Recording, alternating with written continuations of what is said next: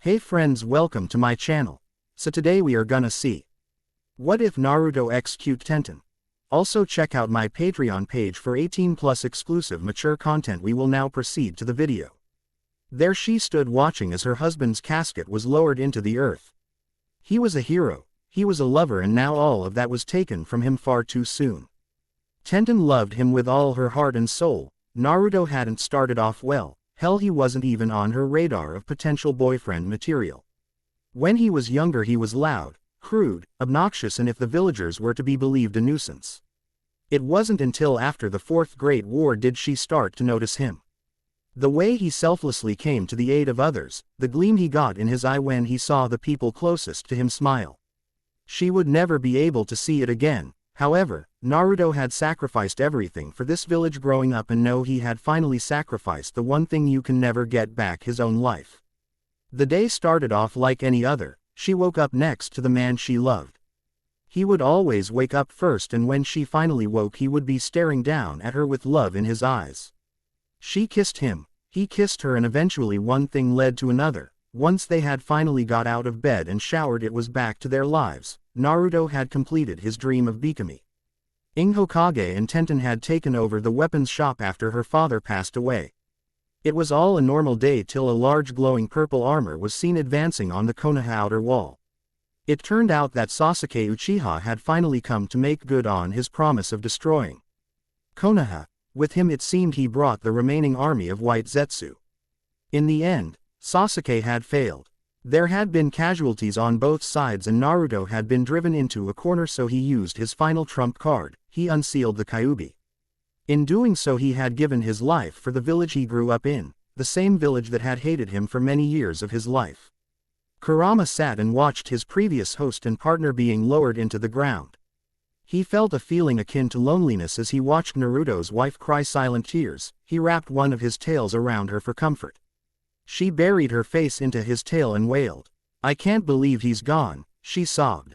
Kurama stared down at the human that was using him as tissue with sorrow-filled eyes. He could do something. It was forbidden even for the Biju, but he could do it. The giant fox sighed. He resigned himself to his decision. He doesn't have to be. Tenten looked up with tear-stained eyes. What? I can send you back before this, so far back that you could change his loneliness. Tenten's eyes widened with hope. Do it, she said without hesitation. She didn't care whether it meant traveling to the realm of the Shinigami. She was getting her husband back. Kurama nodded before weaving through a few hand signs. His body became chakra and it surrounded the brunette's body. She could feel her body moving on its own as it weaved some hand signs she didn't recognize. Her world turned black. She eventually woke up. Did it work? She looked around and saw a room she hadn't called hers in years. It was her dad's house right above their weapon shop. When am I? A few days before Naruto became a genin, the familiar voice of the Kyuubi spoke within her mind. She would be lying if she said she didn't freak out at first, but she was the wife of an Uzumaki, and if there were anything an Uzumaki does not do, is lie. Kurama, how can I hear you? Where are you? Inside your mind, child. This was the only way I could find. I turned you into a Jinchuriki in order for you to save Naruto from his loneliness. His words resonated within her. She was a Jinchuriki now. She was like him now. That train of thought brought a smile to her face. Then I can protect him. The fox smirked as he heard the girl's thoughts. She wasn't like Naruto was. She had no talent for keeping her thoughts to herself. Yes, this way once we make contact with Naruto I can share with him your memories. It'll be like having your husband back when he was 13. She slightly cringed at the thought of a 13-year-old husband. They couldn't do what a married couple could for another 2 years by Konoha law. A small price to pay for more time with him. Ten-chan, called the familiar voice of her father, Ojiro. She felt tears beginning to pool in the corners of her eyes. She had missed her father ever since he passed away a year after she and Naruto got married. Coming, she yelled back, trying to keep the sobs back. She couldn't let him know she was crying. He would only ask questions that she couldn't answer without sounding like a nutcase. After calming down and wiping her tears she left her room. Reaching their living room she immediately smiled as she saw him, standing at 5'9" with short brown hair. He wore a tan dress shirt tucked into a pair of black dress pants. Tenten questioned this. Was something important supposed to happen today? Ten-chan, did you forget? He said. She looked at him confused. We're visiting your mother today. She mouthed. Oh, before dashing back to her room, how could she have not known? Her father never dressed up for anything. Their annual visit to her mother's grave is the only time she didn't see her fath. In that old leather apron, work gloves, a white shirt, and blue jeans. She sighed and opened her closet. What to wear? She decided upon a lovely knee-length red dress with golden floral prints. She wore her hair in her usual double buns. Once she was ready, she and her father left the house in the direction of the Konoha cemetery. Here lies Chi-Chi, mother, wife, friend. She sat in front of the gravestone as her father poured water over the stone and placed the ceremonial incense. They prayed together before he placed a hand on her shoulder and telling her that he'll see her at home. Tenten was incredibly grateful for this time. She was close with her mother ever since she was born. Hey, Ka-san, how are you? I suppose you know I'm not really 14, I couldn't turn down the fox's offer. I had to get him back. The memory of her beloved husband as she remembered him at the Chunin exams. She had the passing thought that he was cute but never would have imagined him being her husband at the time. She was scared to see him. In a strange way it felt as if he wasn't her Naruto. Sure, he'll grow up to be the man she fell in love with, but he's not currently hers. I hope you can give me courage. I'll be sure to make things right this time. She offered a silent, I love you, before turning and walking off. She smiled at the thought of seeing him again. She couldn't wait. I've got my second chance and I'll make everything right. One of Tenten's biggest regrets as a wife was never becoming a mother. They had talked about it and it seemed as if they were ready, but it never happened. Either she had missions that kept her away from home for weeks if not months at a time, or Naruto had Hokage duties that required his full attention. Not this time. This time she would have a much longer life with him. Naruto walked calmly through the streets of Konoha. It was a quiet and calm day. He hadn't pulled a prank all day and no one's tried anything with him. Plus there was his genin exam tomorrow. He couldn't wait, he was so excited. He was walking with his hands resting on the back of his head and his eyes pointed upward, so it was no surprise when he knocked into someone. He fell to the ground and his eyes went wide when he saw the person he had run into. She was stunning in her red dress. Her skin was light and creamy and those flower patterns on her dress were spectacular. She wore her brown hair up in twin buns at the back of her head. She stared at him and he stared at her in return. Oh Kami, it's him. Wah, what do I do? What do I say? Calm down girl, Kyuubi commanded. Tenten nodded before she noticed a hand held out to her. She followed the arm back to its source and found it connected to the man of her dreams. She took his hand and Naruto pulled her to her feet. Her hands are so soft. Naruto thought. The blush on his cheeks deepened as he pulled her too hard and she fell forward. Her body made contact with his. She blushed and felt her heart hasten. Calm down Tenten, it's just your husband, who doesn't know he's my husband. Sorry, he stuttered out while rubbing at the back of his neck. I guess I don't know my own strength. Quote, it's fine, no harm done. A moment of awkward silence passed between them. My name's Tenten, she said, even if she couldn't tell him she was his wife yet, there was no way he wasn't going to know her name before the end of this interaction. Nice to meet you Tenten-chan, Naruto greeted. The chan suffix didn't go unnoticed by Tenten. My name's Naruto Uzumaki. Hello Naruto-kun, sorry for running into you. No, I am sorry, I wasn't paying attention to where I was going. I suppose I was too busy thinking about my genin exam tomorrow. She arched an eyebrow. That gives her a time frame of how far back she was. She remembered right, Naruto's control sucked. Genin exam, so you're going to be a ninja. Quote, not just any ninja. I'm going to be Hokage one day, Naruto exclaimed. Tenten smiled at this. He definitely will become Hokage. He was inducted after they dated for 3 years. She blushed as she remembered his inauguration. It was a special day for them both. Not only did he finally achieve his Drea after so many years, but he had to go and do something crazy. He proposed during his own inauguration. Well then, you must be really something, huh?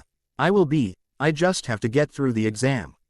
This time, he tried to be as quiet as possible when he said those last 2 words, but to no avail. Tenten heard him clearly.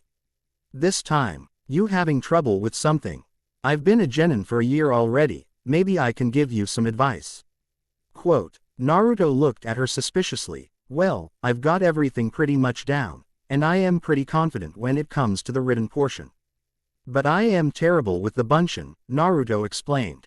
Tenten nodded. She remembered how he used to explain how terrible he was at it. She had come to know that he would never be able to perform something as simple as regular clone jutsu. Time to change that. You said your last name was Uzumaki, right? Yeah, well then that could be your problem. Every Uzumaki is born with large chakra reserves which make basic jutsu like the bunshin next to impose. Sible unless you have Jonin level control, she explained silently, thanking Naruto for explaining to her. It's kinda like overfilling a water balloon. But I am an orphan, I am sure they just gave me that name. Quote. She cursed. She had forgotten he was an orphan, he certainly never act like one. Not necessarily. A lot of times orphanages won't even bother giving you the last name. Like my teammate Rock Lee, what kinda idiot adult would name a kid Rock? Quote. Naruto looked unsure. Tenten wanted to assure him that yes, he was an Uzumaki, but she couldn't just come out with it and say, "Hey, Naruto-kun, my real name's Tenten Uzumaki, I am your wife from the future. I know stuff you haven't learned yet, like, you really are an Uzumaki and your mother was named Kushina Uzumaki. You worry too much. I think I worry just the right amount for a wife whose husband is 13 and has no idea who you are." Single quote. Kyuubi rolled his eyes. Just make prolonged physical contact and I'll take care of the rest. She blushed at the thought of physical contact. If they were older it would have another meaning, but for them at their current age, what was she supposed to do? Hold his hand? She and Naruto walked until they found themselves at Training Ground 7. She had fond memories here. They had come here once and had a picnic together back when they were still just friends. He had passed it off as him just returning the favor after she helped him with his kenjutsu training. It was romantic. He had brought her to a red and white checkered blanket he had set up underneath a single tree that faced a large pond. It was halfway through the meal when he asked me to be his girlfriend. He was obviously out of his element and nervous, and it showed, but it also showed how sincere he was about it. She couldn't help but accept. They walked side by side. She noticed Naruto kept giving her side glances and bristled away when she tried to get closer until he just stopped walking entirely. She didn't notice at first, and when she did she was about 3 to 4 feet away from the blonde. "What's wrong, Naruto-kun? What do you want?" Naruto exclaimed. His voice contained both anger and confusion, but they were mild compared to what she had felt in the past. Tenten was confused at first but quickly shook the confusion out of her head. Of course, he was trust issues. He was mistreated for the entirety of his life. It was no wonder why he was wary around strangers. He probably only followed her out here because she was a kid herself, even if mentally she's in her late 20s. She sighed and placed her left hand on her right shoulder. "Maybe I can use this. Bait him into a fight. He was always hot-headed growing up." "What do you mean, Naruto-kun?" She let her playful side out for a moment. He stepped closer to her and she could see he was getting angry. "I don't like being played with," he basically growled at her. Oh, she was getting him back for that one. He stepped closer. She stepped closer to the point they were inches apart. She knocked his feet out from under him. He fell to the ground with a small thud. She was on top of him in moments. Naruto panicked as he tried to free himself from underneath the girl, but it was a futile effort due to her being physically stronger. He cursed under his breath. "I should have taken my training seriously." Single quote. Tenten smiled as she placed both hands on his cheeks, successfully forcing his lips to pucker as she planted a kiss onto his. She couldn't have been happier. This was it. She had fulfilled her end of the bargain. She created the long physical contact. Well, it was going to be long if she had anything to say about it. Naruto's eyes widened as he felt her warm and soft lips on his. He didn't know what to think. Was this a new effort to poison him? Putting it in his food wasn't bad enough, they were putting it in lipstick now.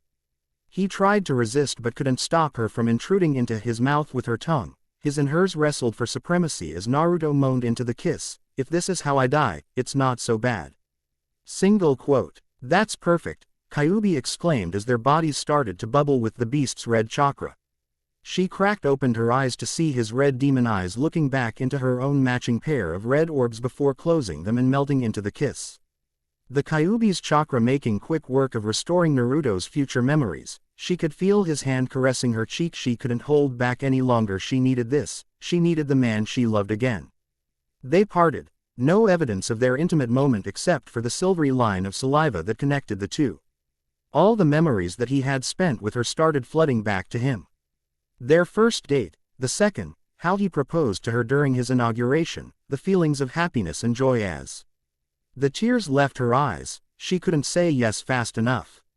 The memories of their first time together. It was odd to watch himself having sex with his wife from her perspective, her father's death and how she didn't leave their room for weeks afterward. Naruto waited on her hand and foot every step of the way. Remembering his own death wasn't pleasant. After all he had done for the bastard, Sasuke still fell further into the darkness.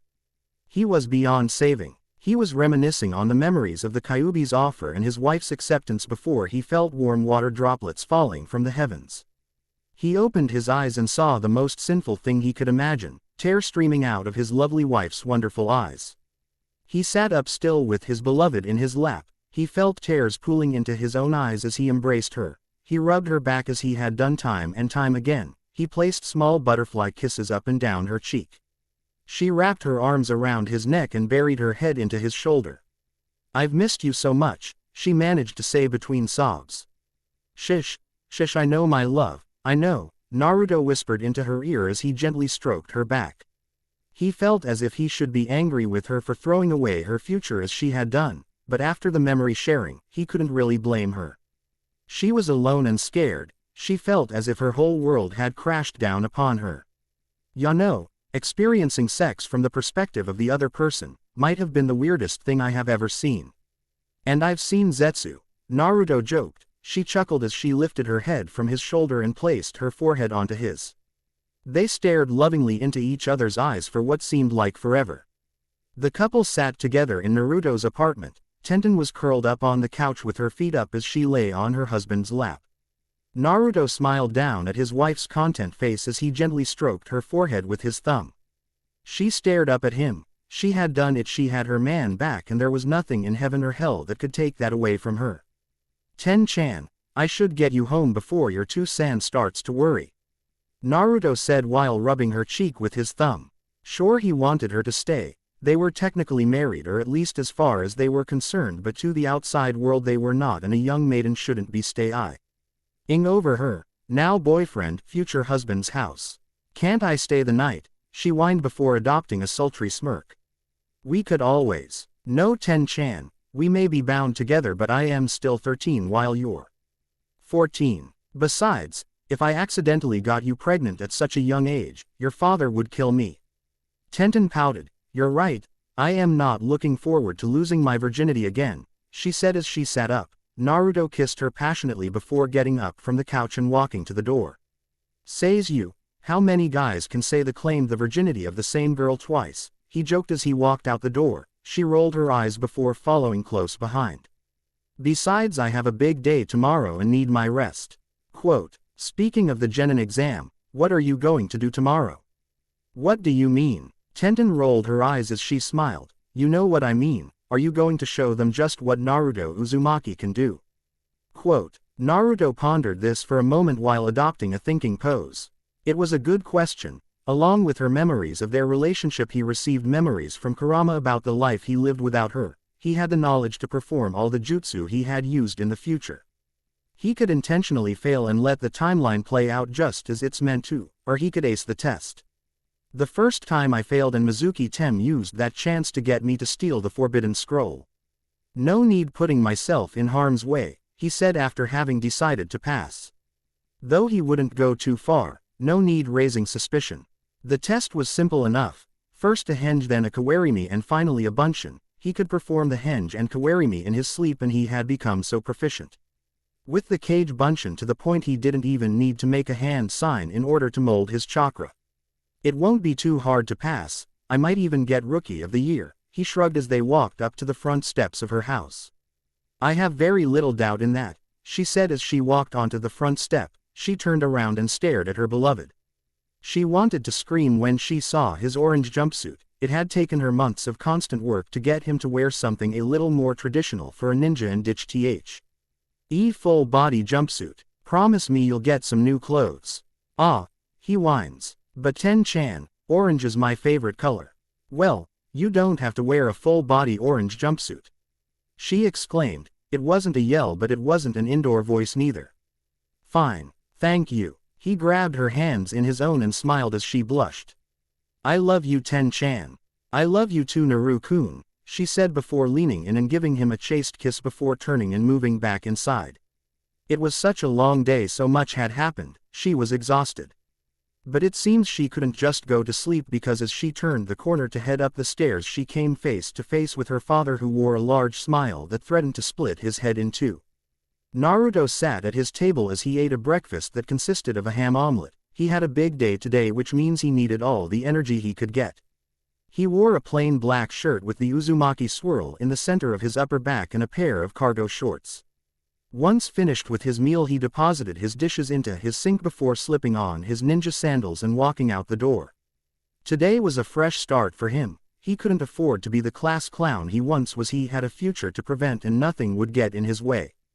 He walked through the streets in full view of everyone. He didn't care for the hateful glares or sneers he receives. This was him and he wasn't going to feel ashamed for who he was. Admittedly, Naruto had muscle, though he hid it well underneath his usual baggy jumpsuit. He walked into class and immediately he could feel eyes on him. He looked up and saw the majority of the class staring at him, a multitude of this running through their minds, like how he wasn't wearing his usual orange or the fact that his muscle mass was rather impressive for someone of his age. He took a seat next to one of the only people he could call his friend, Shikamaru Nara. The Nara heir was a genius, there was no doubt about that, but his incredible brain was ever only matched by his incredible laziness. Hey Naruto, ready to fail again? Exclaimed the voice of Kiba Inuzuka from behind him. He turned and saw the feral boy smirking as if he had said the funniest thing in the world. He didn't offer much in the way of an answer other than a confident smirk of his own that seemed to work for Kiba.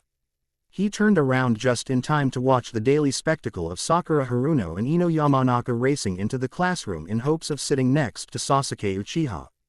Ha! Beat you again, billboard brow. Are you blind, pig? I was clearly ahead of you. Quote, by a forehead maybe, Naruto mumbled. He had grown out of his crush for the pink-eyed banshee. All she cared about was Sasuke. It mattered very little what kinda awful things he had done, she would always support him. The two had actually dated before Naruto had fallen for Tenten. In fact, that may have been one of the deciding factors in his current relationship.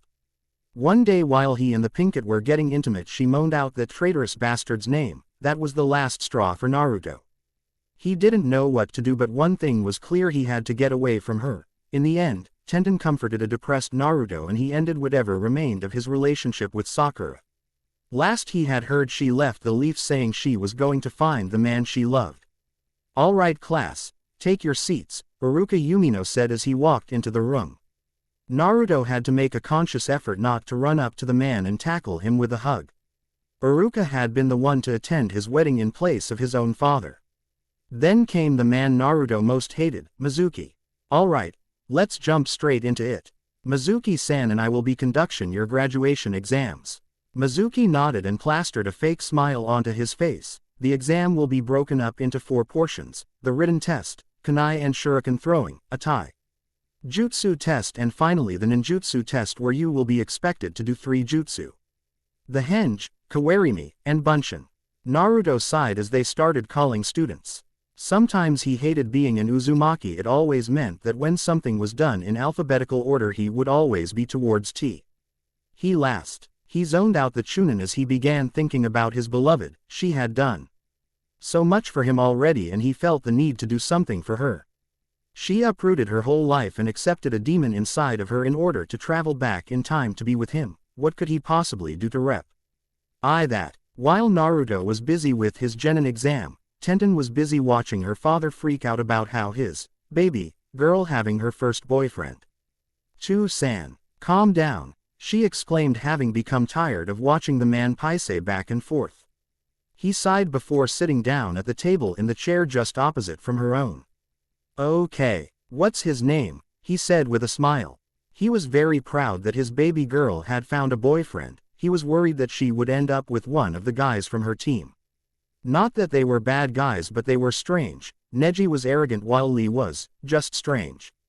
His name's Naruto Uzumaki, she said dreamily. Her father stiffened a bit before relaxing.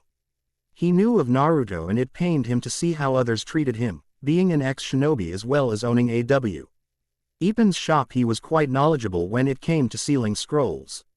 Naruto was just the scroll while the Kyuubi was the kunai. He smiled, glad his daughter didn't just follow the other children's lead and bully the boy. What else can you tell me about him? He's the kindest, most caring person you'll ever meet. His dream is to become Hokage. His favorite color is orange. There was a glint in her eyes as she talked about him. Yeah, I remember he wears a bright orange jumpsuit. I talked him into some new clothes. How long have you two been together? She knew this was coming. A year now, she lied. I wanted to tell people but Naruto figured it would be best to keep it secret. Quote, Ojiro narrowed his eyes. Why? Is he ashamed to be dating my daughter? No. It's not like that, it's just, you know how he's been treated around the village. He figured if people knew about us, then they would try to hurt me. Ojiro smiled. He didn't know this Naruto kid well enough to know for sure, but if he's that concerned with his daughter's well-being then he sounded like a good guy. So, when do I get to meet him? It was a monumental day in fatherhood when you get the chance to scare the snot out of your daughter's boyfriend. I can ask if he wants to come over tonight for dinner, would that be okay? Ojiro nodded before the brunette went out for the day. Naruto Uzumaki, Iruka called. The blonde stood and walked out of the classroom and into the private room they had set up for taking the test. The first thing he noticed after entering the room was a large fake smile courtesy of Mizuki. Alright Naruto, this is your last exam for the day. We'll be asking you to perform the 3 jutsu we teach here. The Henge, Kawarimi and the Bunshin. Any questions? Mizuki. Smile seemed to taunt Naruto. Ya, does it have to be the standard Bunshin? No. If you know another Bunshin jutsu then you may perform that, Iruka confirmed. Mizuki inwardly sneered, as if this demon knows another Bunshin. Single quote. Iruka sat down in a chair beside Mizuki behind a desk. Alright, first up is the Henge. Naruto nodded. Henge, he exclaimed as he was enveloped in smoke. Once it dispersed, Iruka and Mizuki stared dumbly at a perfect copy of the 4th Hokage, Minato Namikaze. Very good Naruto. Now, dodge, Iruka said as Mizuki threw a kunai at the blonde. He let the kunai implant into his chest before Naruto vanished into smoke only to later be revealed as a wooden chair.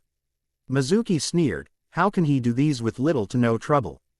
If this keeps up my plan is ruined. Well done, now I need you to summon at minimum 2 clones.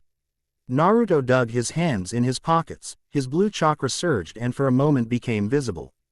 Kage Bunshin no Jutsu, he exclaimed as 3 perfect clones of Naruto appeared. Iruka was surprised. The Kage Bunshin was a Jonin-level skill. A mere academy student shouldn't know it, and let alone to do it without a hand sign. Mizuki wanted to throttle the so-called demon brat, after all his PLA.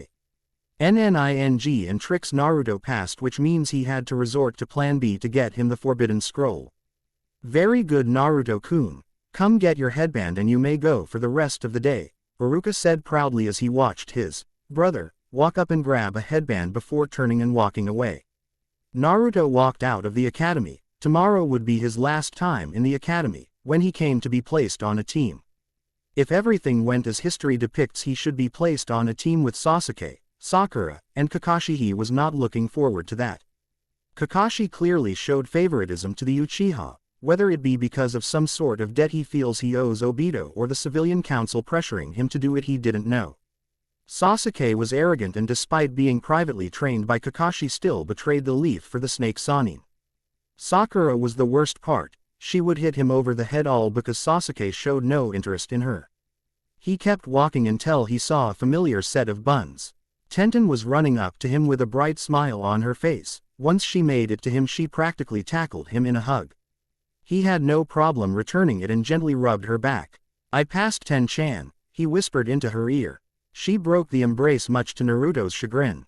That's great Naruto-kun, as congratulations I want you to come over for dinner tonight, she said with confidence. Naruto was nervous and it was painfully obvious.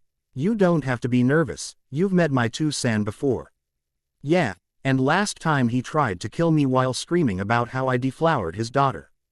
Quote, he wouldn't have killed you, probably. Yeah well, it didn't help that you jumped my bone the second you thought we were alone, Naruto said flatly. Tenten giggled as he took her by the hand. They walked in the direction of the brunette's house. So, what's going to happen now? I mean the first time around you stopped Mizuki Tem.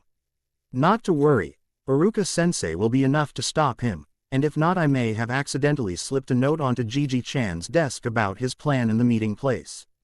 Quote, Tenten smirked. You've really thought this through, she said as they walked up to the door of the weapons shop. Naruto had to suppress a nervous sigh as she opened the door and they walked in. Walking through the shop and up the stairs that led to the living area for her and her father, Naruto found him sitting there on the couch. He smiled to himself as he looked at the man he would one day call father. Hello, sir, Naruto said. Tenten eyed him. He was being stiff. Ojiro stood up from the couch and walked over toward the young couple. He smiled when he saw the glint in his daughter's eyes. No need for any of this sir stuff. My name's Ojiro, I am not some old man. He chuckled. Naruto lightly laughed along with the man. Tenten was glad that the blonde's nervousness was beginning to pass. Truthfully, her father was nothing but a big teddy bear. So Naruto-san, tell me about yourself.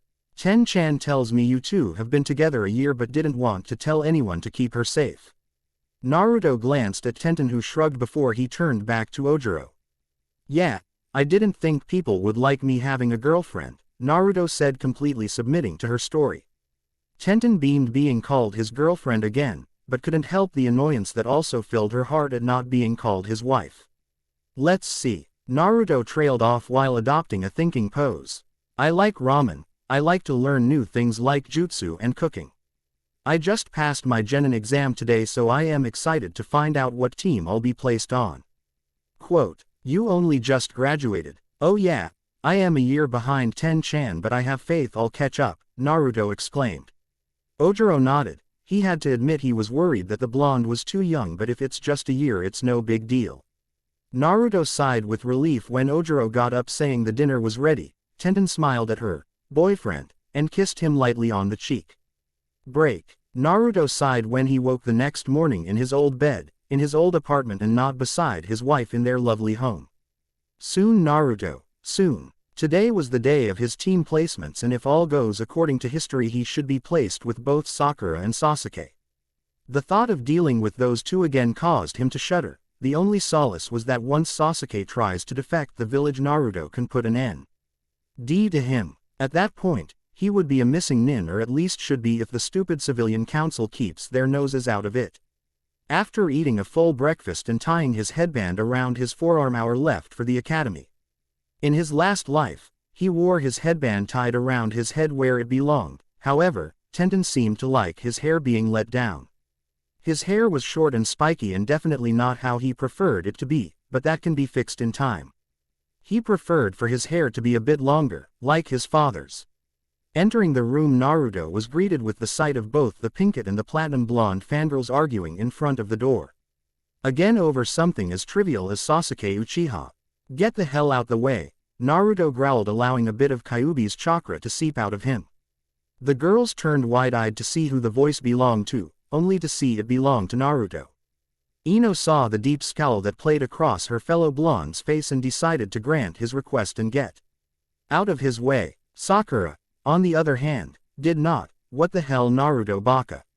Who do you think you're talking to? Sakura reared back for a punch. Ino's eyes widened.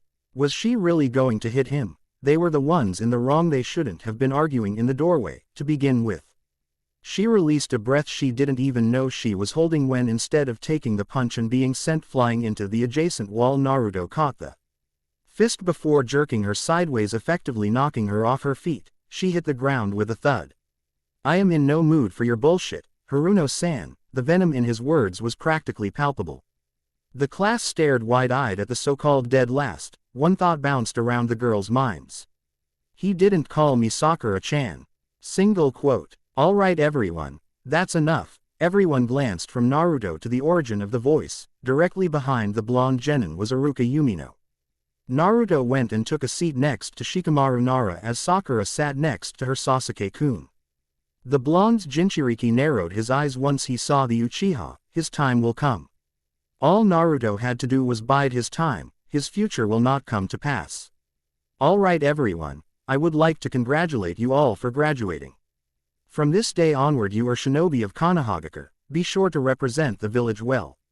Now on to team placements. Team 1, Naruto couldn't care enough to listen, all he needed was to be placed on a team with Sasuke. Considering the bastard was Rookie of the Year, it shouldn't be too hard to be placed with him. After all, Naruto was supposed to be the dead last.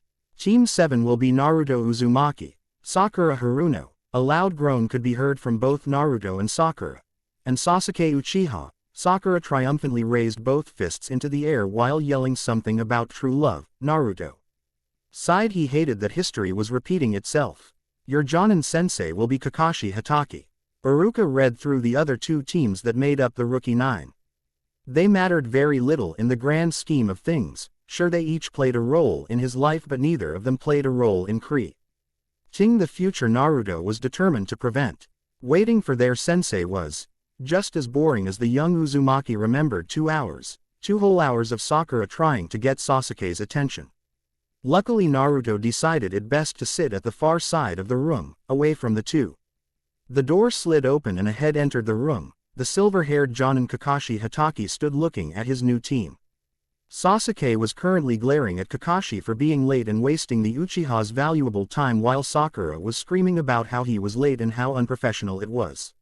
Surprisingly to him, the one not saying for doing anything was Konoha's resident hyperactive knucklehead ninja Naruto Uzumaki. Kakashi stared at the blonde. He's starting to look like his father. You're late. My first opinion. I don't much like you, Kakashi said flatly as he rubbed the back of his neck. Meet me on the roof, he said before disappearing into smoke. Sakura sighed before turning towards Sasuke. Let's go Sasuke-kun. Sakura turned to Naruto to find where he was sitting was no vacant. Where did he go? When Kakashi reappeared on the roof of the academy, started hearing footsteps. It couldn't be his team, could it? He leaned over the edge and was surprised to see the blonde-haired loudmouth of his team walking up the wall of the building. So I see you already know wall walking. Quote, Naruto climbed over the side of the wall and sat down on one of the steps. Yeah, Gigi-chan gave me some scrolls to help me with basics. Which wasn't completely a lie. The forbidden scroll had much information in it, but the Hokage didn't necessarily give it to him. Kakashi nodded in understanding before the other two finally made their way to the roof. Dobi, how did you get up here? The window. All right, you three, Kakashi said, interrupting Sasuke as he was about to say more. Let's start with introductions. Ya know to learn about each other. How about you go first, sensei, just to show us how it goes, Sakura said meekly. Well, all right. My name's Kakashi Hatake. I don't particularly like much or dislike things. My hobbies are too old for you three, and my dream is I don't have one. See easy. You first, Pinky. My name is Sakura Haruno. My likes are looks at Sasuke and giggles. My hobbies are glances at Sasuke. As for my dream, still looking at Sasuke. And I hate Ino Pig and Naruto Baka. Kakashi's sweat dropped. Great, a fangirl. You next, Mr. Whiskers. Naruto glared at Kakashi for the Mr. Whiskers remark. My name is Naruto Uzumaki. My likes are Ojiro 2-san, Ten-chan, training and learning new things. My dislikes are people that hate a person without even knowing the person. I also dislike fangirls, arrogant people, and people who don't take things seriously. My hobbies are spending time with Ten-chan and training, and my dream is to become Hokage. Quote, Sakura and Sasuke arched their collective eyebrows when Naruto mentioned Ojiro and Tenten. Kakashi almost looked surprised. Tenten. Isn't she on Guy's team? How does he know her? You next, Broody. My name is Sasuke Uchiha. I don't particularly like anything and I dislike a lot of things. My dream isn't a dream but more like an ambition because I will make it a reality. I will kill a certain someone. Quote, the blonde and silver-headed ninja's sweat dropped. Sasuke-kun's so cool, Sakura thought to herself as she stared longingly at her crush. Naruto felt sick. He hates how consumed the boy was with hate. Alright. You're all different. I want you three to meet me at training ground 7 at 6 a.m. sharp, Kakashi said before turning around.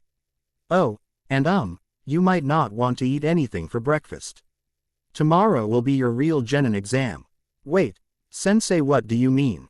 We already passed the Genin exam.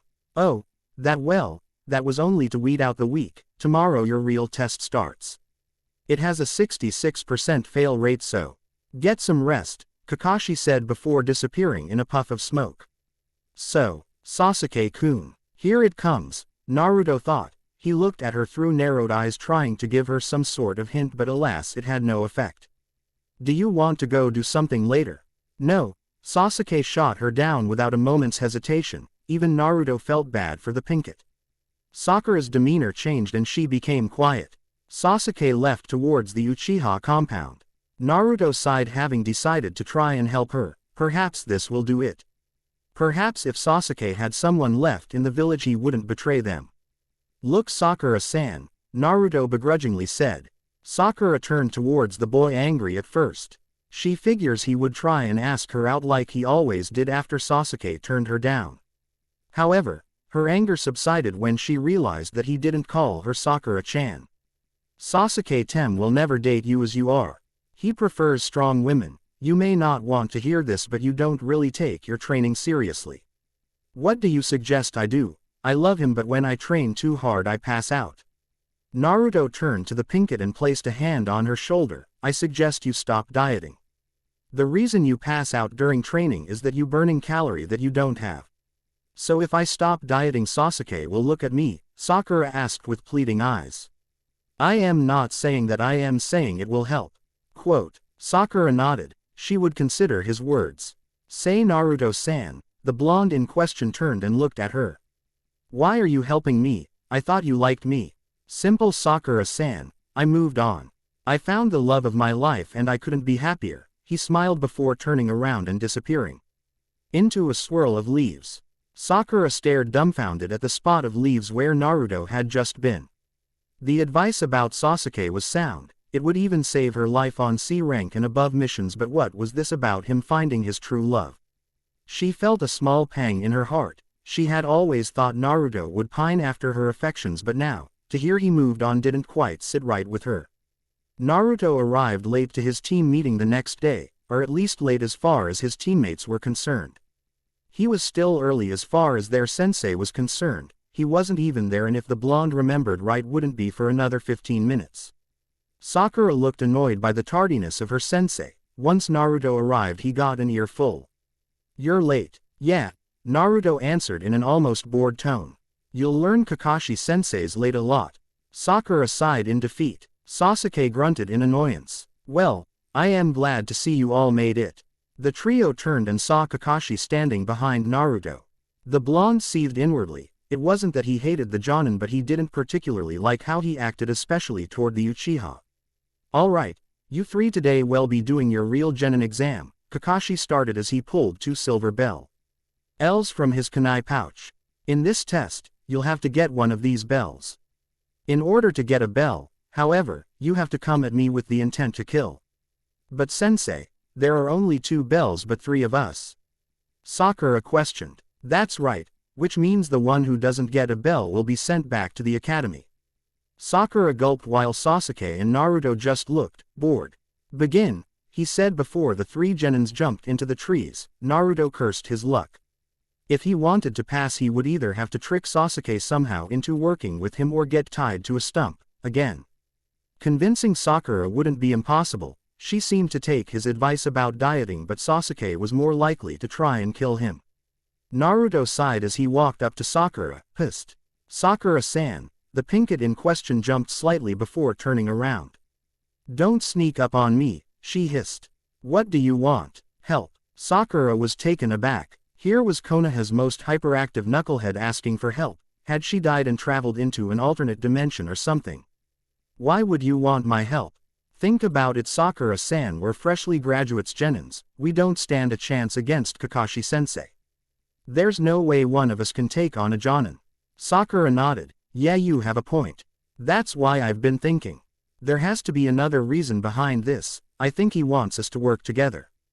Sakura scowled. Naruto baka, there are only 2 bells. If we work together Sasuke-kun will be sent back to the academy. I don't think so. If we can convince him to work with us then there shouldn't be any penalty. Quote, but what if you're wrong? Naruto's eyebrow twitched. He sighed. If I am wrong, then I'll give you and Sasuke-tem the bells. Sakura nodded as the duo made their way in the direction Sasuke jumped off to.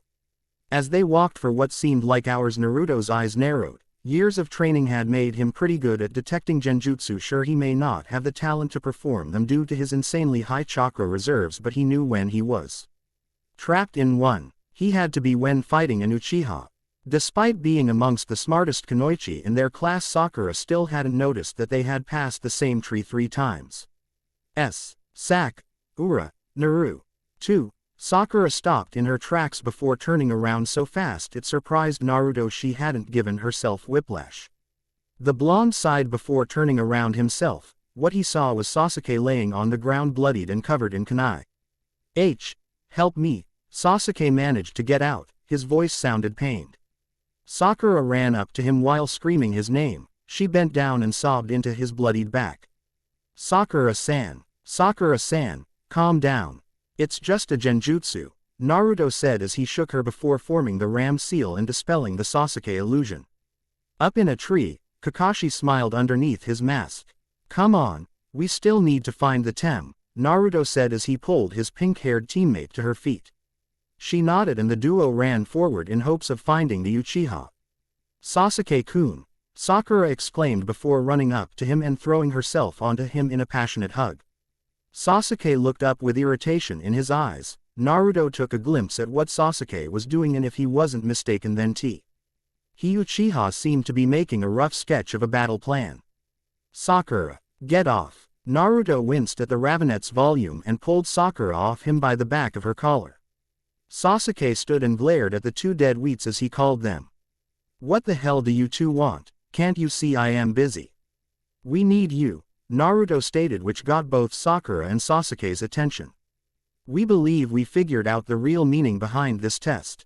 Real meaning? What are you talking about? You couldn't figure your way out of a wet paper bag. This insult angered Naruto. He could feel Kurama inside his cage wriggling around. Look, neither of us can go up against Kakashi-sensei. We're freshly graduated genin against a jonin. Our best chance against him is to work together. To Naruto's surprise, Sasuke seemed to ponder this for a moment before the familiar Uchiha arrogance took over for rational thought.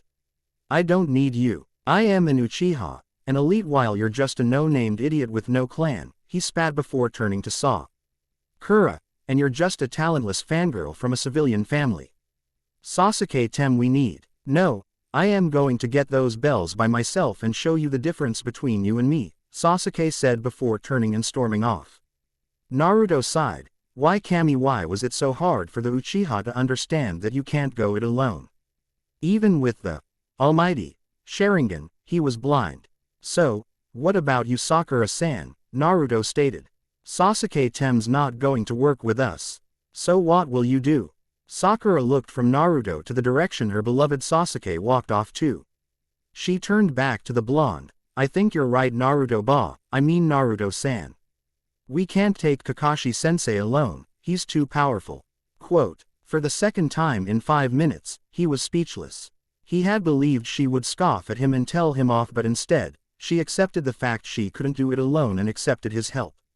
Naruto smiled. Thanks for not blowing me off. I truly believe that teamwork is what's best here.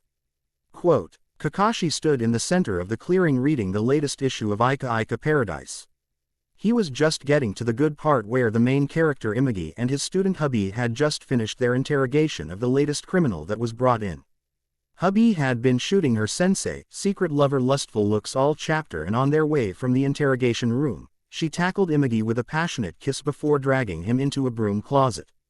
It annoyed Kakashi to no end that he was interrupted when Sasuke jumped out of a bush and attacked him.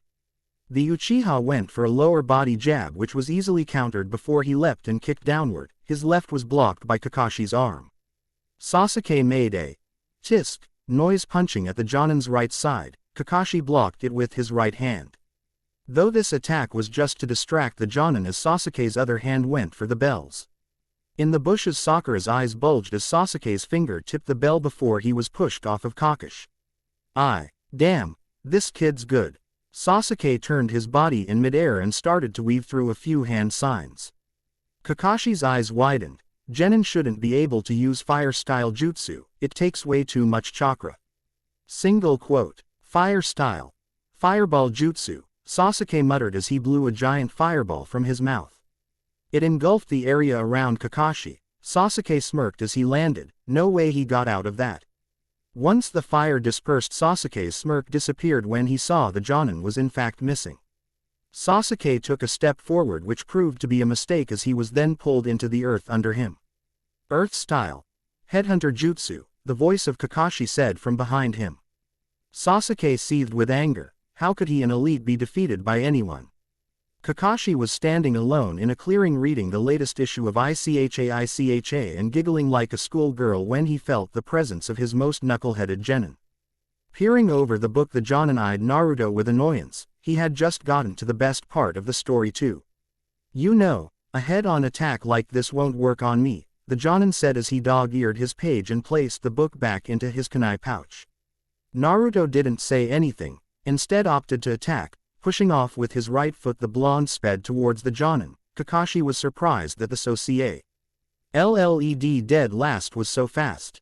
Naruto went for an abdominal punch, but Kakashi sidestepped it. The blonde leapt into the air and attacked with a knee, but Kakashi blocked it with a hand. The blonde channeled some chakra into the knee and stuck to the Jonin's hand. Kakashi was impressed that the boy knew how to channel chakra so well. Is this really the dead last? Using the momentum from his attack, Naruto used his knee as a pivot and sent a roundhouse kick at the man's head, but was blocked by his other arm. Naruto smirked as he stuck to the other arm. His body fell down and his hand tipped the bells before Kakashi leapt backward. Damn, he almost had me. Naruto cursed under his breath before vanishing and reappearing in front of Kakashi. The Jonin's eyes widened in shock. How did he? That question would be better asked later when he wasn't in range of Naruto's taijutsu. The blonde sent a palm strike into Kakashi's chest. The Jonin retreated backward. The Jinchuriki smirked. Kakashi had fallen right into his trap, for he leapt right into the waiting arms of Sakura. The pinkett reached towards the bells and beep beep. No. Kakashi turned and was surprised to see Sakura in the motion to swipe the bells.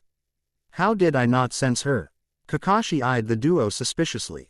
Something clearly wasn't right with Naruto. Every document in the boy's file said he was a loud-mouthed brat who couldn't even perform a simple clone jutsu. But this Naruto is different. He seemed calm, relaxed and calculated. Sure, his file said the boy tended to hide behind his emotions, but this is too much. Once Sasuke had joined them, Kakashi sighed. Looks like you three fail. Pity. But sensei. Sakura exclaimed, but was interrupted when Kakashi held up a hand. But since Naruto and Sakura seemed to have gotten it, I'll give you a second chance. What do you mean they get it? How could the Banshee and the dead last get anything? Sasuke said. The arrogance in his voice was almost palpable. Sakura visible shrunk as he crushes insulted her. Well, Sasuke, I'll tell you, Kakashi stated. You see, the true purpose of this test was teamwork, something Naruto understood. You see, as a team you will be expected to work together, because if you don't have teamwork on a mission, you're going to die. Quote. Sasuke scoffed while Sakura silently thanked Naruto for bringing up the concept of teamwork.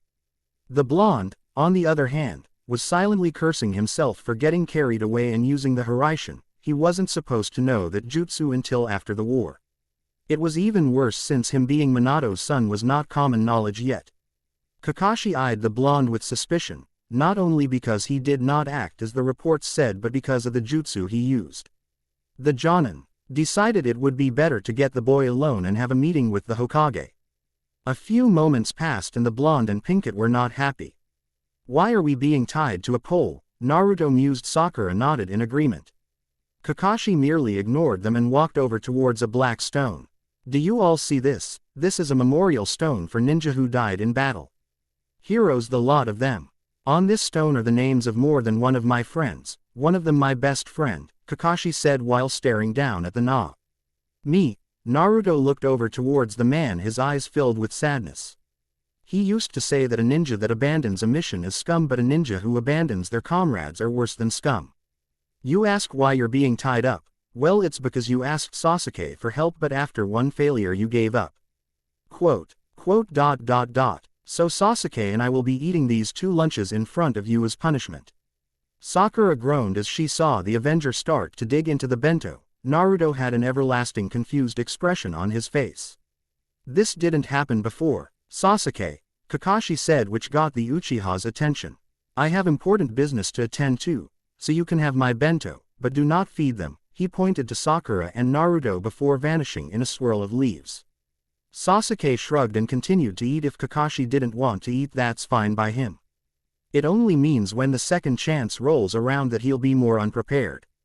Sasuke lowered his chopsticks as he heard the stomach of Sakura growl. He glanced between her and the second bento. If he let his teammates go hungry and eat the second box, then he would have double the energy when they have their second chance. But then on the other hand, if he didn't share the second box, his teammates would only slow him down. Not to mention that Kakashi had just finished talking about how the test was about teamwork. The Uchiha swallowed the rice in his mouth before moving on to the second box. He opened it and sighed, knowing what he was about to do could possibly keep him from passing if he would be wrong. Here, Sasuke said, if you two don't eat, you'll only slow me down. Sakura had stars in her eyes as she believed that this gesture was Sasuke finally falling for her. Naruto's sweat dropped as he heard what the Ravenet said. Sure, he's doing this for himself, but it would greatly benefit the team. Sasuke. The 3 paused and looked back. Kakashi stood there with what could only be described as a one-eye scowl. What do I tell you? Not to feed them. And why are you feeding them? Sasuke scowled and stood up. You said that we are a team. If I didn't feed them, they would only be a hindrance. That's right, Sakura exclaimed. We are one. Naruto chuckled lightly as he smirked smugly at their sensei. You are one, huh? The 3 nodded. Well then, I only have one thing to say to that. You pass. If she wasn't tied to a post, Sakura would have crumpled to the ground. If the look on her face was any indication, Sasuke breathed a sigh of relief he didn't even know he was holding. Meet back here tomorrow morning at 8, Kakashi stated as he went to untie Sakura. Naruto eyed the Jonin. You two are free to go. Naruto, a word if you please. Sasuke rolled his eyes and walked into the direction of the Uchiha compound. Sakura shot a worried glance toward the blonde but walked after receiving a nod from Naruto. He eyed the man as he went to untie him. He cursed himself for exposing himself as he had. You wanna tell me how you could use the Hiraishin? Naruto sighed and placed a hand on the back of his neck. Yup, got carried away. Sure, but can we go to the Hokage Tower? I don't want to explain this twice, Naruto said, expertly avoiding the topic. He needed time to come up with something, anything that could be believable. The two walked through the streets of Konoha together. Naruto ignored the looks he received from everyone, but Kakashi seemed to snarl at the civilians. With a heavy sigh, Hiruzen Sarutobi, the 3rd Hokage, stamped the last of his paperwork for the day. It was hard enough keeping Naruto safe and keeping the council off his back long enough for him to graduate, but adding the bane of every Kage's existence to the mix was just torture. Why did Kami hate him? Just when he thought he was done with the nightmare, his successor Minato Namikaze up and dies. Which left the position open, which if left unfixed then the other nations would see it as a sign of weakness and attack them. Which left them with 2 options, one being Hiruzen to retake the position and 2 being that Danzo, Hiruzen's friend and rival, take the position. There was no way that was going to happen. Danzo was an old warhawk who believed that the best way to peace was to crush your enemies. That's why he created his organization called the Root. He trained them to be emotionless warriors that would infiltrate enemy villages and feed information back to him. Hiruzen suspected that the organization was still up and running even though the elderly Kage ordered the warhawk to shut it down. Years ago. Hiruzen sighed again as he placed the paper onto the neatly stacked pile of that was his finished paperwork. Suddenly there was a gust of wind and a swirl of leaves that swept up the papers and spread them around the room. Hiruzen wanted to cry. Hokage-sama. The old man turned to see his surrogate grandson and his new sensei standing before him. What is it, Kakashi? The meeting to discuss team placement isn't for another hour. My apologies, Hokage-sama, but I have questions that very much need answers. Quote, what kinda questions? I can answer that, Gigi, Naruto chirped as he walked over to the Hokage's desk. During my team's final teat, I kinda got carried away and did something I shouldn't have. Hiruzen sat up. He was slightly scared. If this was important enough for them to bring it to his attention, then it has to have something to do with the fox. What did you do? He used a jutsu that no one should know. The Hiraishin. The cage stared shocked at Kakashi. The old man's eyes drifted to Naruto, who adopted a sheepish express. Scion. Naruto-kun, how is it that you used that jutsu? Hiruzen asked. Naruto gulped. Here it is, make or break time. Kami, how Naruto wished Kurama would wake up and speak. He was always better at coming up with lies. I kinda learned it from. That's when a light bulb went off in the blonde's head. I learned it from Tu-san. This earned the boy shocked expressions. How do you? Naruto adopted his sheepish expression again and started poking his index fingers together. Well, you remember my 9th birthday. Hiruzen nodded. Naruto had to hide the shudder that went up his spine. It was a memory he remembered well and something he tried so very hard to forget. Kakashi and Hiruzen shuddered along with the boy. Remember. How could they not? It was possibly the worst thing to ever happen to the boy. It had been his birthday and the villagers were participating in one of their favorite pastimes, the annual fox hunt. He had run as fast as his little legs could carry him, but it was no use when a chunin from the mob thrown a kunai with deadly accuracy and struck a young Naruto in the right thigh. The blonde screamed in pain as he fell. He tried to get back up to run, but the mob was already on top of him. Most of that night, up until the main event, was lost to him because of time and many head trauma, but he recalled the main event. They had dragged a bloodied and beaten Naruto through the streets for the rest of the village adults to see. He had expected someone to step in and save him, but alas, no one came. They lifted him up and he felt a sharp agonizing pain in each hand. He looked up through swollen eyes to see both hands nailed to each side of a wooden cross. Looking down, he could see what looked like straw and villagers dumping some liquid onto it. Naruto recognized the scent of the liquid. It was gasoline. They wanted to crucify him. He felt a hand forcefully grab at his spiky blonde hair and lift his head up, so he was face to face with a man with violet eyes. The man smiled a savage smile as he held up a lit match. This is for my Ni-san, you damn demon. The man shouted him Naruto's face. He spits on him and drops the match. Naruto watched as the flames started to grow, started to rise higher and higher until the tips of the inferno began to lick at the bottoms of his feet. At first, the pain was manageable. The real pain came when the flames started to lick at his legs. He screamed louder than he had ever screamed before as he could feel the skin on his legs begin to bubble and pop. He must have blacked out for a time before waking up long enough to see a silver-haired man carrying him bridal style as he rushed towards the hospital. Needless to say, it hadn't been one of his fondest memories. While I was unconscious, I kinda woke up in my mindscape. This earned an arched eyebrow from both the Jonin and Hokage. It's like a world crafted by my imagination. Anyway, I woke up in what seemed like a sewer and in front of me was the fox's cage. He talked with me, and when I learned the real reason for him attacking the village, I went to write the paper seal of the cage. Kakashi seemed shocked that the young blonde seemed so willing to sacrifice his own life to free the demon. He was about to say something before Hiruzen spoke first. What possessed you to try and free the beast that destroyed the village and killed your parents? Naruto adopted a thinking pose. Well, I hated this village. This seemed to shock the Hokage and Jonin. Hiruzen leaned back into his chair, and after hearing Kurama's story, I learned he was just as much a victim as I was. Who's Kurama? Kakashi asked with a raised eyebrow. Naruto made an face. That's the Kyuubi's real name. He's actually a lot nicer than you would think. Hiruzen sighed. Well, what did Kurama say to you? Quote, he said that he never meant to attack the village, Naruto exclaimed, gaining skeptical looks from both adults. He was ripped out of Ka-san after I was born. Neither he or Tu-san knows who it was, but it was an Uchiha who wore a mask. He used his Sharingan to control him. After hearing that, I went to undo the seal. After all, it wasn't fair that he was sealed away for something that wasn't even his fault. That's when Tu-san appeared to me. Apparently he sealed what was left of his chakra into the seal as a fail-safe. Quote, Hiruzen smirked and nodded. It was definitely something Minato would do. He always seemed to think of everything. Very well, I accept this answer, the aged Hokage said. What other things have Minato-kun taught you? Quote, other than the Hiraishin, he taught me the Rasengan. Naruto demonstrated by holding out a hand and allowing his chakra to flow out of his palm and form the familiar spiraling orb. Naruto trudged through the streets of Konoha. He was mentally exhausted from having to come up with so many lies. The spot. How did Tenten do it?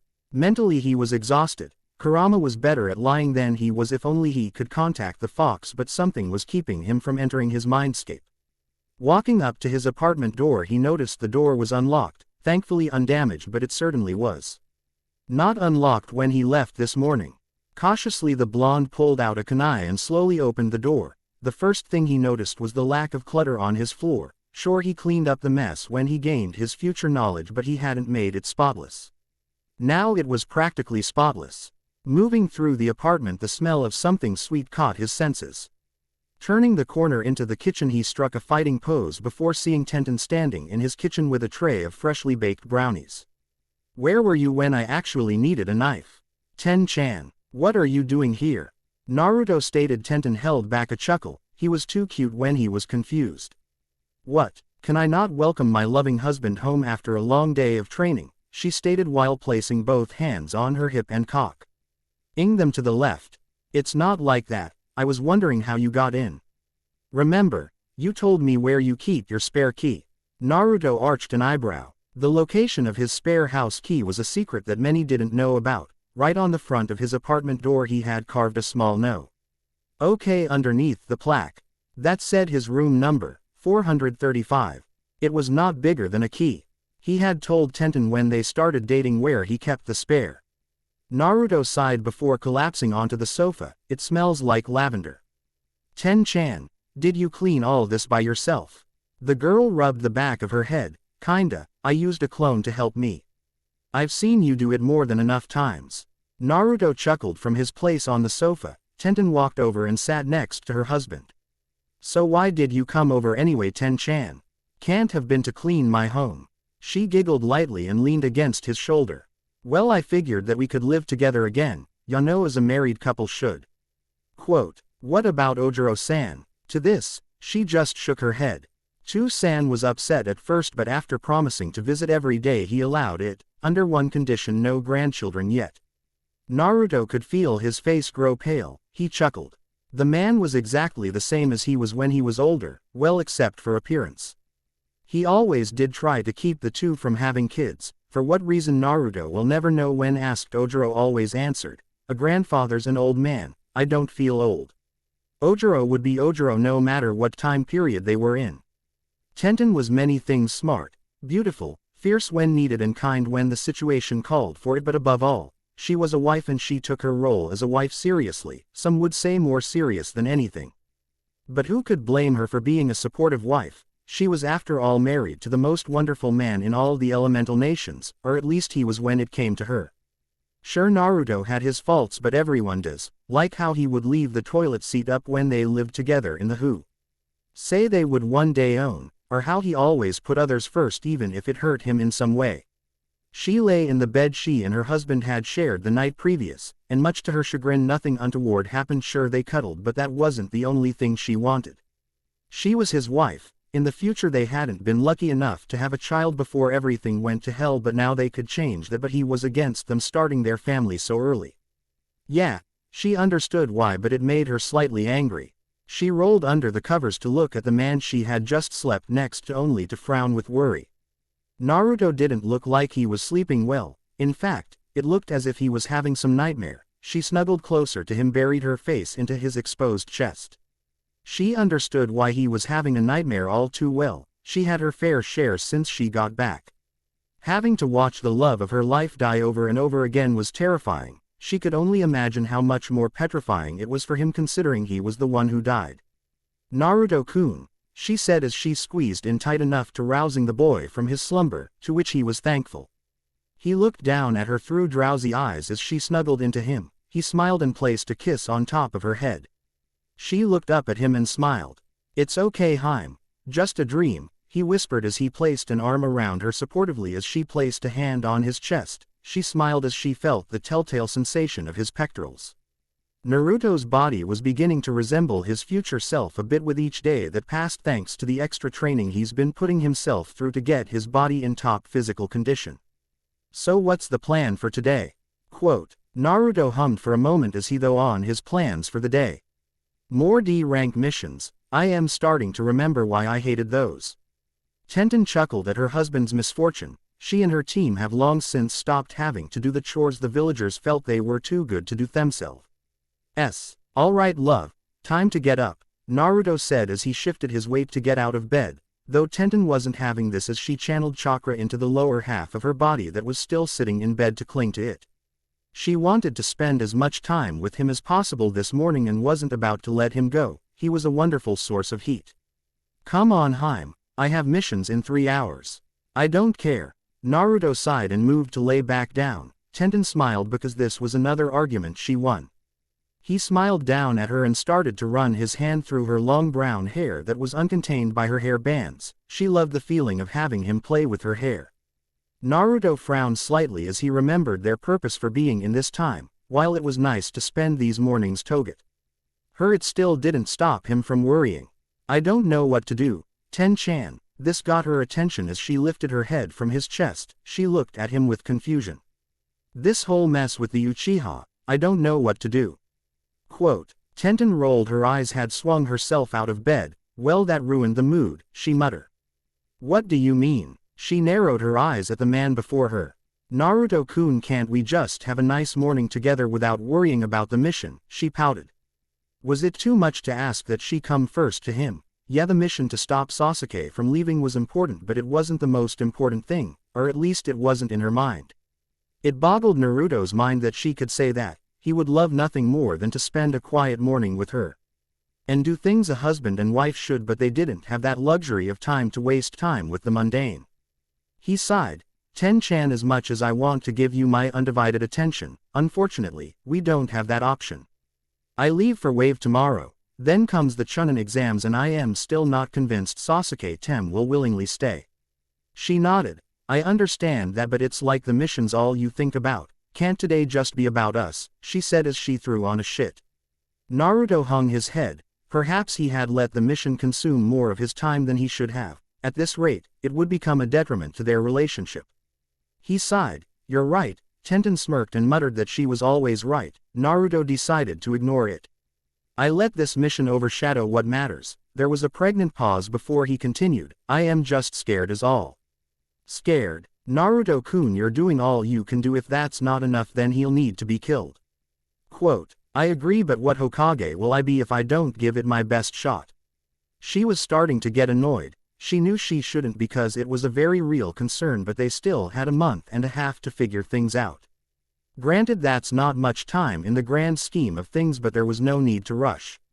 The Hokage isn't perfect, you idiot. She hated calling him that, even if he acted like it sometimes. Kakashi-san was a pervert. Tsunade-san was an alcoholic with a gambling problem. Minato-san lost not one but 2 of his genin. Sarutobi-sama gave too much power to the council. Tobirama-sama was emotionless, and I am sure Hashirama-sama had more than his fair share of faults. Naruto had to give it to her. No Hokage was perfect. Yeah, you're right. You're always right, Naruto admitted. Just because he was strong didn't mean he could save everyone. Tenten smirked triumphantly. Don't you ever get tired of being right? Quote, nope, she chirped as she took a seat on the bed next to Naruto. She leaned her head onto his shoulder. Besides, you're cute when you pout. Naruto rolled his eyes. I am still going to give it my best shot. I won't have people saying I gave up. Tenten huffed lightly and lightly smacked his chest. No one says you should give up. I am just saying you don't have to be all business all the time. I have needs, Naruto-kun, and one of those is my husband. Naruto nodded and kissed her lightly on the forehead. Naruto stood up from the bed, much to his wife's chagrin, and went over to the closet and started pulling out clothes.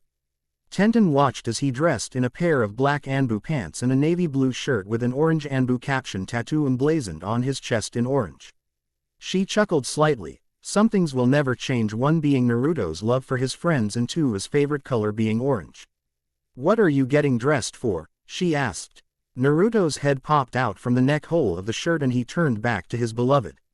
As much as I would love to spend the rest of the day in bed worshipping you like the goddess you are, I have my daily missions. Tenten pouted as she knew she could not convince him to stay in bed with her. Naruto noticed this. Come on Ten-chan, no need to pout. Look after I get home, we'll go on a date. Naruto scowled as he plucked another weed from the garden of a rather pudgy woman from the civilian council. He hated D-ranked missions. They were little more than chores that the people of Konoha were too lazy to do themselves. His thoughts on the lowest rank of missions the village had to offer hadn't changed since his younger years, even after becoming Hokage. The first time around, due to his lack of knowledge on gardening and plants, in general, caused him to mistakenly pluck not just weeds but also plants that could have bore fruit, not even be. Ing, the son of the fourth Hokage, could save him from having to replant new vegetable seeds as punishment for destroying the pudgy woman's garden. Now, however, was different. He knew what not to do thanks to his future friendship with Ino Yamanaka. He winced as he felt the telltale pain of a blister forming on his palm. He sighed and cursed under his breath. He hated that feeling of having soft skin again. It was almost depressing how weak he was now compared to how he once was. In the future, time travel is confusing. He wasn't the 26-year-old Hokage that he was. Now he's a 13-year-old genin again with poor chakra control and less than developed muscle mass. One thing was for sure, he would have to train long and hard later on in the day. The only thing that pulling weed is good for was slowly increasing his physical strength. Luckily, even though his body is that of a 13-year-old boy, his mind is that of a 26-year-old man. Channeling a bit of chakra to his hand, Naruto smiled as he felt the soft pain in his hand subside as the chakra protected his hand. There was another thing about being 13 again. His control was completely shot, which meant no advanced Rasengans, no Sage Mode, no elemental manipulation. Hell, he couldn't even perform the summoning jutsu because he hadn't yet signed the Toad summoning contract. Looking over, he saw that his fellow genin, Sasuke and Sakura, were not faring much better. It was slight, but Naruto could see the fatigue and pain pass over the Uchiha's face. The blonde smiled slightly as he noticed the boy's discomfort. The pinkett would rip her hand away from the weeds every once in a while and shake her hand violently. Obviously, the pain of the blisters was getting to her. The blonde sighed as he looked at the girl with concern. Sure, he would never have the relationship he had once had with the pinkett, but he would be lying if he said that the two of them hadn't somehow become friends after all the sparring and training they've done together. Since she had started taking her training more serious, he felt it necessary, since it was his idea for keeping Sasuke in the village, that he would oversee her training. Personally. Sakura wiped her forehead and glanced over to her teammates and sighed. Naruto and Sasuke had piles of weeds that could be compared to small dogs, while her own was the size of a coffee mug. Naruto saw the look on his friend's face. Cheer up, Sakura-san, Naruto said as he scooted closer to her and patted her on the shoulder. He leaned in and whispered to her, apply a little chakra to your palms, it'll ease the pain and strengthen the skin. The pinkett glanced up at him and nodded. Doing as instructed, she channeled her chakra into her hands and surprisingly could feel the pain in them ease. She smiled. Thanks, Naruto-san. Sasuke arched an eyebrow at the two before huffing and going back to work. Naruto sighed. That was part of history that hadn't changed. Sasuke was still an antisocial prick. If things kept up the way they are, then eventually the Ravenet will defect to join Orochimaru and eventually come to destroy Konoha. The blonde shook his head. He couldn't let that happen. Not again. He was the Hokage, and as Hokage, he vowed to do anything in his power to protect his village and its citizens. If worse comes to worse, he'll be forced to kill the Uchiha before he manages to escape after the Valley of the End. Hours passed and the genin of Team 7 finally finished their weeding mission, and the three were staring daggers into the backside of their sensei Kakashi Hatake. I want to thank you again, Kakashi-san. If it wasn't for you, that garden would never have been weeded. My back hasn't been in the best of shape these days, the woman said as she paid the Hokage for a successful mission. It was our pleasure, ma'am, the silver-haired Jonin said with an eye smile. The three genins glared hatred into the Jonin's back. You didn't do anything. It was all us, was the collective thought of the trio. Walking out of the Hokage Tower, everyone was quiet until Kakashi broke it. All right, you three are free for the rest of the day. Make sure to get some rest because we start again at 8 o'clock tomorrow, Kakashi said. Sakura sighed in relief as she was sore all over from the manual labor that they had done today. Naruto was thankful because he had time to shower and change before his date with Tenten and Sasuke because he thought he had better things to do than to pick weeds from some old lady's garden. Sakura glanced at her companion and smiled softly as she thought of the blonde as somewhat of a friend even though their history would suggest differently. She looked away with eyes filled with sadness as she thought of all the times she had hit or yelled at the young boy beside her. Naruto-san. The young Jinchuriki glanced toward the Pinkett. Yes, Sakura-san. He arched an eyebrow as he saw the girl seemed to fidget nervously in place. Since they had started training together, Sakura had changed her appearance somewhat. She had kept her hair as long as it had always been, but now where a one-piece dress was, now a two-piece top and skirt outfit with fishnet shirt underneath and a black belt holding up her skirt. I am sorry. This caught Naruto by surprise. To his knowledge, she hadn't done anything to offend him in any way. Sakura saw the confusion on his face. I am sorry for always yelling at you and hitting you. Naruto made an face before turning back to Sakura. Despite their future problems, he had started to care for the younger version of the girl. Well, thanks. He rubbed the back of his head. Do you want to? I don't know, train or something.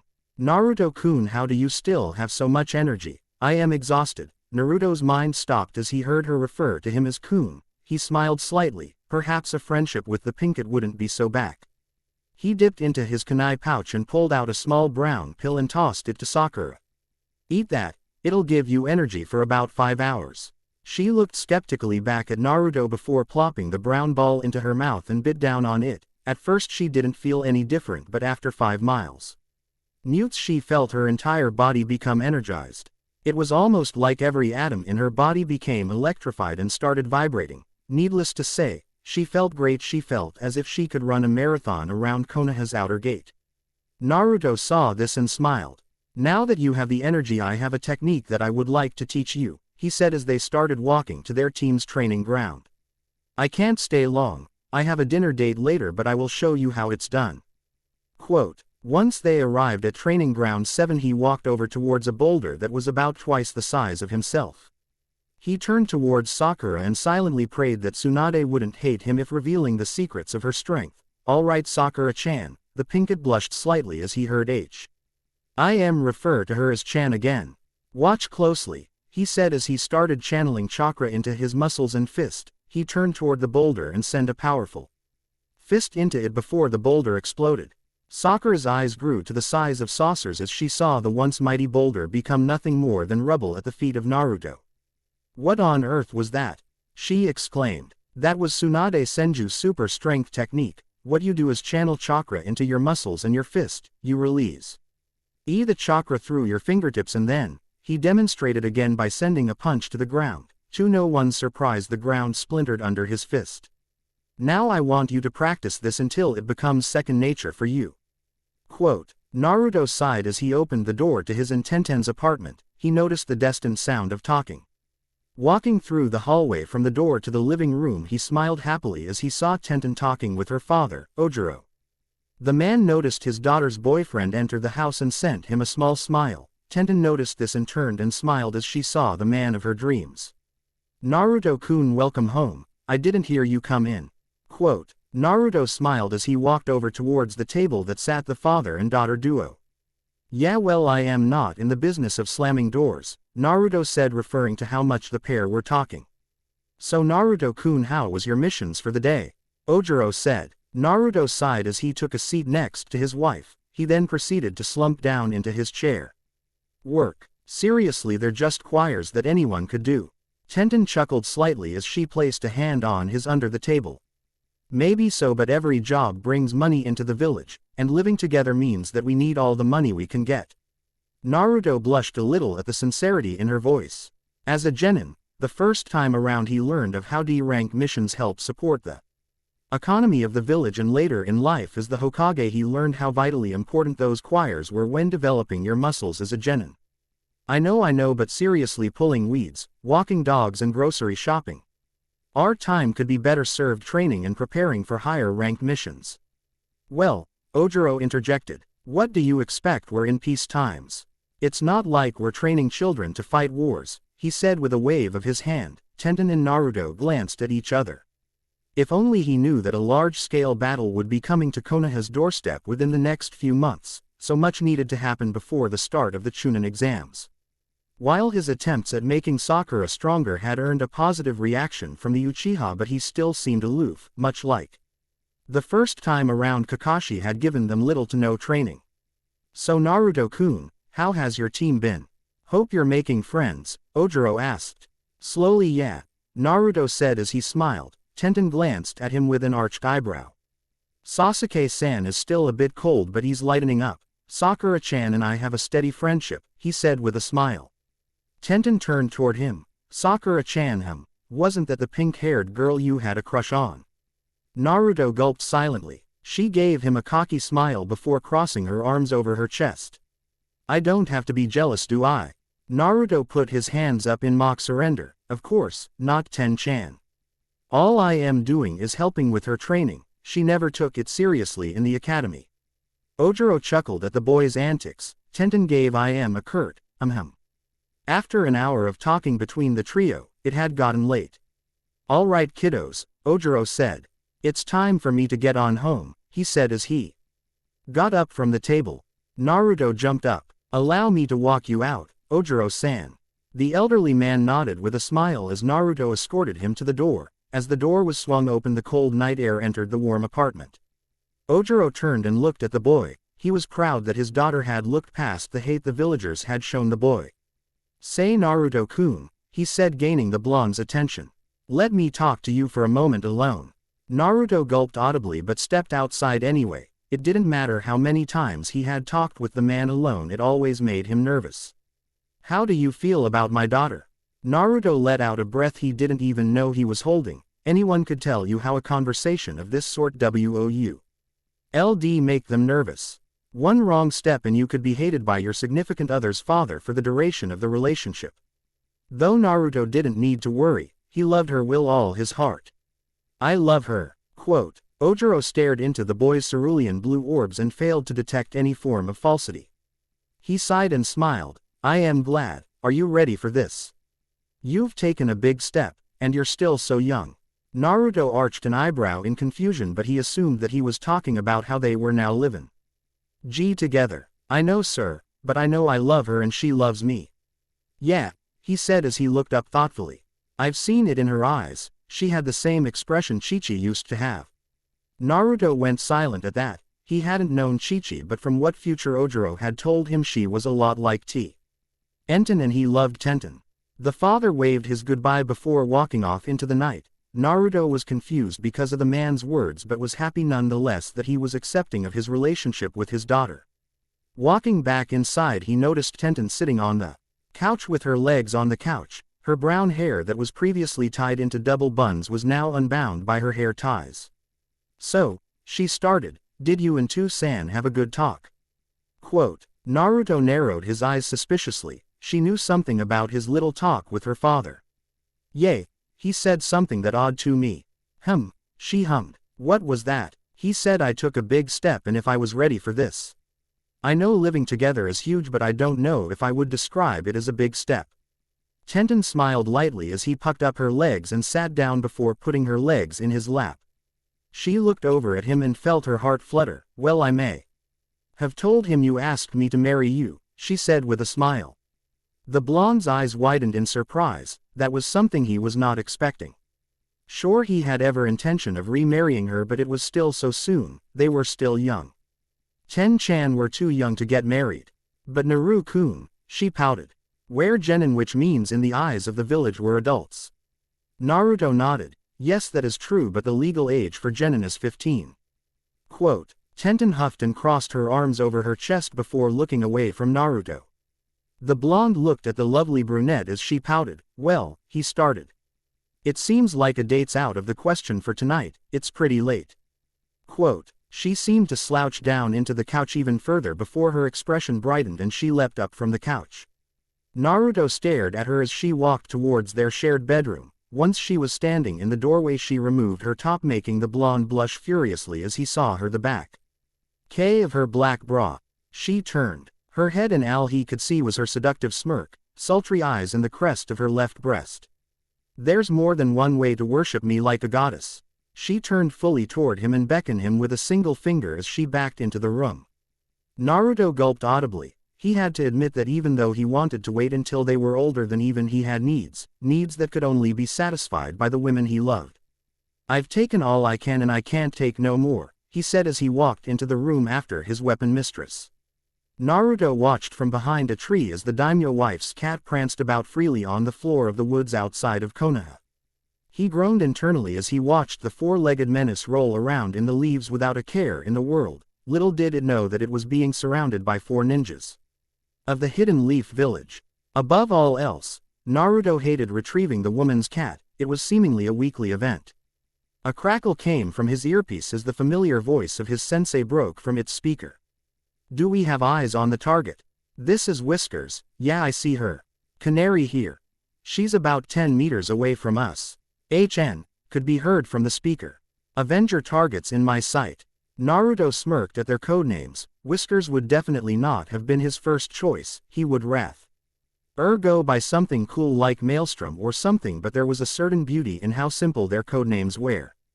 "Alright, Team 7, apprehend the target on my signal." 3. Naruto shifted his foot ever so slightly that it would be easier from his to launch off it. 2. Sakura peered down at the cat that was rolling around under the tree she was using as a perch. 1. Sasuke readied a moderately sized net that he kept folded up in his kunai pouch. There was no way this cat was going to make a fool of the last Uchiha like it had done countless teams before. "Go!" Kakashi shouted. Sasuke was the first to leap into action as he closed the distance between himself and the cat in mere moments. He tossed the net but alas fell short as the cat made a quick beeline for the denser part of the forest. Sakura rushed in and landed a foot away from the cat, but even with her training, she was not matched for the witty cat as it dived through her legs and made a sharp left turn. "Naruto-kun, she's heading right for you," Sakura shouted. A blur could be seen in the top branches of the trees as the cat ran. The cat leapt over a fallen log and landed in a small clearing. Naruto saw this and leapt onto the forest floor. He looked up at the cat as he felt the familiar Biju chakra of Kurama. He looked at Tora through crimson eyes. The cat stared up at him as if it was paralyzed. The blonde smirked as he felt the chakra recede from his system. That was the first sign of Kurama that he felt since Tenten had given him back his future memories, but it begged the question what kept him and why couldn't he access his mindscape.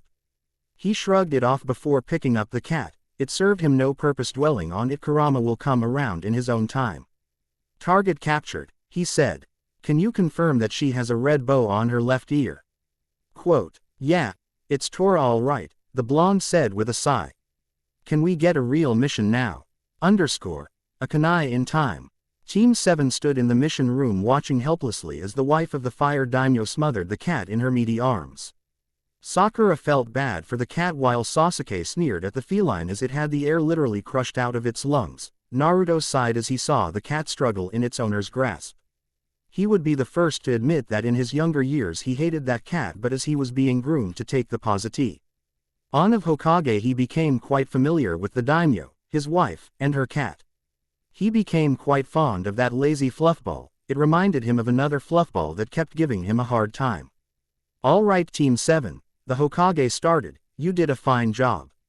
Now on to other matters. We have 2 more missions available. Painting Council women, Mebuki's fence, or walking Elder Homura's dogs."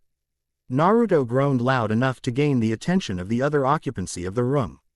"Come on Hokage Gigi, can we please get a better mission?" Hiruzen looked at the boy and took a drag of his pipe. Iruka stared at the boy. "Naruto, these missions are beneficial to the economy of the village." Naruto finished Iruka's statement for him. "I know Iruka-sensei, but I believe the 4 of us can handle at most a C-rank mission." "Come on Hokage-sama," Naruto said in a more serious tone. This took the group by surprise as it was commonly known that Naruto wasn't one for formalities. Hiruzen arched an eyebrow questioning the serious tone in the boy's voice. Team 7 will never be able to show what it can really do by doing those lousy D-rank missions. The group looked at the blonde as if he had grown a second head. Hiruzen took a quick puff of his pipe before removing it from his mouth and sitting up straight in his chair with his AR Ms. cupped in front of him. "Naruto-kun, what do you mean by really show what you can do?" Hiruzen questioned. Naruto walked over and placed a hand on Sakura's back where the muscles were beginning to form. "Between team meeting and mission, Sakura-chan and I have been working on her taijutsu. I mean, I'm no meta guy, but I am confident that she can handle a simple escort or delivery mission." Sakura smiled at the amount of faith her newfound friend was placed in her. Truth be told, her taijutsu had improved immensely since they started training. She was no longer fainting because she was no longer dieting, and she was gaining muscle mass to boot. Even her body was starting to fill out. Sure, her breasts were still small, but they have gone from nothing at all to a little bit of something between her body filling out and her muscles developing. She had noticed Sasuke glancing in her direction more often. Naruto pointed a finger at Sasuke. "And Sasuke's the rookie of the year," he said with a smile, even though on the inside he wanted to vomit. Nothing in this world could make Naruto compliment the arrogant Uchiha, but sometimes sacrifices would have to be made. Sasuke smirked arrogantly, as it seemed that even the blonde Jinchuriki had learned his place at the feet of the mighty Uchiha. "Besides, we have Kakashi-sensei. He's stronger than any bandit we would come across." The copycat ninja's chest swelled with pride as he heard the praise he was receiving from the blonde. "Idiot, even if what you say is true, C ranks are just too dangerous. Rookie genin should not be going on them," Iruka said in an attempt to reason with Naruto. However, the Brunette Academy teach forgot one crucial thing. No one can reason with Naruto. "Iruka-sensei, we're not team 8 or 10, Naruto stated in his Hokage voice, something he cultured from a year of doing public speeches. "Team 7 is by far the strongest physical team, which would make us the assault team. Team 8 had Hinata-chan, Kiba-san, and Shino-san. Those three specialize in tracking. Team 10 is the current Ino Shikacho, which specialize in trapping. Our real potential would be better shown in the field." Hiruzen was surprised. He categorized each team correctly. Iruka stared slack-jawed at the blonde he saw as a brother, while Kakashi arched an eyebrow in the boy's direction. The Hokage hummed as he turned his focus from Naruto to Kakashi. "What do you think, Kakashi? Are they ready?" The silver-haired Jonin nodded slowly. "Naruto is exactly right, sir. Sakura had become stronger while training with Naruto. Both Sasuke and Naruto are possibly on the same level," he said, which gained the ire of the last Uchiha. "I would have to say they are more than ready for a simple C rank." Hiruzen nodded before pushing a button on his desk. "Send him in," he said as he removed his hand from the intercom. He turned back towards Team 7. "Naruto-kun, I would like to congratulate you on your deduction. Since Kakashi believes you three ready, then I would like to give you all a C rank mission." Quote. Sasuke smirked while Sakura sighed and Naruto smiled wide. The doors swung open, which gained the group's attention, and a rather portly fisherman stepped through them. In came the portly man with ashen gray hair and matching beard. He wore a dark gray shirt that was almost black with a white towel draped across his shoulders. He had a sake bottle dangling from his left hand. "What are these? The ninja that will be protecting me," the old man exclaimed. "I asked for a ninja, not children. They look stupid, especially the blonde one," the man said, which gained Naruto's ire. He may not have anything against the man, but Naruto was definitely not a fan of people calling him stupid or an idiot. The man tilted the sake bottle to his lips only to find the bittersweet liquid not funneling into his gullet. He opened his eyes and saw that the bottom half of the bottle had been severed. Looking around panicked, he saw two of the kids looking at the blonde, and the blonde was staring daggers at him. Looking to his right, he saw a kunai impaled in the wall, still dripping with sake. "Naruto, we're supposed to protect the client, not kill him," Kakashi said with a sigh. "This is going to be a long mission." Hiruzen shook his head. The client shuddered at the killer intent that radiated from the blonde. My name's Tazuna. I am the master bridge builder from the land of waves." Naruto smiled as he reminisced about his first trip to the wave country. It was there that he met Inari. It was there his resolve to protect those precious to him was solidified. With his first meeting with Haku, it was Zabuza and Haku were laid to rest. He had to fight back tears as he remembered the two once enemies turned friends who had sacrificed everything to fight for what they believed in and lost everything because of the greed of Gato. Kakashi glanced from their client to his team. "All right, you three," he said, gaining the attention of the young shinobi. "I want you to pack for a month's worth of travel. We'll meet at the main gates in 10 minutes, don't be late." Quote. Naruto scoffed. "We should be telling you that," he said as he walked past his sensei and Tazuna before closing the doors to the mission hall behind him.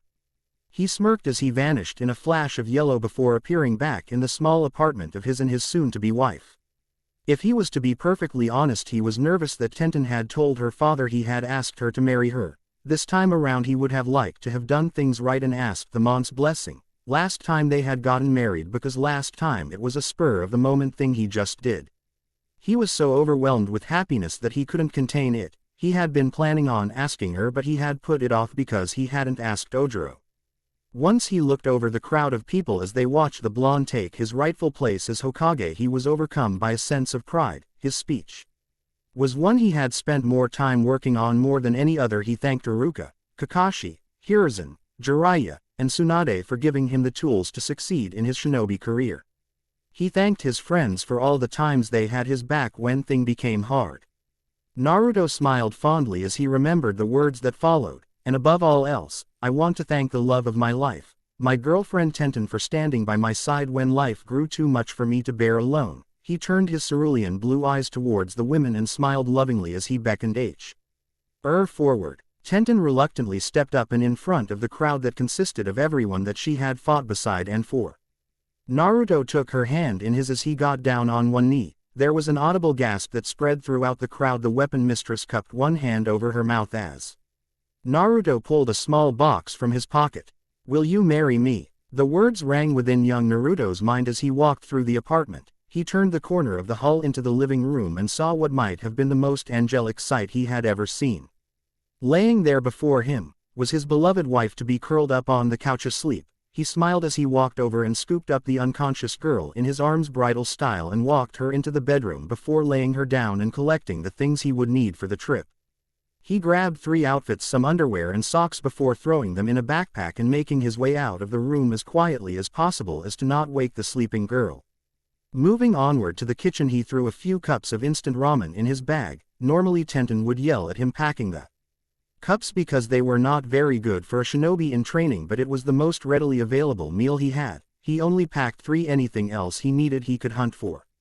Walking out of the kitchen, Naruto went over towards a chest he kept next to the couch. In it was where he kept his stash of ninja tools. He grabbed an extra 40 that, when added with the 10 he kept on his person, equaled out to be 50. He stuffed 30 explosive tags into a pocket on his backpack and another 5 into his kunai pouch, and finally the tool that helped immensely when they faced off against Zabuza, 1 windmill shuriken.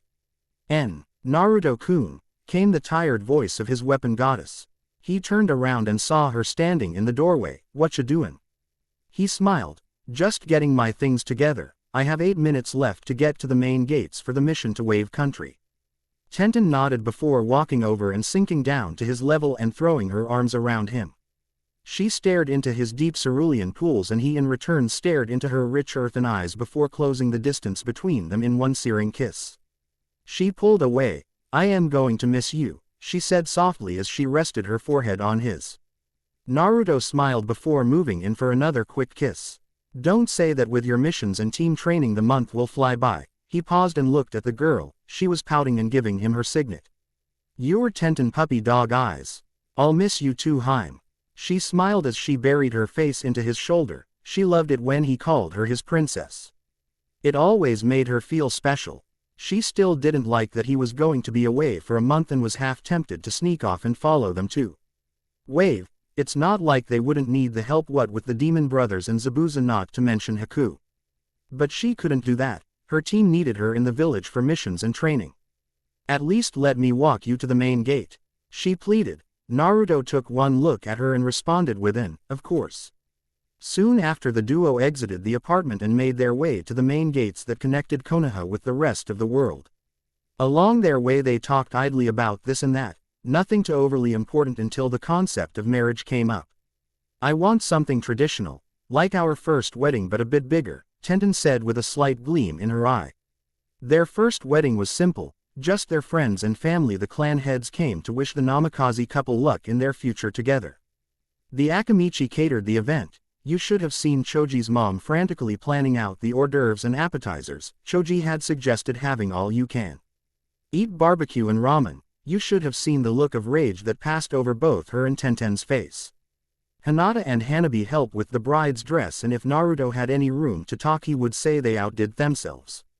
It was a little known fact that Hinata loved to sew, and if the dress she made was any indication, she was damn good at it too. It was a moderate dress that showed off a little skin but not by much. Tenten was never one to flaunt her beautiful skin after all. The dress was long and flowing at the bot. Omen hugged her natural curves perfectly. At the waist the dress parted slightly into snowflake-like patterns and in the center showed off her navel as well at the center of her stomach. The dress had two connecting cups for her breasts and was held together by an intercut series of hooks at her back. A lot the good the dress did her, because once they retired to their home she shed it for a more comfortable birthday suit. I liked the one we had, all our friends and family. The dress Hinata and Hanabi made was amazing too, Naruto said, which gained a nod of agreement from the weapon Mr. S. They were so busy talking that they hardly noticed that they had arrived at the gate. Sakura was the first to greet them as she was Naruto's friend. "Hey Naruto-kun," she greeted warmly before noticing Tenten. "Hello, I don't believe we've met. I am Sakura Haruno, Naruto-kun's teammate." Tenten acknowledged the girl with a smile, but on the inside, she was rolling her eyes. She had nothing overly bad to say about the Pinkett, but she was also not overly fond of her neither. She had verbally and physically abused Naruto during their childhood in the academy and even on the same team, as well as broke his heart later in life. The fact Naruto befriended the loud girl again astounded her. "My name's Tenten. I am Naruto-kun's girlfriend." The young brunette's words caught them by surprise. Sakura, because while she knew Naruto had moved on from her, she was surprised that the girl wasn't someone she knew from the academy like Hinata. Sasuke was surprised because he couldn't believe that someone so pathetic as Naruto could get with a decently attractive girl. Tazuna, who had overheard the conversation, smirked and nodded in approval, silently wishing the kid luck with the relationship, while Kakashi smiled. "If I remember correctly, you're from Guy's team. How did you get to know how knucklehead?" Kakashi stated while ignoring the glare he received from the blonde about being called a knucklehead.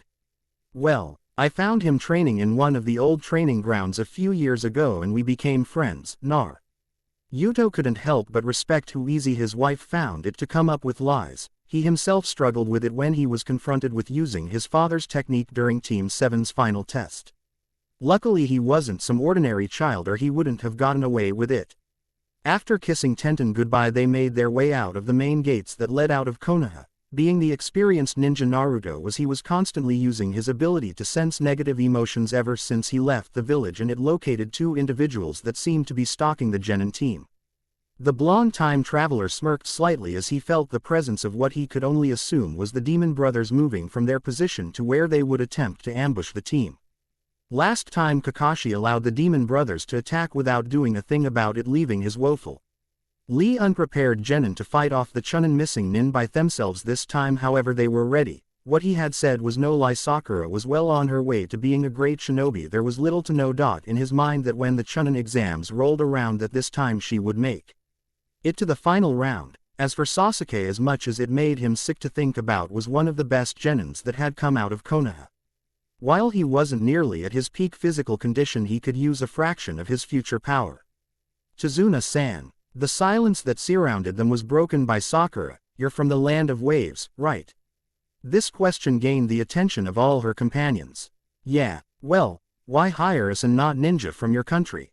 Naruto smirked as he turned to face her while walking backward.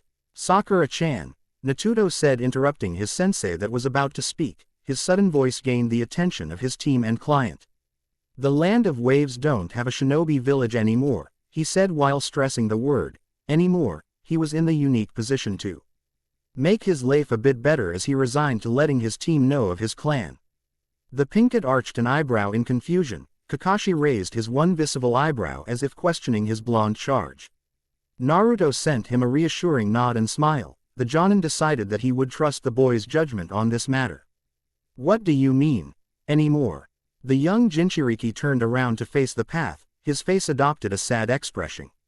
His heritage was always a sore subject for him, especially his mother. The land of waves used to have the village of Uzugakure, but during the Second Shinobi War it was destroyed. Quote, Sasuke scoffed, "They don't sound so tough." Naruto sneered at hearing this. The Uzumaki clan, which made of 3/4 of the village's population, were amongst the strongest clan to ever exist in the ninja world. On par with their cousin clan the Senju and the Uchiha. Kakashi saw the look on the blonde's face. Actually, it took a combined effort of Kumo, Kiri and Iwa to even consider attacking that village. Even then casualties were high on both sides. Sasuke rolled his eyes at his sensei's words. Sakura stared on in awe. It sounds like Uzu was strong. How do you know so much about this place, Dobi? Questioned Sasuke. Naruto looked up towards the sky and his eyes seemed to gleam as a smile spread across his face. My birth mother was from that village, he said. Sakura smiled at hearing the amount of emotion in her friend's voice. Sasuke looked at him with raised eyebrows. Tazuna stared at the young mon's back. His focus was on the red spiral on his black shirt. What's you man kid? Naruto Uzumaki. Tazuna D-topped in his tracks at hearing the surname. The others stared at him but Naruto and Kakashi, since they already knew of the ties Uzugakure had with the surrounding villages of Wave.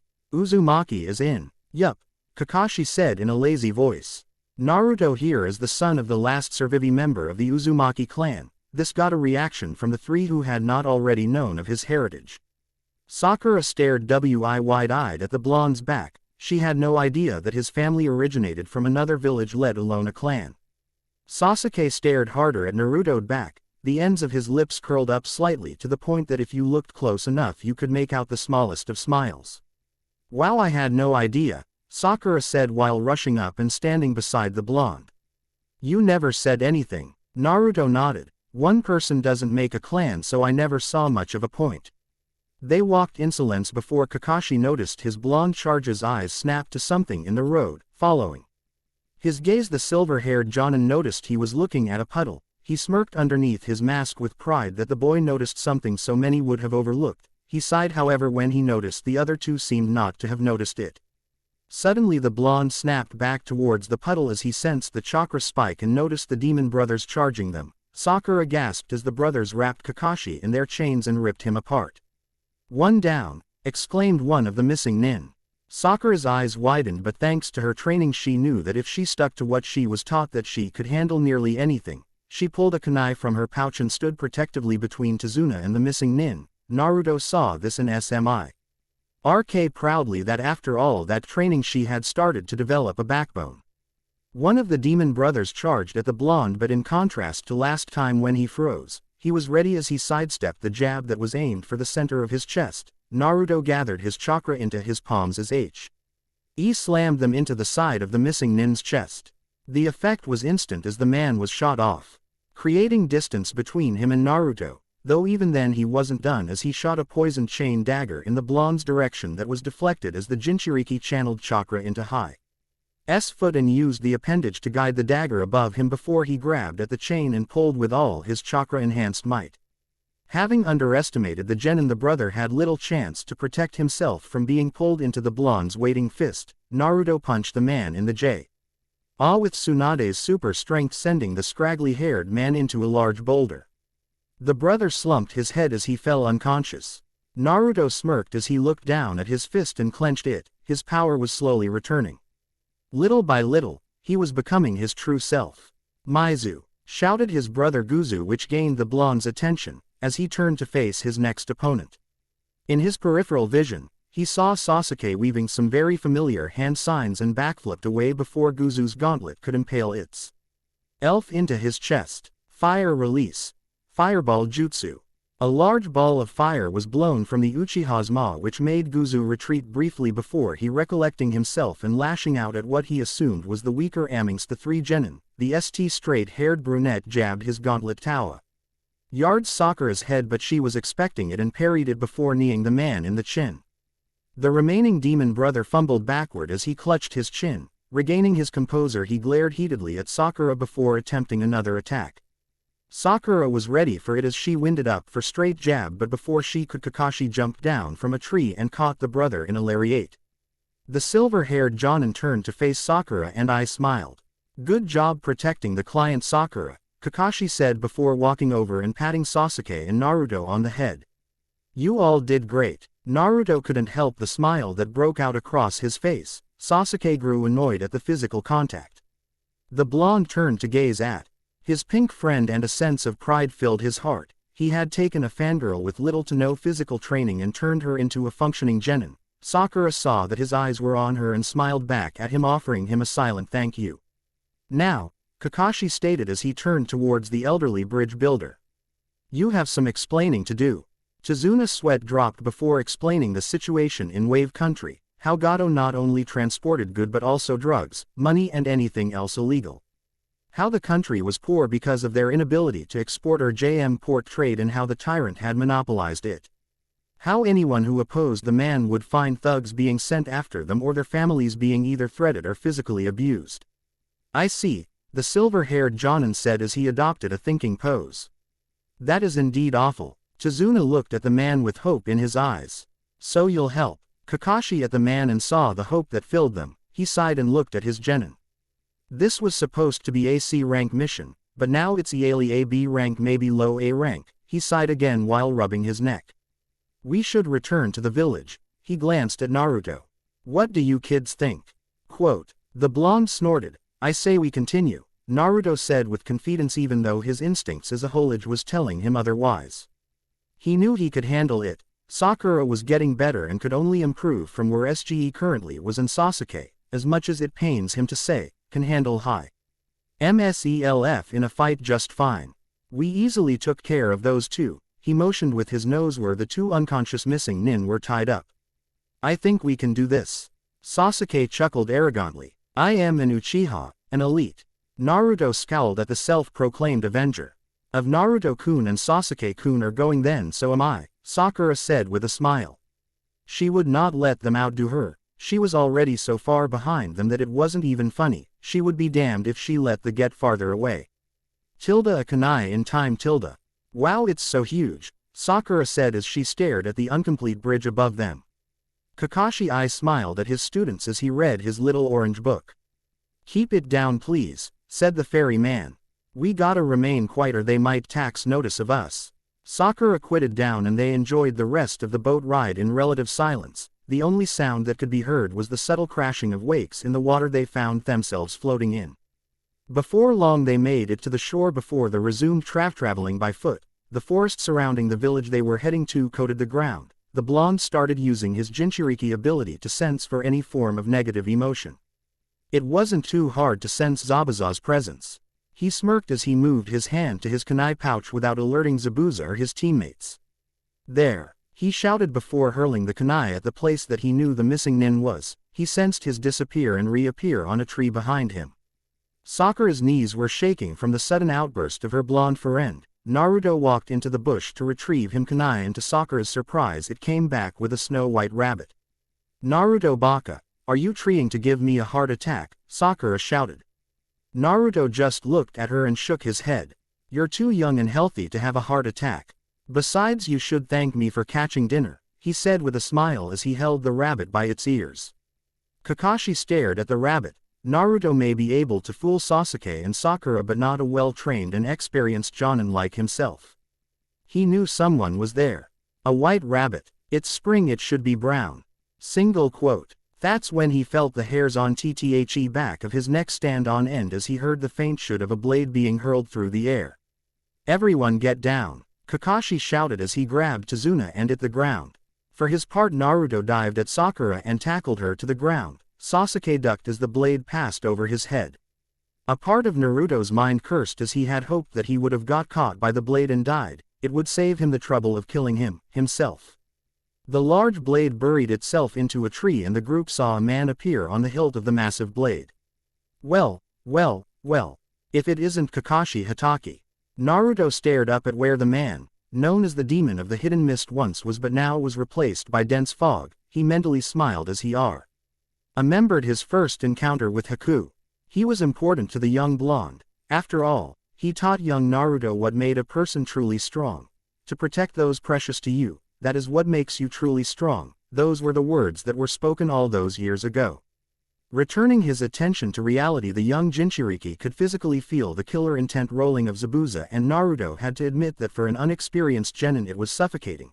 The clash of two jonin intent to attack. Glancing over, he saw Sakura trembling in fear as she stood in front of Chizuna. Sasuke stared wide-eyed at the man that seemed to personify fear. It was obvious that he had not felt something so intense in his lifetime. He arched an eyebrow when he saw the Uchiha raise his kunai as if believing that injuring himself would free him from the constant reality that was being a shinobi. Sensing his student's fear, Kakashi spoke. Sasuke, getting the attention of the Uchiha heir, calm down, I will protect you with my life, I'll protect all of you. I will not allow my comrades to die. This seemed to have the desired effect as Naruto could see the trembling in the young Uchiha's body vanish. I wouldn't be so sure, came the raspy voice of Zabuza who had reappeared in between the three genins and their client. It's over. Don't move, Kakashi said as he turned towards the mist demon and charged him with a kunai in hand, stabbing the man while the three genins and client made some distance between the jonin and missing nin. Now it's over, Sasuke thought with a smirk as he noticed the blood flooding out of Zabuza's stomach, only to notice that it was not blood but water. The impaled man turned to water before falling to the ground with a splash. The eyes of the genin grew wide as they noticed another Zabuza appear in the mist directly behind their sensei. Sensei behind you, Sakura exclaimed, but she was too late as she watched the bandaged man cleave Kakashi in two. Her eyes grew as wide as saucers as she shrieked in fear of what the swordsman could and most likely would do to them. Kakashi's body fell to the ground with a splash of water. Zabuza eyed the water clone in amazement as he felt Kakashi reappear behind him and raise a kunai to his throat. Now it's over, Kakashi said. You're finished. Zabuza began to chuckle at this, which gained the confusion of the group. Naruto rolled his eyes at the smugness shown by both ninjas. If this had been the war, they would have been killed 10 times over by this point. Finished? Zabuza questioned once his chuckling died down. You don't get it, do you?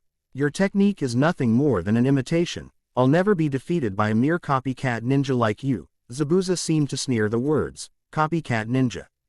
Kakashi growled lowly as the missing nin began to chuckle softly again. You copied my water clone jutsu and thought it would surprise me. You're nothing but a cheap imitation. The demon said before another Zabuza appeared behind Kakashi as the original fell apart into water. Nice try, but I am not T. Had easy to fool. The man swung his behemoth of a sword to slice the silver-haired jonin in two, but Kakashi ducked at the last second, but this did not deter his opponent as he impaled the ground with the large blade before he swiveled on the hilt of his blade and kicked Kakashi through the air and into the waters of the ocean. Sakura stared wide-eyed at where her sensei had fallen. She watched as the man they had entrusted their lives to sink beneath the waters. I can't believe it, Kakashi-sensei is losing. Single quote. She glanced over to her two teammates with worry evident in her eyes. She knew they were both strong, perhaps stronger than anyone else from their graduating class, but she doubted they could handle this man without getting killed. Kakashi emerged from the waters of the ocean, but something felt off about the water he was currently wading in. It felt different. Less fluid and more denser. That's when his eyes widened as he noticed it. Too late, Zabuza said as he appeared behind the waterlogged Kakashi. Water prison jutsu, he exclaimed as a dome of water surrounded the jonin. Zabuza chuckled. This prison is made of water, but it's as strong as steel. It's hard to fight when you can't move. You should give up and hand over the bridge builder. The man turned towards the genin as he made one hand sign and a water clone rose from the ground. Sakura's eyes widened in fear as she watched the clone walking out of the water and face them. You think wearing a headband makes you a ninja when you have hovered between life and death so many times that it doesn't faze you, then you may call yourself a ninja, the clone spoke in the same raspy voice of its summoner. When you become so deadly that your name is entered into my bingo book, then you may be called a ninja. But calling upstarts like you ninja is an insult to the craft, the clone said as it made a hand sign and the mist started to grow thick and visibility depleted. The clone disappeared from view and before anyone could react he kicked Naruto in the ribs, causing the young ninja to be sent backward. His headband flew off his forehead and the clone stepped on it. You're nothing but brats. Quote, Naruto-kun, Sakura exclaimed with worry for her friend. Kakashi stared at his students before glancing back towards the real Zabuza and turning back to the kids again. Listen, get out of hearing, take the bridge builder and run. Hearing this caught all of their attention. This guy is too much for you, take the bridge builder and run. Run, Sasuke thought with mirth. No way, the others turned to see Naruto getting back to his feet. Running away become impossible the second you got caught. Baka-sensei, he would just catch up to us and without you we're dead, Naruto exclaimed, which earned a small iota of respect from the demon of the mist. I like you, kid, you know when you're outmatched. Tell me, what is your name? Asked the original Zabuza. Listen up and listen well, Naruto said as he glared daggers and pointed an accusatory finger in the original's direction. Put this in your bingo book. Ya no eyebrow having freak, the ninja who will become Hokage of Konohagakure. His name is Naruto Uzumaki. This made Sakura smile as she saw his boundless confidence. Zabuza started to laugh. I really like you, kid, you got guts. Perhaps you can call yourself a ninja. Naruto smirked before Zabuza's eyes took on a more aggressive expression. Sadly, this is where it ends, Zabuza said as he charged with his elbow extended and struck Sasuke in the ribs, sending the unprepared Uchiha to the sailing into a tree with a thud before elbow dropping into his stomach. Naruto sneered and made the familiar hand sign before 15 Narutos surrounded the clone of Zabuza. The demon arched an eyebrow. Shadow clones, he missing Nin said as he looked over the crowd. You are impressive. This made Sasuke sneer as he saw the Dobi have a power he believed should be his, but that could be remedied another time, for no, he needed to focus on a way to defeat this missing Nin. The Narutos rushed in with kunai in hand. They piled atop the man before each of them were cut in two. The original Naruto sneered at the missing Nin as he dug into his pack and unfurled the windmill shuriken. Demon Wind Shuriken. Windmill of Shadows, Naruto exclaimed as he threw the deadly pinwheel towards the clone. Zabuza smirked underneath his bandages before gasping as he noticed the shuriken fly right by him and head straight for his original body. So you missed the clone and aimed for my real body. Smart, the original said before catching the shuriken, but not smart enough. He said as if gloating about how he caught a projectile thrown by a genin. Naruto smirked as Zabuza's eyes widened at the sight of a second windmill shuriken. A second shuriken in the shadow of the first, Zabuza thought, the shadow shuriken jutsu. Single quote. They all waited on bated breath as the second shuriken flew towards its intended target, but just as it was about to make contact, Zabuza jumped, much to the chagrin of Sakura and Sasuke. I told you a shuriken can't touch me, the demon exclaimed. The blonde smirked and made a show of snapping his thumb and index finger together. Zabuza turned to see the blonde's second shuriken poof into smoke, and out came a second Naruto brandishing a kunai before throwing it. The missing Nin's eyes grew wide as he judged the angle. F the throw, and cursed under his breath as he came to terms with the fact that he couldn't just dodge this one. He removed his arm from the water prison and jumped away to create distance between himself and the newly freed Kakashi. The missing Nin turned towards Naruto enraged that the blonde brat had succeeded in freeing his sensei from the man's dastardly clutches. He spun the shuriken aggressively before unleashing it onto his prey, but as he was about to unleash it, his hand was stopped by the back plating of Kakashi's Loved hand. Your technique worked on me once, but it will not work a second time. Tenten sighed as she stood with her team in the mission hall as their sensei picked out yet another C-rank mission for them. It's not that she didn't want to go on a mission outside of the village. What with Naruto gone off to the land of waves, it was the only thing she could do. Ojiro had gone on a trip to Iron Country to collect some materials to create more of the weapons he sold at the weapon shop and wouldn't be home for a week or two. So there they are standing around waiting for Guy to pick out a mission for them. She sighed as she thought to her blonde husband as she wondered what he could be doing right now, most likely disposing of the demon brothers, quite efficiently she might add. They probably already found out that the mission was in fact, not a C rank but actually a high B to low A rank. All right, my youthful students, the overly energetic voice of their sensei brought her out of her thoughts. The boisterous Jonin stood proud at 6 feet tall with a bowl cut of straight black hair and the whitest smile that had ever existed on the planet. Her teammate Lee was no different. In fact, he looked like an exact copy of their sensei, what with his green spandex suit, orange leg and arm warmers, and those ridiculously large eyebrows that have been mistaken for huge caterpillars at one point. I've secured us a rather youthful mission of delivering a message to Suna. The Hyuga on her team that wore the white, tan, and beige outfit spoke next. How long do we have until we are fated to leave, Sen? Say. Tenten deadpanned at this. She forgot how annoying Neji was when he went on and on about fate when they were young. But thankfully, after he was thoroughly beaten by the dead last, he learned a much-needed lesson. Fate does not control us. We'll meet up at the main gate in 10 minutes. Get everything you'll need for a week-long journey, Guy said before vanishing in a swirl of leaves. Tenten rolled her eyes before walking towards the door. The sooner she got packed, the sooner they could get this mission over with, and the sooner she get to planning a plan B if this whole save the Uchiha doesn't work out. Not that she really wanted it to work. She hated how that made her sound, but the truth is that she hates the Uchiha. He destroyed her home. He had nearly killed Naruto on more than one occasion and forced him to make the ultimate sacrifice to protect their home. But her husband was dead set on trying to save him from Orochimaru, and well, she couldn't rightly refuse him something he wanted so badly. All he asked for was a chance after all. Is everything alright on this most youthful of days, Tenten-san? Asked the sensei clone himself, Rock Lee.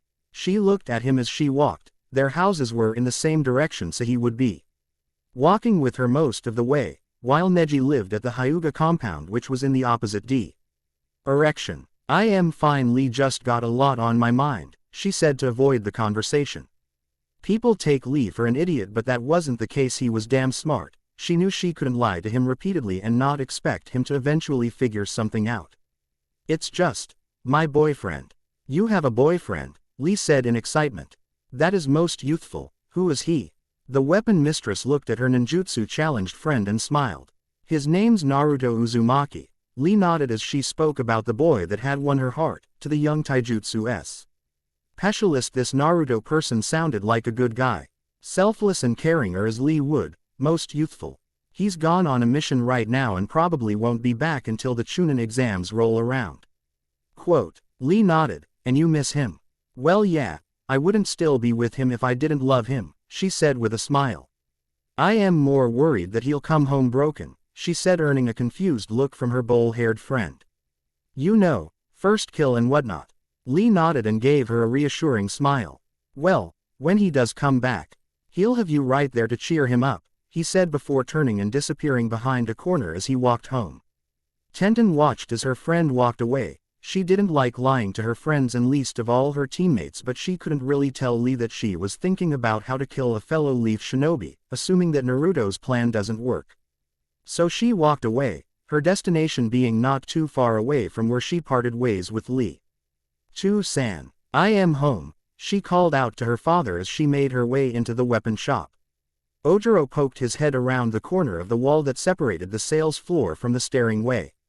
"Ten-chan. What are you doing here? Is everything alright?" "Everything's fine. Naruto-kun's out on a mission and I have to get my things ready for a delivery mission with my team," she said with a smile as she passed him and walked up the stairs to the family room. He watched as the pillar of water began to seep back into the ocean from which it came. Kakashi crouched on a tree branch just above where Zabuza was stuck with kunai. The silver-haired man looked down at the demon with narrowed eyes, and in turn, Zabuza glanced up at him with shock in his own. Naruto watched this from his place as he stood beside Sakura guarding Tazuna. "How can you see into the future?" Zabuza managed to get out, referring to when Kakashi copied his water dragon jutsu even before he himself was able to cast it. Kakashi smirked underneath his mask. "Yes, this is your last battle," the silver-haired Jonin said as he pulled out a kunai. Just then Naruto could slightly pick up on something moving very quickly through the air thanks to the advanced senses he received for being a Jinchuriki. The rapidly moving objects were simple senbon typically used for medical practice. The senbon quickly flew towards their intended target, Zabuza's neck. They struck the exact spot that paralyzes the human body. Naruto smirked internally. The rest of the group present stared dumbly as the demon of the mist's body fell limply to the ground. "What the?" questioned Sakura before the hunter nin decided to make himself known. "You were right, it was his last battle," the fake hunter chuckled. Kakashi eyed the hunter before jumping to Zabuza's side and placing 2 fingers on the man's neck to check for a pulse. When he noticed no vital signs, he informed his team of his discovery. The hunter bowed slightly. "Thank you, I've been tracking him for quite some time. By the mask, I can tell you're a hunter from Kiri," Kakashi stated as the hunter jumped to his side. The Jonin decided to make his way towards his genin as to not interfere with the hunter's work. "That is correct," Naruto smirked before giving his masked friend a thumbs up. "Good work, Hunter-san." The hunter bowed towards the blonde before picking up the seemingly dead man. The blonde watched with mild concern. Sure, he could expose Haku, but that would possibly mean having to fight him, and Naruto didn't really want to do that. And if they had won said battle, then that would only mean Gato would hire another missing nin, possibly one that even he with his future knowledge didn't know of. He decided to let them go. Besides, this only means when he meets him again in the forest on their third night in Wave that Naruto could possibly speak with the missing nin duo and persuade them to ditch the contract they have with Gato in favor of working with him to stop Sasuke. I thank you for what you have done, Haku said as he shunshined away. Kakashi's eyes smiled at his students as he began to walk towards them. The blonde began to move closer to his sensei, knowing that any second now that we will collapse from chakra exhaustion. Soon enough Kakashi started to fumble in his steps, and when he began to go down Naruto was there to catch him. Sensei. The blonde shook his head. He's fine, just exhausted, he said before turning towards their client. Chizuna-san, how far are we from your house? Chizuna noted. Not far now. Once they made it to the house they met Tsunami, Chizuna's daughter and owner of the house. She was a beautiful woman in her mid to late 20s, she had dark blue hair and soft eyes. He lay Kakashi on a spar futon in one of the guest rooms. By that point he had woken up but was too weak to move around. Naruto leaned against the wall of Tsunami's house as he listened to Kakashi explain to his less than knowledgeable teammates how they didn't know that a hunter ninja was supposed to dispose of the body on the scene was shocking. Really, it was at this moment that in the future he would change the academy's curriculum so that future generations would have this knowledge. Sakura looks absolutely terrified, and the blonde couldn't blame her. Zabuza was her first real opponent and he was at the top of a very long list of people you don't want to mess with. Sasuke looked thrilled at the prospect of getting a shot at fighting with Zabuza and this mystery person. Naruto had to hold back a scoff, leave it to the Uchiha's arrogance to make him believe he was something special. I didn't even have his Sharingan activated, and yet he believed he was so much more than anyone else, like he was some sort of superhuman. So yeah, Zabuza's still alive, the silver-haired Jonin said as he took a moment to glance at his genin. So starting tomorrow, I am going to begin your training. Naruto internally scoffed. No real training was going to be done. Hell, the blonde was more a sensei to Sakura than Kakashi was. Besides, all they would be learning was the tree-walking exercise that Naruto already knew. He hadn't started Sakura on it just yet because she had yet to learn anything that she couldn't handle. Her chakra control was good even before the exercise. The young time traveler smiled. Training the Pinkett reminded him of when he would unofficially train the Konohamaru Corps. To the surprise of nearly all of his friends, he took to the role of sensei rather easily. Silently he began thinking of ways to improve upon his new charge's ability. If memory served him correctly, she had little to no problem with the tree climbing exercise, and the next step to learn better chakra control would be water walking, but he felt that may be a bit extreme for her if she was starting on tree climbing tomorrow. He sighed before walking out of the room. Walking through the hallway that leads from the room Team 7's men shared, he walked down the stairs that lead to the living room and out the front door and sat on the front steps of the porch. He closed his eyes and let the cold night air of Wave Country soothe him as he meditated. Concentrating inwardly, the darkness of his inner world started to fade until the mental image of himself standing in front of a large wooden R-ed door with ornate golden foxes carved onto the door hinges. Grabbing at the familiar door knob of his mindscape, he turned it and found that he couldn't. It was still locked to him. Outside of the cracks that littered the wall surrounding the door, it seemed untouched, much like it did when he first visited the door, when he first received his future memories. He sighed before turning and exiting the mindscape. Naruto opened his eyes before looking up into the night sky. It made no sense. Why was he cut off from his mindscape? Why could he not contact Kurama? The blonde was so wrapped up by his internal thoughts that he didn't even notice his pink-haired friend approach him from behind. Penny, for your thoughts. He turned and glanced at Sakura as she sat down next to him on the stoop. He leaned back against the house, just thinking about what happened today. What do you mean? Naruto sighed. It's just, I am not strong enough. Even after all the training that he had put himself through after regaining his memories, he still wasn't as strong as he will be. Would he ever get strong as he is now? He understood that without the ability to access Kurama's chakra at will, he couldn't access the techniques that he created utilizing his chakra. He couldn't even access his golden coke, and even then he wouldn't be able to use it like he once did, but he at least figured that he could handle a fight with Zabuza without having trouble. The blonde looked over toward his pink friend and smiled. You've come a long way since we graduated, though. Sakura smiled at her friend's praise of her ability. It's only because you worried about me, she said before glancing down at Th. boards of the step below her. Thanks for that. If it wasn't for you then I probably would have died when the demon brothers attacked. Besides, Sasuke-kun has started to look at me more. Naruto smiled. His actions were starting to change the future, he knew it. With a bit more pushing and the Pinkett will be able to fill the void in Sasuke's here, and slowly love will replace the need for vengeance in his heart. I didn't do it alone, because you want Sasuke-san to love you as much as you do him. That's why you're improving, so you can prove yourself to him. Came a voice behind them. Turning towards the door they saw the bridge builder's daughter, Tsunami, peering out from the doorway. Dinner's ready, she said as she turned and walked back inside. The duo nodded and followed in after her. Glancing back towards the Pinkett, Naruto couldn't help feeling somewhat bad. This plan of his was essentially feeding her obsession for the Uchiha. He was using her to achieve a better future. He didn't like how that felt, but his more logical adult mind knew it was necessary. Morning came and Naruto's eyes fluttered open. The smell of freshly cooked food wafted through the air. The blonde looked around the plain beige room that he and the other males of Team 7 shared. Kakashi was Alred. Up and walking assisted with his crutch, and Sasuke was still asleep on his futon.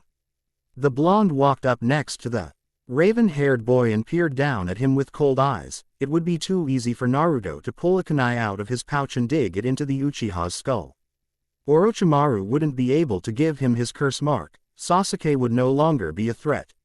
Many would say that this was his chance, the best chance for him to enact his plan, the perfect time to be done with his mission and live out the rest of his second life in peace, or relative peace, until the Akatsuki started to move. He held a kunai out in front of himself and watched the reflection of himself in its cold steel. His eyes cut towards Sasuke as the Uchiha turned over in his sleep. Naruto could only imagine what his team would think. Sakura would feel betrayed by the man she had come to see. All-Friend and Kakashi would most likely either try to kill him for bringing him back to Konoha in chains. The old bastards on the council would send him to the gallows for sure. He shook his head and put the kunai away in his pouch. He couldn't do that.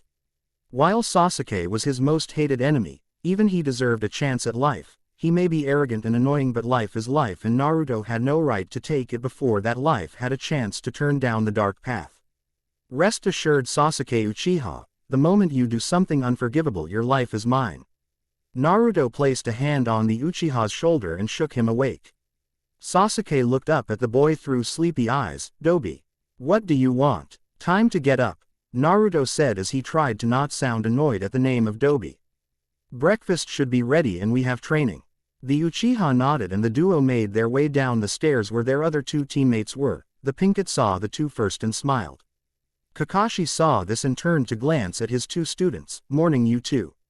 Morning, sensei. Team 7 and the family sat down to eat. The lady of the house, Tsunami, had prepared a lovely breakfast of eggs and ham. After breakfast, the silent son of Tsunami walked off to his room, not before sending a slight glare Team 7's way. The look went unnoticed by the others, but Naruto had been paying extra attention to Inari ever since they had arrived. So sensei, Sasuke said as he sat on Kakashi's right. What will you be teaching us? The silver-haired Jonin shook his head.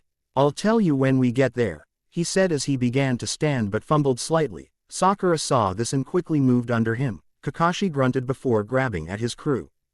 TCH. I am fine, Sakura. Just gotta get used to walking with this thing. The team walked out of the house and into the dense woods behind it. Naruto watched in mild excitement as Kakashi explained the exercise.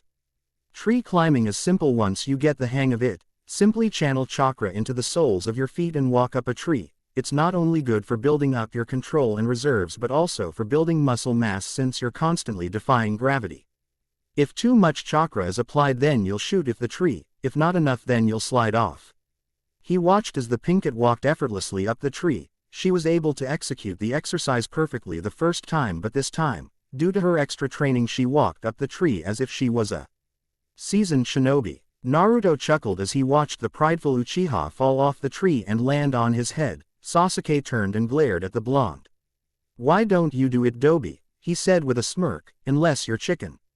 Quote. The blonde arched an eyebrow as he walked up to a tree with his arms folded. He glanced back towards the Uchiha and smirked before placing a single foot on the tree, and then the other. Sasuke sneered as he watched Naruto effortlessly walk up the tree and high-five Sakura when he reached the top. Most branch. The blonde time traveler watched as the Uchiha attempted the exercise again only to fall on his head yet again. For Naruto, even though he hated Sasuke, it was still painful to watch. Sasuke-san, calm down, Naruto called from the branch he shared with Sakura. The Pinkett smiled as her friend offered her crush some advice. Just clear your mind and visualize your feet, Sakura shouted down to him. Naruto nodded. Yeah, think of them as a cup and your chakra like water. Fill the cup, Sasuke-san. He stood upon the branch and pointed down at the Uchiha. Fill the cup. Sakura giggled and shook her head at the blonde's antics. Kakashi smiled underneath his face mask and shook his head. The analogy of filling a foot-shaped cup was an odd one, but Naruto was an odd boy. Sasuke growled softly but closed his eyes and visualized a glass. Visualizing a foot-shaped glass was just too weird for him. He started off filling just enough to cover the bottom of the glass before trying again. He slipped off after 3 steps, but it was progressing. Naruto smiled as he watched the Uchiha try again before falling again. He smiled. At the very least he was making fast progress and hopefully would have the exercise down by tomorrow so they could start on another exercise. While the blonde didn't want to feed Sasuke's ego, he did want him to grow stronger before the second phase of the Chunin exams. He would need it to defend himself against Orochimaru. The boy looked off into the horizon as he thought on the events to come. Orochimaru, one of the greatest S-ranked criminals that the village of Konoha had known since Madara Uchiha.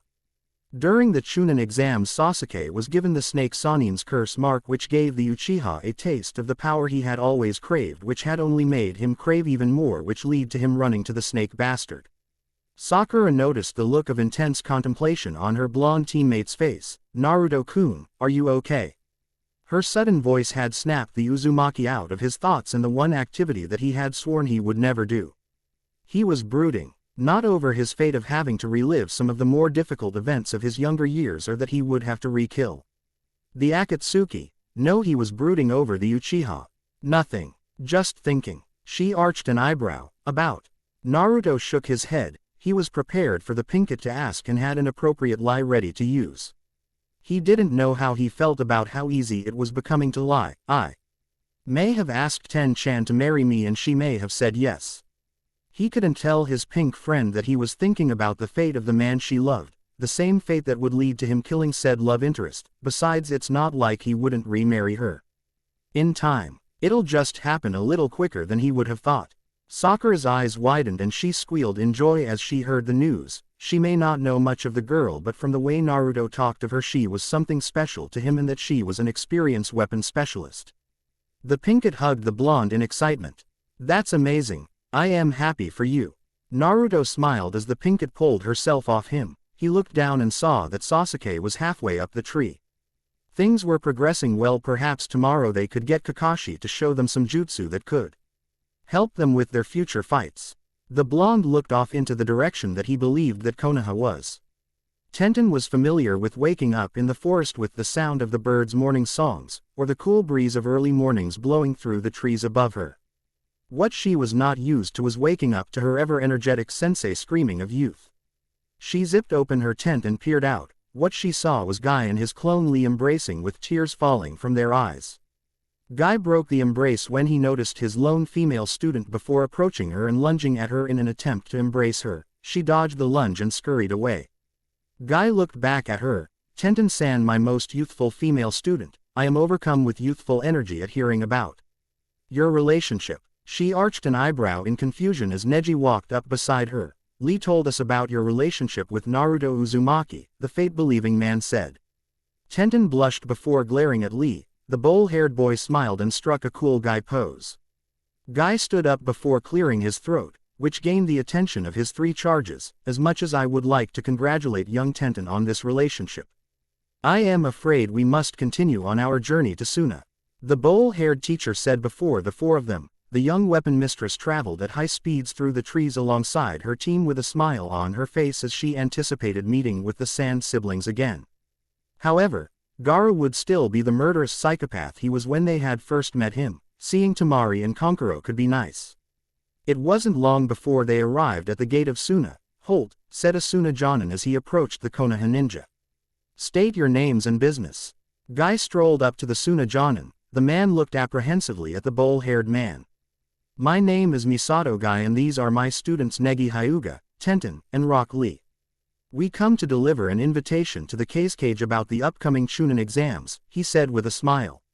The man nodded before stepping aside. You can find Kazurkage-sama on the top floor of the tallest building, he said while pointing to a large sandstone building. Guy nodded and thanked the man before the team was moving again to deliver the message.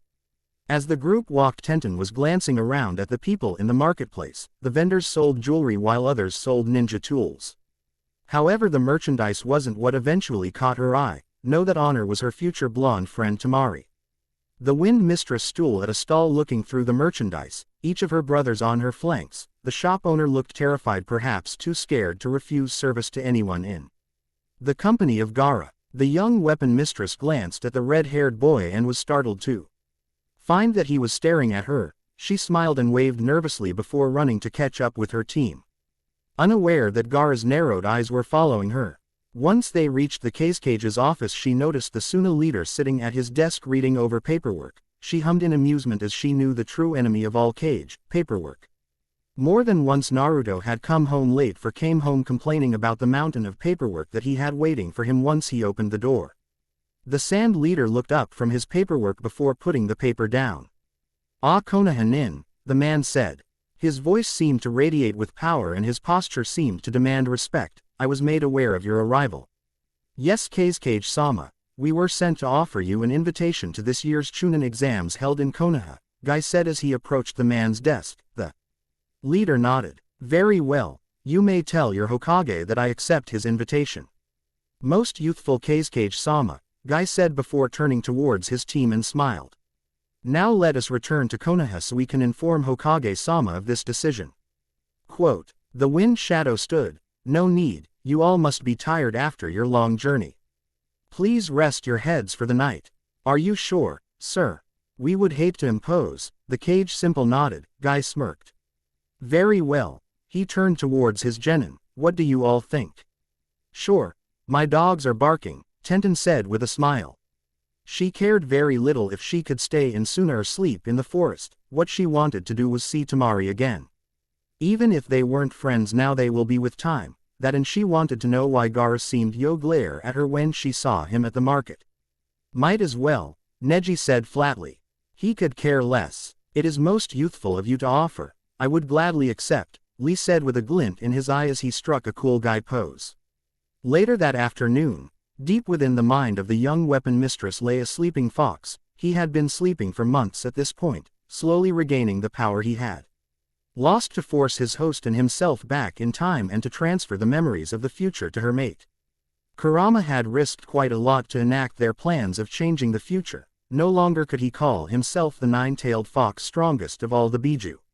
He had sacrificed a great deal of his former power to complete the time leap and even more for the memory transfer. Now you could hardly consider him the nine-tailed fox. His power now resembled that of his brother the Yonbi, the four-tailed monkey. Son Goku. The great fox's eye opened. Slightly sniffing around, he could smell the scents of the room his host was in. Due to the new seal on Tenten's body, he could experience the world around him through her sense. That's when he felt it, a strong presence, a very malevolent chakra. Shukaku. The fox stood upright as he noticed his brother's chakra signature getting closer to his host. Girl. The great fox shouted from within her mind. Tenten, not being read for his shouting, cupped her hands over her ears. What the hell was that? Who do you think it is? The weapon mistress's eyes shot wide open as the realization hit her. Kurama was still in her body. But why? Kurama, is that you? Yes, now we don't have much time. Gaara is coming. You're in danger. Tenten lifted her shirt slightly and noticed a seal in the shape of a fox's head on her stomach. Was this the price she paid for being sent back in time? How long has this been noticeable? How Naruto seen it and not informed her about it? She glanced from her fox seal to the door. Gaara was coming. Did he know? Was he coming to kill her? All right, but I have so many questions. Then came the knocking at the door. The young Kunoichi narrowed her eyes at the door, knowing full well that the psychopathic Gaara was on the other side. She opened the door to see the red-headed Jinchuriki standing there with his two siblings. Well, if this wasn't a surprise, Tenten commented as the three Sand siblings walked into her room. Who are you? Gaara said. His voice sounded tired, more than likely due to the fact that the Shikaku won't let him sleep. Why does mother want your blood? Temari and Konkuro looked shocked as they glanced from their younger brother to the bun-haired girl whose facial expression did not change after receiving a death threat from Gaara. Tenten smiled. I didn't expect to see you so soon, Gaara of the Sand. The Suna Genin's brow furrowed. How do you know my name? Are you an assassin? She blinked before looking over his shoulder at Temari before looking back to him. Nope. I am here with my team to deliver a message to the cage, she said with a soft smile. Gaara became frustrated and stamped his foot, which alerted his two siblings that something bad was about to happen. Then how? Simple, the bun-haired girl said. Kyuubi told me. This information seemed to stun the three Genins of the Sand. Temari, who had heard rumor of the Kyuubi, was afraid of its mighty power. For good reason, it was the strongest of all the Biju. Konkuro arched an eyebrow at this as he was taught that the fox had been killed by the fourth Hokage. Are you? It's Jinchuriki. Temari asked in fear if Gaara could do so much damage as he could with only the one tail in him. Then what could a person with the 9 tails do? Tenten shook her head. Sort of, she admitted. It wasn't like she could lie to her best friend, even if she had no idea you two were best friends. Temari arched an eyebrow in confusion as she looked the girl up and down. Konkuro looked at his brother as Gaara started to grow frustrated with the bun. Girl, besides, you needn't worry about me, it's my fiancé that you should worry about. Konkuro grew confused. What's that supposed to mean? Tenten smiled lovingly as she thought about her blonde soulmate. He's my other half in more ways than one. Gaara narrowed his eyes at the girl before storming off. His siblings followed closely behind him. Temari placed a hand on his shoulder. Gaara-san, don't let her get to you, remember the plan. However, Gaara wasn't paying attention because mother wanted her blood. He didn't know why, but one thing was for sure, that she was strong, far stronger than she was letting on.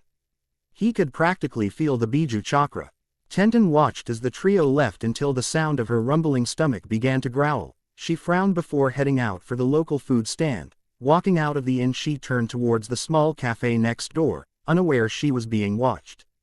Entering the building, she quickly noticed 2 of the 3 Sand siblings. Tenten smiled as she saw a slight smile on the face of the blonde. Konkuro and Temari arched an eyebrow as the bun girl saw on the other side of the booth facing them. Fancy running into you two, where's Gaara? Quote, he's out, Konkuro said while crossing his arms. What do you want, bun girl? Which earned him a glare from Tenten and an elbow to the ribs from Temari for being rude. The name's Tenten, future wife of Konoha's future Hokage, she said proudly. She looked at the two and frowned. Do the cooks try to poison Gaara? Is that why he's not here? That's right, you did say something about a fiancé, Temari said, recalling their earlier conversation at the inn. The weapon user nodded. Why would they try and poison him? The bun-haired girl looked into the wind mistress's eyes. Because he's a Jinchuriki, ain't he? The 2 Sand siblings stared at the Konoha Kunoichi as if they had seen a ghost. No one outside of the village was to know Gaara's condition.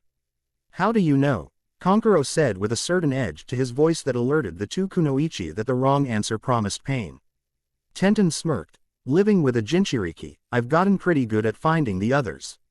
She lied. Future knowledge was good for some things after all, that and having a fraction of the mightiest of the Biju inside of her helped. The Sand siblings paled. There are others. Konkuro paled, knowing the destructive power Gaara possessed, and to imagine more people like him or even strong than him was terrifying. You live with one. Temari seemed to fear this girl slightly more. If she could handle a Jinchuriki's psychopathic tendencies and still be as happy as she was, then something was seriously wrong with her. Of course, we're engaged, she said as the waitress left, having received the young weapon mistress's order. Tenten turned to look back at the Sand siblings. Much to her secret amusement, they looked at her as if she had grown a second head. She arched an eyebrow and tilted her head to the left slightly. What? Temari decided to answer as her brother seemed too shocked by the fact that this girl lived with someone like Gaara. Even for them who were his family, it was hard to be around him. Even if she hated to admit it, but she was afraid of her little brother. How do you deal with it? I mean Gaara's quote. Psychopathic, homicidal and nothing but angry. Tenten finished the blonde's sentence for her. Temari nodded and the Konoha ninja could see the look of guilt in her eyes. She didn't want to think of her brother like that, it hurt her more than anyone knew. My Naruto-kun is nothing like that, even if he does have every right to be. Kankuro, who had broken from his stupor, looked at the girl. What do you mean? Wouldn't you feel hurt if he... Yano started being all cold and stuff. She didn't know how to answer that. She adopted a thinking pose. Maybe if he attacks our friends or Maitu-san. She placed a hand on her chin. But the civilians and some shinobi deserve it. Quote. She looked out the window thoughtfully. He was an orphan. Yano, she said. Everyone old enough to remember the Kyuubi attack knew of his status and hated him for it and taught the children to hate him as well.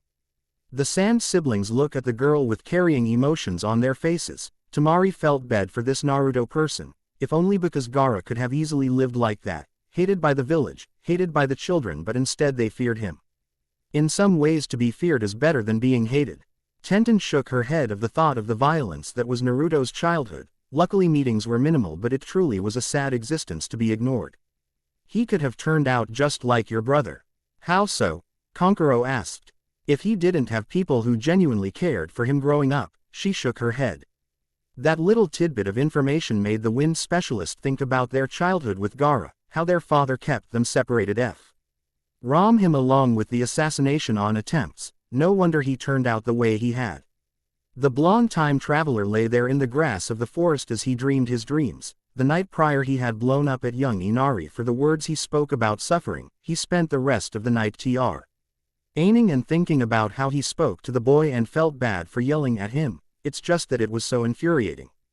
Here he is complaining about suffering and loss while sitting in a warm and loving home eating an actual meal while people in this very village struggled to get what he has, some even going hungry tonight. Talking like he owns the rights to suffering while Naruto had spent countless nights alone, cold and hungry.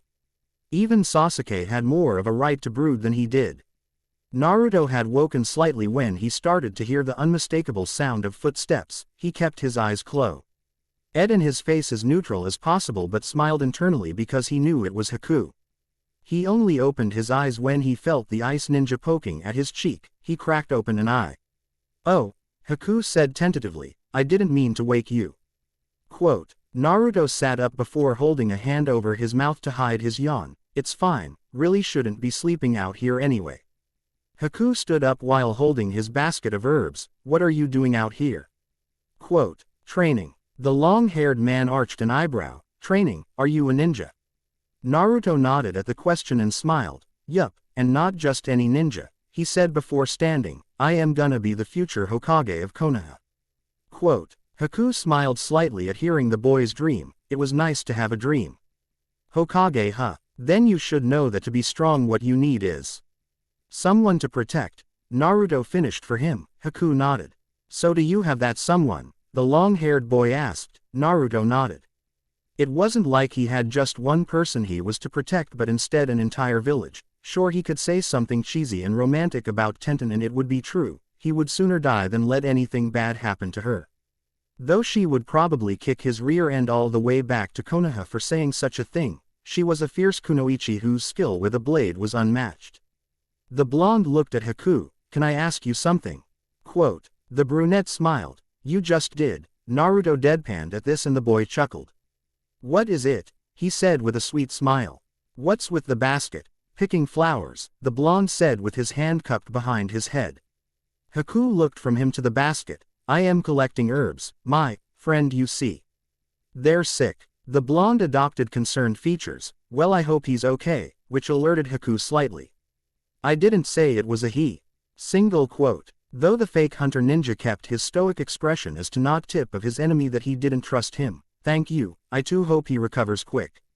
The blonde smirked as the fake hunter turned and started walking away, though he tried his best to hide it. Haku's shoulders were rigid. Until next time, he said in a sweet voice, Hunter-san. This caused Haku to freeze momentarily as he slid his right hand into his left sleeve and retrieved some of his hidden senbon. In one motion he turned and unleashed the volley of deadly needles. Naruto jumped back. Whoa! Haku retrieved another set of senbon but did not lob them at the blonde. Naruto held both hands up in mock surrender. I am not looking for a fight, he said with a nervous chuckle. Haku narrowed his eyes. How is it you know I was the hunter Nin? He said through gritted teeth. Naruto blinked. You'll be surprised at the things I know. He smiled, but when he saw that Haku hadn't relaxed, he sighed. I have a really good sense of smell. I can also smell Zabuza-san on you. And what do you plan to do with the information of his continued existence? The brunette said STILL ready to attack should the blonde make a move that he deemed as hostile. The blonde shook his head. Nothing, besides they already know. Besides I have no intention of making enemies of either you nor one of the 7 swordsmen. Quote. Hearing the boy's words made Haku relax slightly but not drop his guard or put away his weapons, much to Naruto's chagrin. Suddenly inspiration struck. The young time traveler smiled. I have a proposition for you. Quote. When Haku went out to collect herbs to heal the mist swordsman's injuries, Zabuza didn't expect him to return with the same blonde that had fought against him. At first, Zabuza was furious thinking that Haku had betrayed him, but soon discovered the reason for the blonde's arrival. I propose an alliance. Naruto spoke with an edge to his voice that seemed to command authority. The mist demon arched an eyebrow in confusion as he stared at the young genin. Not receiving a tongue lashing from the swordsman, Naruto continued, stop coming for Tazuna-san head, and you too, he point. Ed from Zabuza to Haku, I can get you positions in Konoha's shinobi force. Haku looked at the boy through wide eyes for a moment before turning away. How could such a child offer such a thing? What power did he have to make such a claim? But that wasn't the only thing on the young ice wielder's mind, for Naruto said this with such confidence. Zabuza began to chuckle. No deal. Naruto frowned at this. We have a mission and your games will not get in the way of that. Quote. The blonde time traveler sighed. It's no game, Zabuza-san. Someone like Gato would never honor the price you've agreed upon. He'll sooner stab you in the back, he said. While I offer you salvation from the hunters that are tracking you and a place to rest your heads for the night. Quote. The swordsman scoffed. Gato's no match for me. If he tries, then he'll surely regret it. Naruto rolled his eyes at the man's overconfidence. Clearly, Naruto said after a moment, if you're at your best, that's why he'll only strike after the fight between you and my team when you're weak. Quote. Haku stared at the boy that stood next to him. What made this boy believe that Zabuza could be defeated, let alone be seen as weak? Though it was logical for a swine like Gato to strike when his opponent was at his weakest. Zabuza scoffed. You pathetic lot wouldn't even be a challenge for me. The blonde's left eye twitched slightly. Sure, he didn't think convincing Zabuza to disobey his current contract would be easy, but the man just making this hard for the blonde. Naruto lifted his arm, which made Haku twitch slightly as he went to grab his senbon. The blonde sighed and messages the bridge of his nose. So there's nothing I can say to convince you. Not a chance, the masked man snarled. I would sooner fall on my blade than work with Konoha. The boy scratched at the back of his head. Damn, I was hoping we could work together. Oh well, he said as his arm fell to his side and a kunai slid into his hand. Haku noticed this and in a quick motion volleyed a set of senbon that embedded themselves within the blonde's arm. Poof! Haku blinked as the blonde exploded into smoke. Naruto sighed as the memories of his clone began to come to him. Damn him, Zabuza was a stubborn fool. The blonde frowned as he cupped his hands behind his head. The plan to work with the duo of missing nin was a bust, undone by the ego and hubris of the man feared as a demon. He needed a new plan. The future cooperation of Zabuza and Haku could be tremendously helpful in his efforts to kill Sasuke. Naruto shook his head. Thinking about it wouldn't help him. If Zabuza was too much of a fool to ally himself with the blonde, then there was no skin off Naruto's nose. Glad you could join us, Naruto. The blonde's attention shifted from his thoughts to the man who spoke. Kakashi stood with Sasuke and Sakura to his flanks. The cycloptic man sighed. Now let's get to training. Sensei. The silver-haired Jonin glanced at his pink-haired charge. Can we train in something else? Naruto-kun and I already completed the exercise. Quote. The man hummed as he heard this. All right, he sighed. Naruto's eye twitched at the man's bored tone. Today we'll learn you elemental affinities. Naruto smiled as his eyes gained a bright gleam. Elemental manipulation was something he had just barely managed to scratch the surface of in his training. He couldn't train in it with the others around and have them grow suspicions of his exponential growth. But now he could train in his wind affinity without a care in the world. Elemental affinity. What's that, sensei? Sakura asked with raised eyebrows. Kakashi's right hand disappeared into his kunai pouch, and returned with 3 pieces of paper in his hand. Elemental affinities are something everyone who can use chakra is born with. There are 5 different affinities. Water, fire, wind, earth, lightning. He listed the 5 elements as he handed the genin a paper each. These papers are made from a special tree that can be used to test your affinities. Just channel some chakra into the paper and I'll let you what you get. Quote, Sakura stared at the man before turning her attention back towards the paper in her hand. Narrowing her eyes, she pulled upon the warmth that was chakra. Leading it through her body to her arm and finally into the paper, she watched in amazement as the paper seemed to crumble into dust. An earth affinity, Kakashi said with his trademark eye smile. Sasuke channeled some chakra into his paper. The parchment crumpled into a ball before being engulfed in fire. You're an Uchiha, so a fire affinity's a given, but to have a secondary lightning affinity is impressive. Quote, Sasuke smirked arrogantly and Naruto sighed as he saw it. The blonde already knew what his affinity was. Wind, nothing special, nothing more, just wind. One of the rarest affinities to have in Fire Country. He channeled chakra into the paper and stared in shock. Contrary to last time he learned of his affinity where the paper only slips into, this time the paper seemed to dampen significantly and split 3 times. Kakashi smiled under his face mask. Nicely done. Naruto, you have 2 strong affinities for water and wind, the Cyclops said. Naruto remained speechless as he stared at the damp pieces of chakra paper in his hand, completely oblivious to Sakura's congratulations. Why had he gained an affinity? Could it have been Kurama? Naruto furrowed his brow as he thought on this. The furball may have gifted him a secondary affinity. He transferred himself into the younger Naruto. He shook his head. No. Time to dwell on that. He would simply ask him when he saw him again. Kakashi cleared his throat. Before making a hand sign Naruto had never seen him make. Before the genin knew what was happening, 2 other Kakashis poofed into existence. Naruto was awed that the man could perform the shadow clone jutsu. He had never done that before. Whoa, the blonde said, I didn't know you knew the shadow clone jutsu, Kakashi-sensei. Quote, the silver-haired man nodded. Of course, though I can't use it as you do. You simply have more chakra than I do. He said this idly without thinking and didn't notice the looks of shock that appeared on his other 2 students' faces. Now, each of you will go with a clone and will learn a jutsu for your elements. The Kakashis split up and took each of the kids. Naruto stood watching as his Kakashi took 2 scrolls from his vest. Alright Naruto, I'll be teaching you the wind bullet jutsu and water prison jutsu. Quote, Tenten strolled through the streets of Suna, basking in the cool air of the early morning. Today was the day of Team 9's departure, which was why she was out and about. Suna was known for many things like sand and its abundance of shinobi with the wind affinity, but neither of these things interest her at the moment. No, the reason she was in the street was to pick up Suna's famous jelly-filled dumplings. They were the weapon mistress's favorite treat. In the future, if she let an opportunity to grab a couple dozen of them slip by, she would sorely regret it. Just the thought of the salty and crunchy exterior and sweat-juicy jelly interior made her mouth water.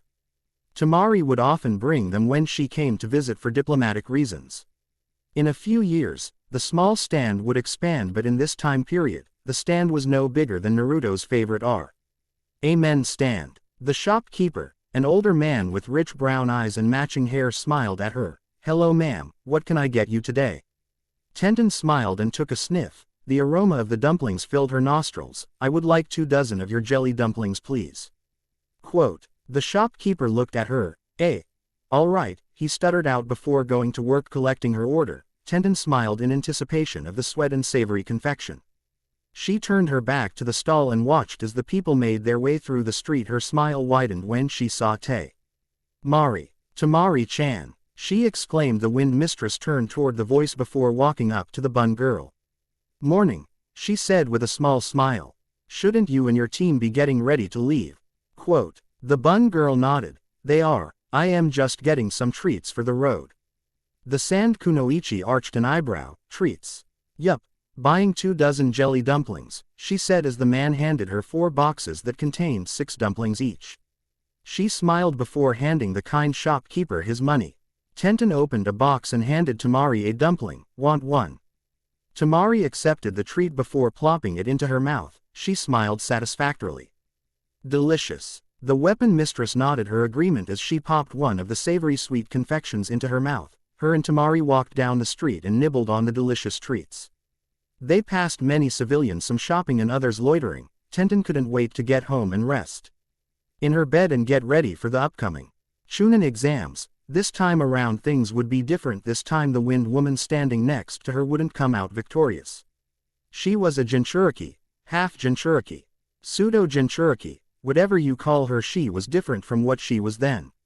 The bun girl looked at the fan wielder that walked next to her. So, you going to be participating in the Chunin exams?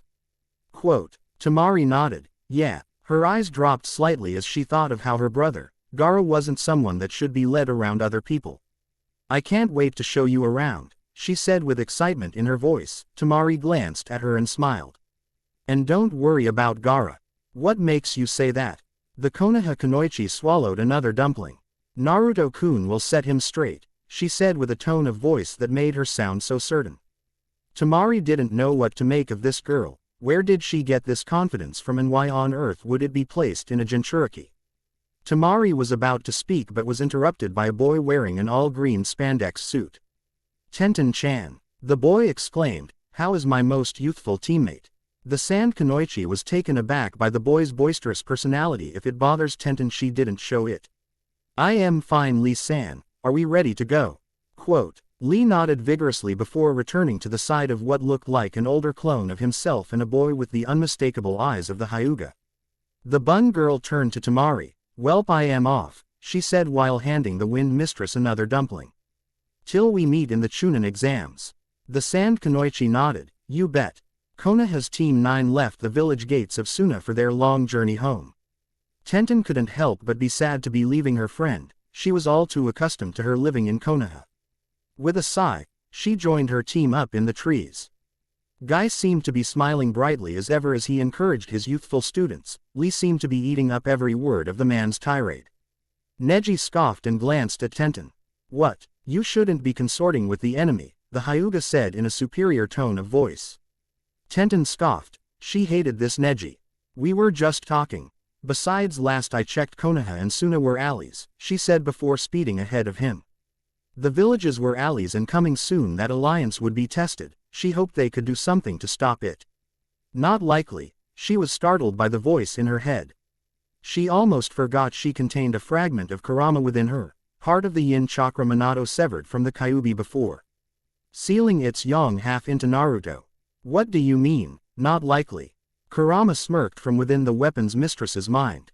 Time is a delicate thing, it can only take but so much deviation before crumbling. Tenten thought on this as she and her team leapt through the trees leading to Konoha. Waking from the previous day's training, Naruto stared at the ceiling of the guest room. He blinked and rubbed the sleep from his eyes as he sat up. The first thing he saw was the lady of the house, Tsunami. Morning, Tsunami-chan. The mother looked at him. Sorry, did I wake you? Kakashi-san said you should rest. You came home pretty late last night, she said as she approached him. Naruto looked at her before looking out the window that he lay beside. What time is it? Tsunami arched an eyebrow and looked at a wall clock that hung just above the window. Almost 10:30 a.m. The blonde nodded, thankful he hadn't overslept and missed Gato's thugs. He looked at the woman as she walked out of the room. He made a simple hand sign and a puff of smoke. Later, a Naruto clone stood directly next to him. Protect them, the original order. Getting a nod from the clone, Naruto opened the window and jumped through it. Leaping from roof to roof, the blonde spotted the thugs he had beaten before. He moved slightly to intercept them but turned and moved back towards the bridge. This was the defining moment for Inari. These goons played a very important role in it and the blonde time traveler was not going to interfere. With that, approaching the bridge, Naruto could see the mist consume his friends. Thankfully the ice mirrors hadn't been erected. He smiled slightly at this, thanking Kami that he didn't have to infiltrate the dome again. Thanks for waking me up, Naruto said once he arrived. Zabuza smirked as he saw the blonde. Welcome to the party, Blondie. Naruto scowled at this. He did not like being called Blondie. Not like one more genin will keep me from killing you, lot. Quote. Naruto glanced from the mist demon to the boy in the fake hunter mask. His eyes glowed with resolve. Hello, Zabu-chan. The bandaged man snarled at the boy as he took a stance. Haku's eyes softened behind his mask at the appearance of the blonde. His form brought back memories of his offer. Salvation from their pursuers, from the Mizukage's unjust bloodline war, a place to call home.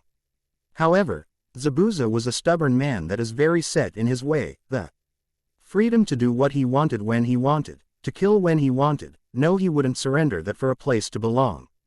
Making a single hand sign, Zabuza conjured up a heavy mist. Naruto, however, was prepared for as he weaved through hand signs.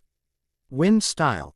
Great breakthrough, the blonde Jinchuriki exclaimed as he pushed his palms outward and a powerful gust of wind erased the mist.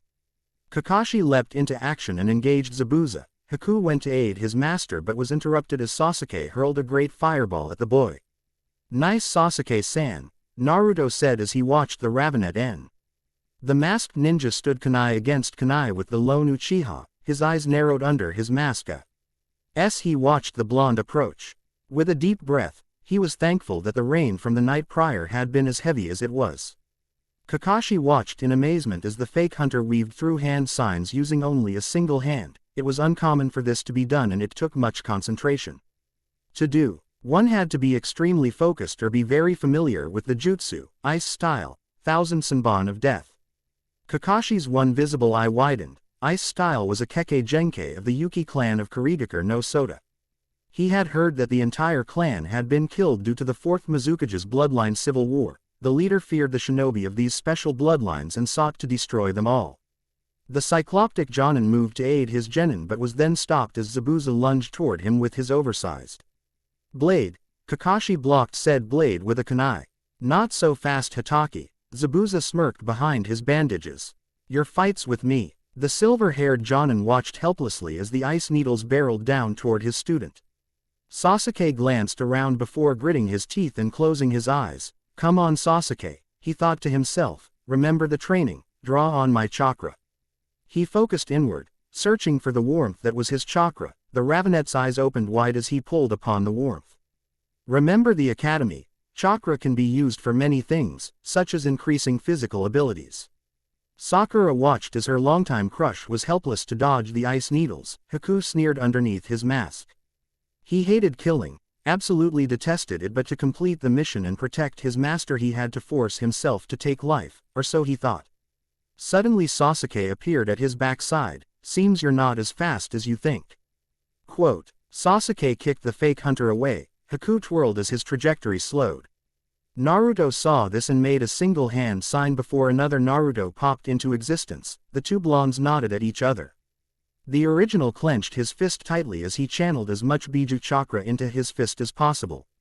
The clone slid underneath the now standing Haku before turning on the masked shinobi and went to strike the brunette. However, Haku anticipated this and blocked the strike with his palms. The clone smirked and poofed out of existence and the original struck with his Biju-enhanced fist. The boy jumped away in surprise as the blonde's fist made contact with the bridge.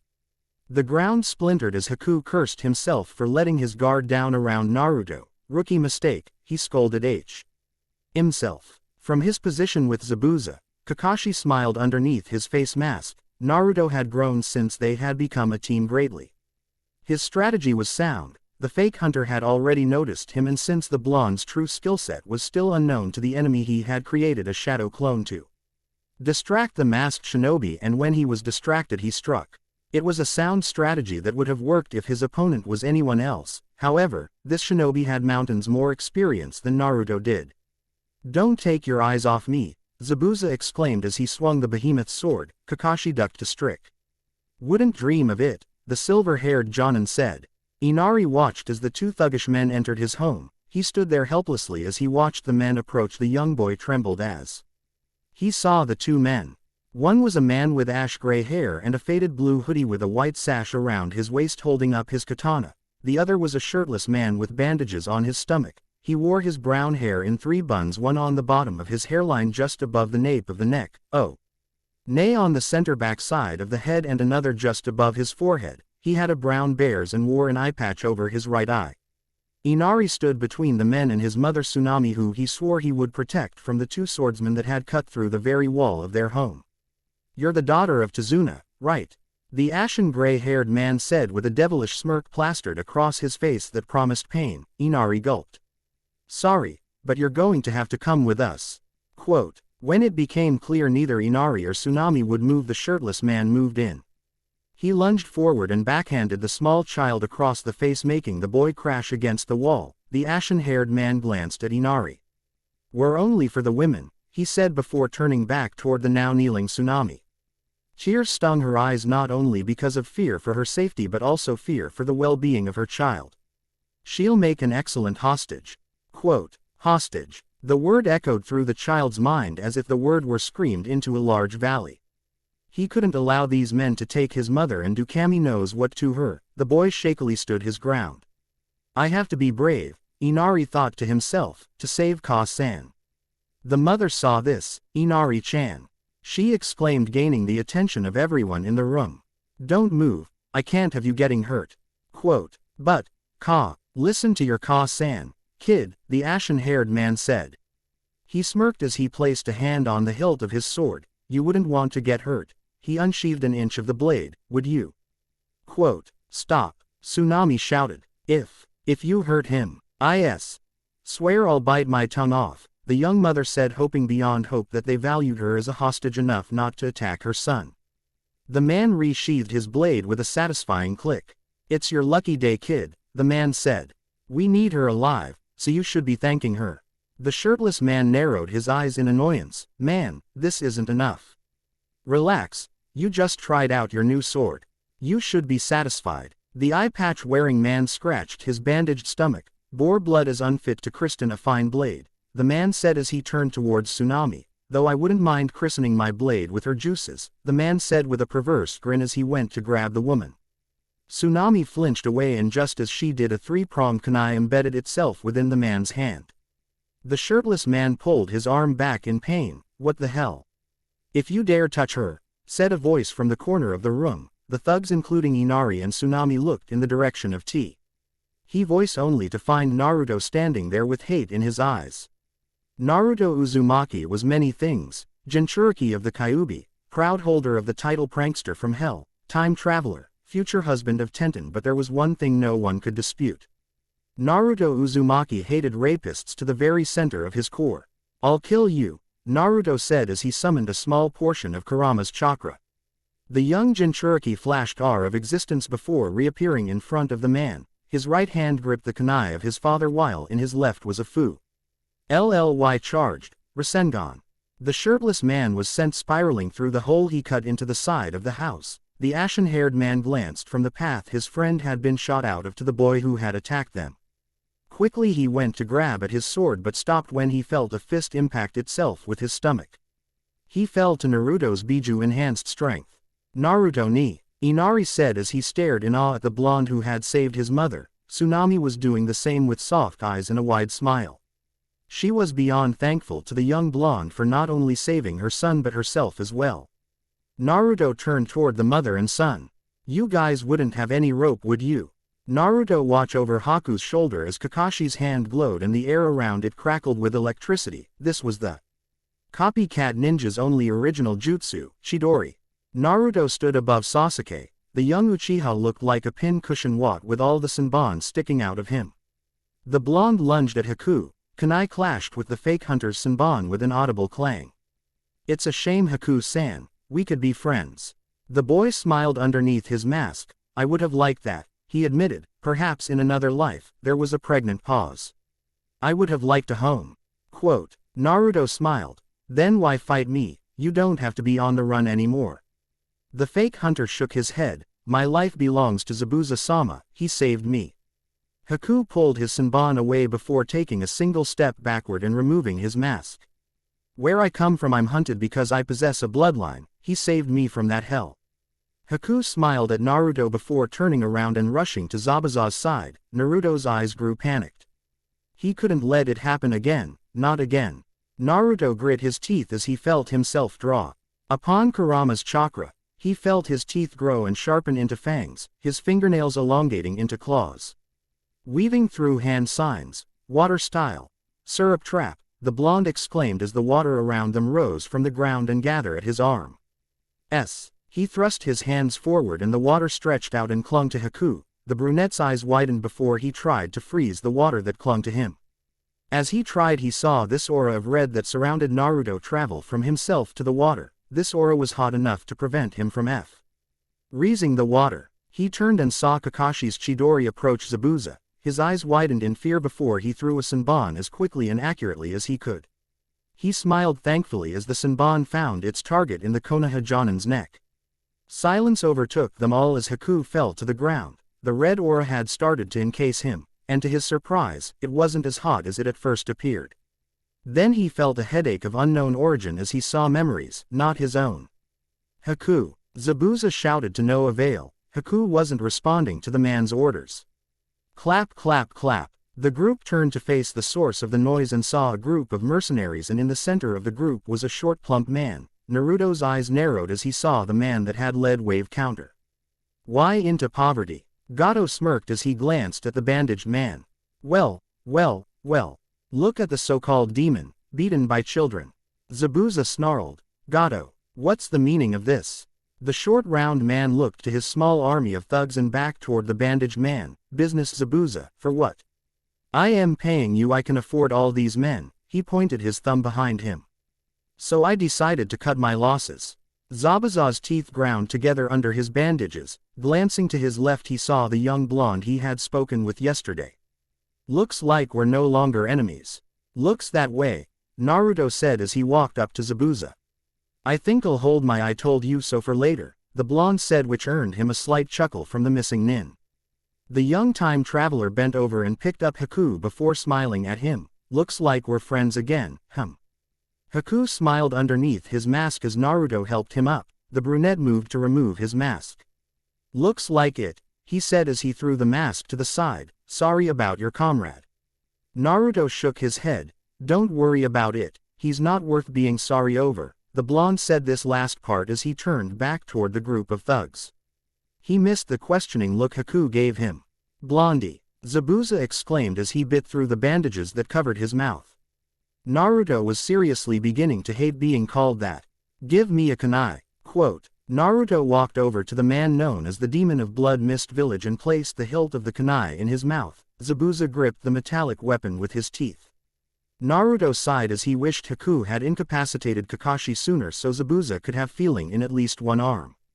I so don't want that kunai back. Naruto eyed the group of thugs and let out a breath. He arched an eyebrow as he visibly saw the breath he took.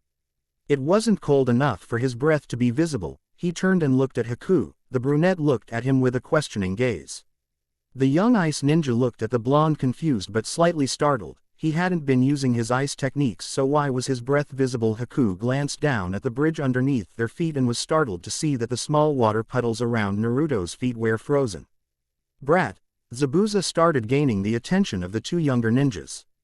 Gato's mine, he snarled as he charged forward.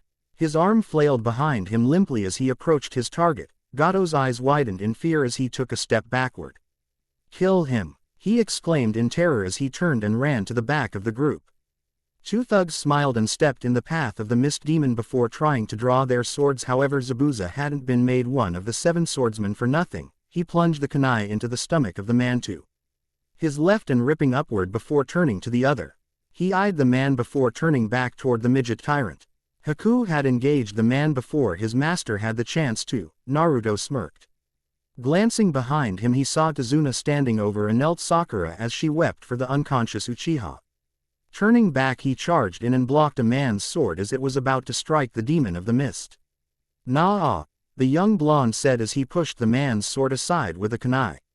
Zabu-chan's busy at the moment. I would ask you to leave a message. The time traveler nailed the man between the EY's with his kunai. But you're already dead. Gato made his way to the edge of the bridge before grasping his knees and panting before turning around only to see his men being flung about by the 3 men. He paled when he saw Zabuza approaching him with incredible speeds. Demon. The man lunged toward the tyrant with kunai in mouth. Stabbing into his plumb stomach, he ripped upward. Gato coughed up blood as the kunai was removed from him. Clutching at his chest, he felt the warm red liquid say. EP through his fingers. Why? You bastard, said as he stumbled to the side. If you You have a D. Death wish, D. Don't drag me down T. 2. Zabuza stood at his full height only to have several swords and spears plunged into his back. The man's mouth leaked blood, but he wasn't done. Gato was still alive, so that meant his job was not done. He lunged towards the man and sliced diagonally across his chest before kneeing the man in the stomach, which threw him off the bridge and into the water's bellow. The men behind the missing nin stared at the man known as the demon with fear. He had just killed Gato, one of the most feared and influential men in all of the elemental nations. Zabuza turned, and the remaining men that were still alive parted to make a path for the man. The man wandered toward the blonde Jinchuriki. Naruto stared in shock as the man collapsed in front of him. Zabuza-sama, Haku exclaimed as he ran to his master's side before his hands glowed with green chakra. The demon shook his head before Haku could sully his hands with his blood. No H. Haku-san, he said weakly, I am not gonna make it. Zabuza-sama, please, Haku pleaded with the man he saw as a father. There's still time. Zabuza shook his head before he coughed up blood. Blondie. Naruto heard this and walked over to the man before crouching at his side. The ex-Kiri ninja glanced to his side where the blonde was looking at him with concern etched onto his face. D. Does your offer still stand? Naruto's eyes widened before he looked up at Haku's weeping form. The brunette had his eyes clenched as he shook slightly. Losing one's precious person is never easy. It was a feeling Naruto knew all too well when he witnessed the deaths of the villagers in his futu. He glanced at the dying man. Yes, Zabuza-san, want you to grant me my asked wish. The young time traveler nodded. Haku deserves a home, the man panted. He deserves a place to belong. Naruto nodded. Of course, Zabuza-san. He shed a single tear for the man who had once been his enemy. He may not have known the man outside of this mission in his bingo book entry, but the death of anyone is cause for sadness. Zabuza smiled contentedly as the rise and fall of his chest ended as a single tear cascaded from the man's left eye. Standing at attention was the group known as Team 7 as their sensei gave the Hokage the report about their C-rank turn A-rank mission. Naruto watched as the elderly man read through the report Kakashi had given him before glancing to his right and seeing Haku, the ice shinobi who had been entrusted to him by the dying missing nin known as Zabuza. The blonde couldn't wait to return home to his and Tenten's apartment for some well-deserved rest and relaxation. This is quite the report, Hiruzen muttered before cupping his hands over his desk. The elderly man looked over the 4 children in front of him. Naruto smiled at the man before glancing back at Haku. The former missing nin was standing stark still with an emotionless stone face. If anyone hadn't seen the rich earthen pupils, they would have mistaken him for a Hyuga. Sakura smirked while blushing as she looked at Sasuke from the corner of her eyes. The young Uchiha stood emotionless as ever in front of the Hokage. I suppose congratulations are in order, the elderly Hokage said as he placed his pipe in his mouth. You may be genin, but you held your own against unknown odds. Naruto subtly shook his head. Unknown odds, no odds were unknown to him. Hiruzen took a puff of his pipe before exhaling the smoke. You 3, he pointed to Sasuke, Sakura, and Kakashi, are dismissed. The Hokage turned toward Naruto and Haku. You 2, stay.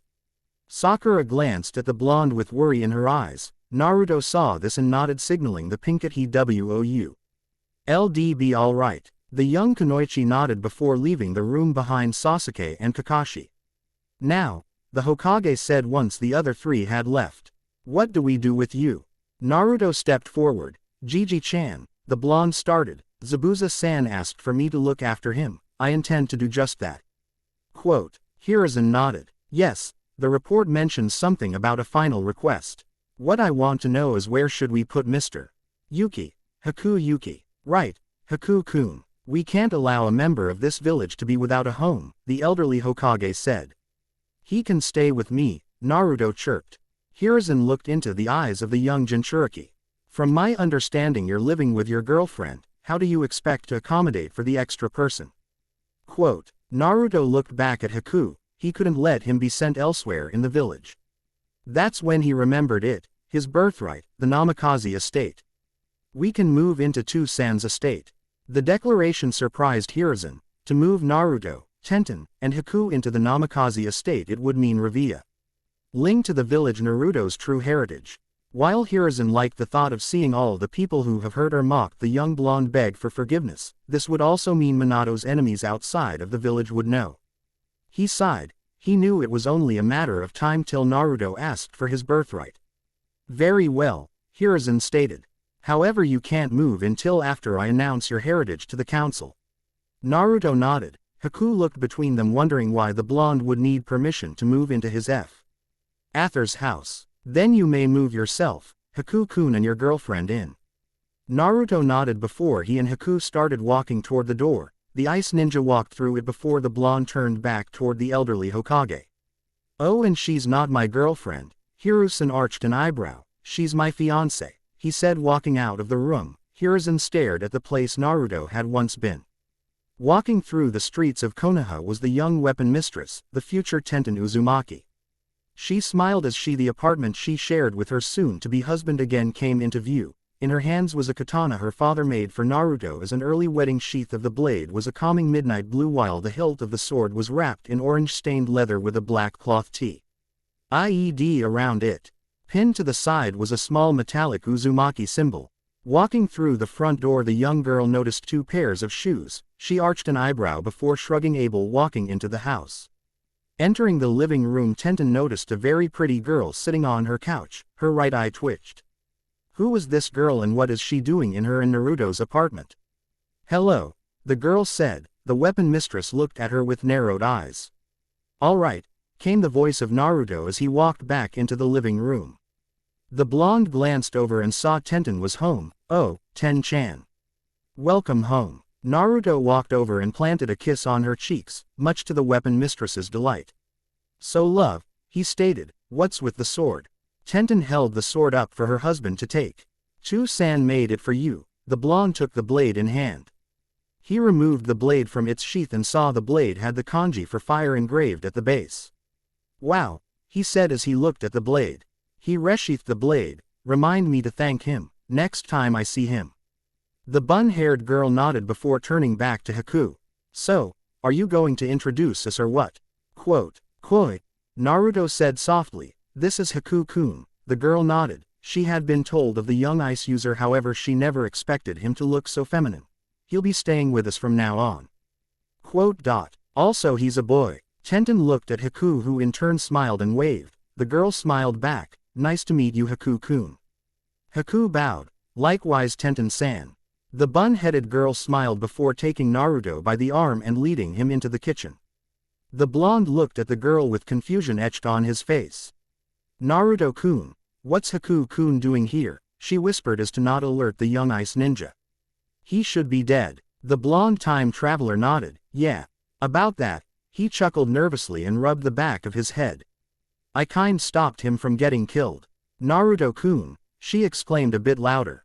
Haku glanced at the two and began to get confused. The incredibly dangerous. Time is a fragile thing. We can't be going around and altering everything we want. The blonde arched an eyebrow. When did you become so sage-like? I retained the yin half of Kurama, remember, she said as she poked the side of his head lightly. He says if we alter too much we could end up ruining everything. Naruto hummed. In truth, he did forget. His half of Kurama had been dormant from him until fairly recently. Flashback. Naruto opened his eyes once he heard the familiar sound of water dripping. His surroundings were that of the seaweed that made up space in his mind that was reserved for housing the most powerful of Biju. Walking down the familiar corridors, he eventually found what he was looking for, large red wooden bars that made up the cage that contained Kurama. Hey, Kurama, Naruto exclaimed in excitement. The fox cracked open an eye and smirked as he saw his young friend. It's good to see you. It is, Kurama stated. To think my other half's crazy plan actually worked, the fox chuckled. Yeah, the blonde said as he gazed up at his friend. Can't believe I thought Ten-chan would kill me. Kurama laughed. Indeed, I was watching the exchange. Then why am I only hearing from you now? The giant fox shook his head. I had to break through the mental barriers that prevented us from making contact, Kurama explained. Breaking through the mental barriers was difficult. He almost cursed Minato for putting them up. However, if he didn't, Naruto would have ended up like Gaara. Now all that's left is the seal that separates us. Naruto smiled as he walked forward toward the paper seal that held the cage shut. As he grabbed the corner of the seal he felt a hand grip his arm. Glancing over he smiled as he saw him.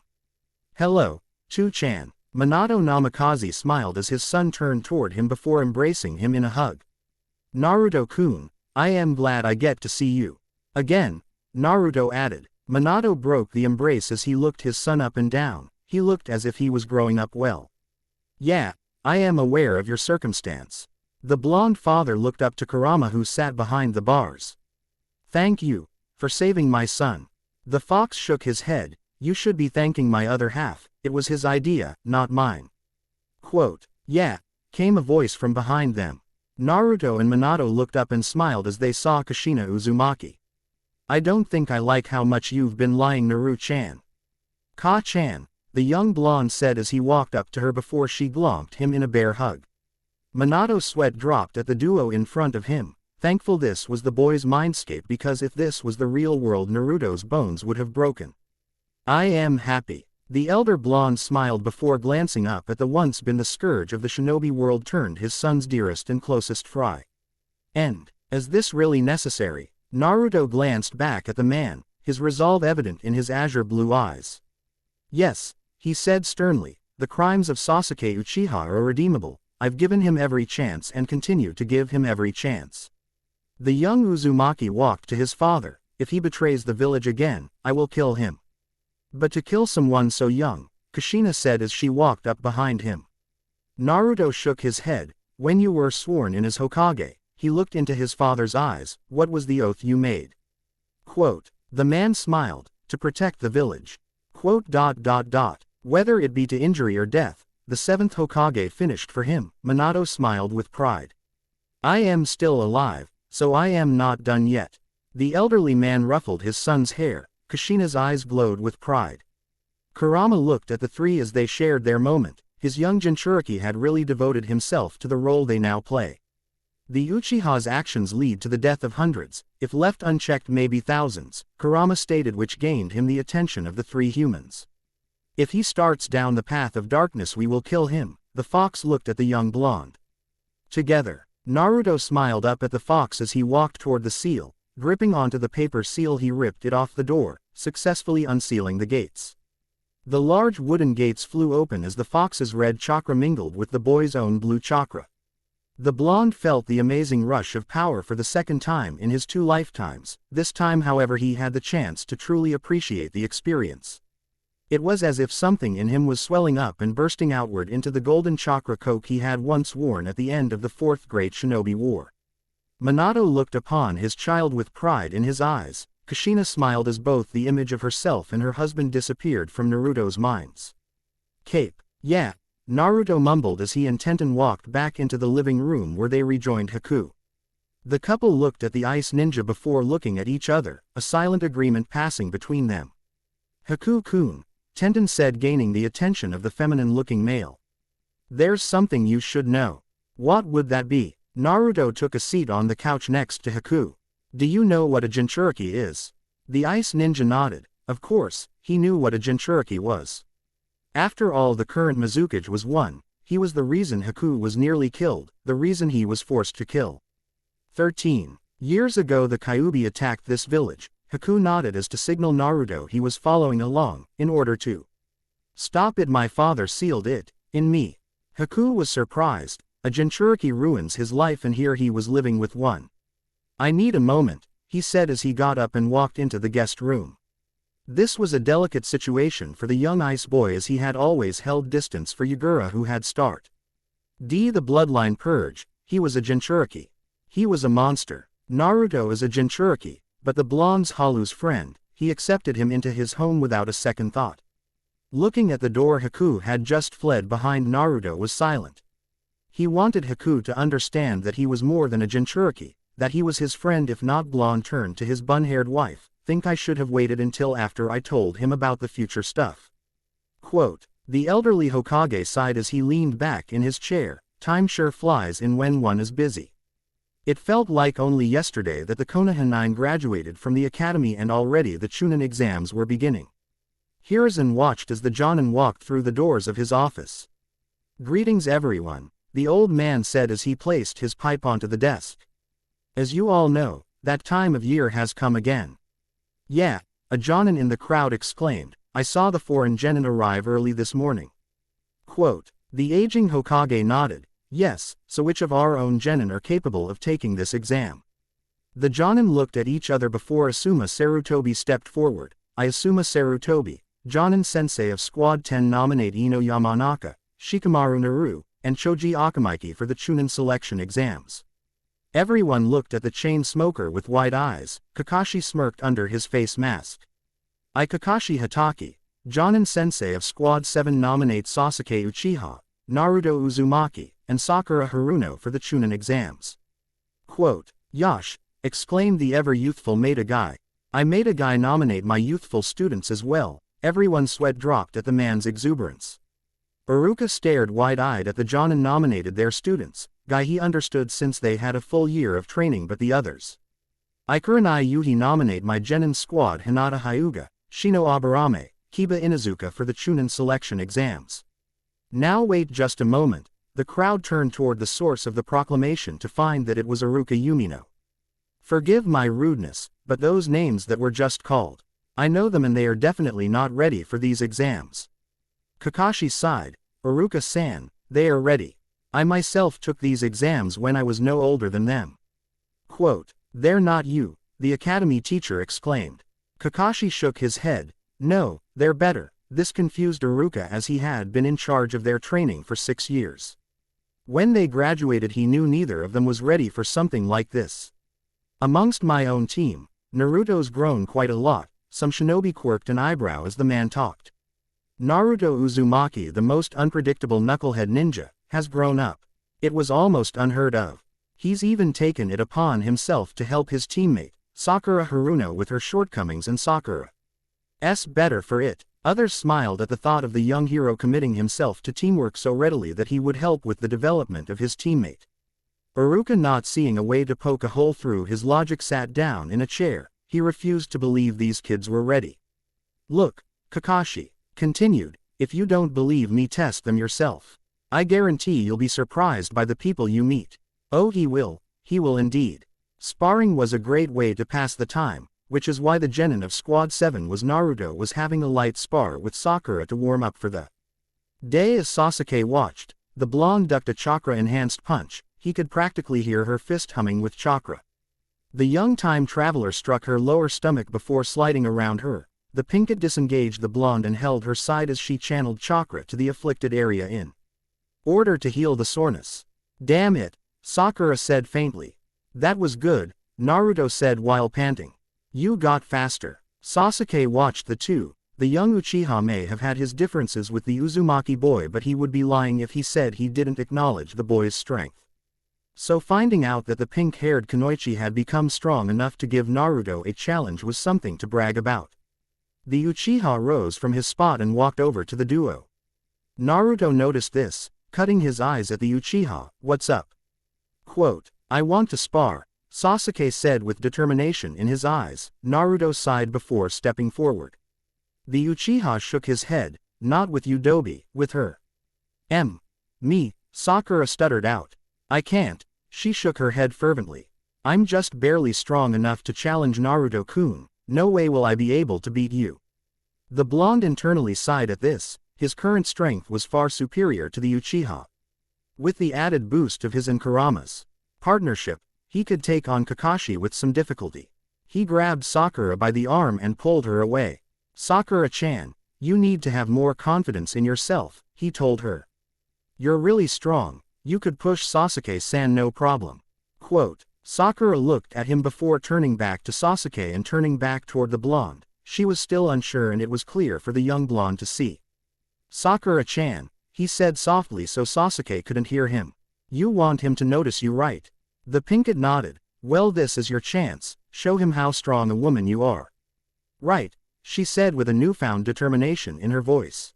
"Thanks, Naruto-kun." She turned back toward Sasuke. "All right, Sasuke-kun, you're on." Quote, arriving at the training ground to meet his team, Kakashi Hatake came across a sight he never expected to see. Naruto was sitting on a boulder watching intensively as Sakura and Sasuke sparred. He saw the young Pinkett slam a first into the Uchiha's outstretched palm.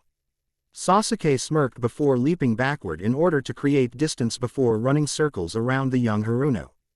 Seeing this, Sakura did something he hadn't thought possible for her. She threw a powerful punch into the ground, sending shockwaves into the very earth they stood upon and splintering it. "All right," Kakashi exclaimed, making his presence known. "That's enough." The three genins walked over to their sensei expectantly. "Hey sensei," Naruto greeted, "what are we doing today? More missions?" Quote, "Nope. Are we learning new jutsu?" Sasuke asked. Again Kakashi shook his head. "Maybe more advanced chakra control exercises." Sakura guessed. "No," Kakashi said, "all good guesses, but alas none of you got it right. In fact, I've signed you three up for the upcoming Chunin exams." Reactions were varied amongst the children. Sasuke smirked but overall kept his stoic figure. Sakura beamed at the thought of her sensei thinking she was ready for these exams. She was excited, and for good reason. Since graduation, she had put in a lot of work, and now it was finally time for the whole village to see the fruits of her labor. Naruto smiled widely at the news before slinging an arm over Sakura's shoulder and chuckling. Sakura began giggling as a response. "All right, you three," Kakashi stated, "I want you all to prepare for the exams, so today's training's being cancelled." This left the rest of the day open for Naruto and his team. The blonde bid farewell to his team before walking away. "Hey Sasuke-kun, would you like to continue our spar?" Naruto heard Sakura say as he was walking away. The Uchiha looked at her. He hummed. "Sure." Walking into the room that housed the first phase of their exams, Naruto was hyper-aware of all the murderous looks their fellow exam takers were given them. Sakura had a look in her eyes that was an odd mixture of concern and determination. He smiled at this and patted her on the shoulder.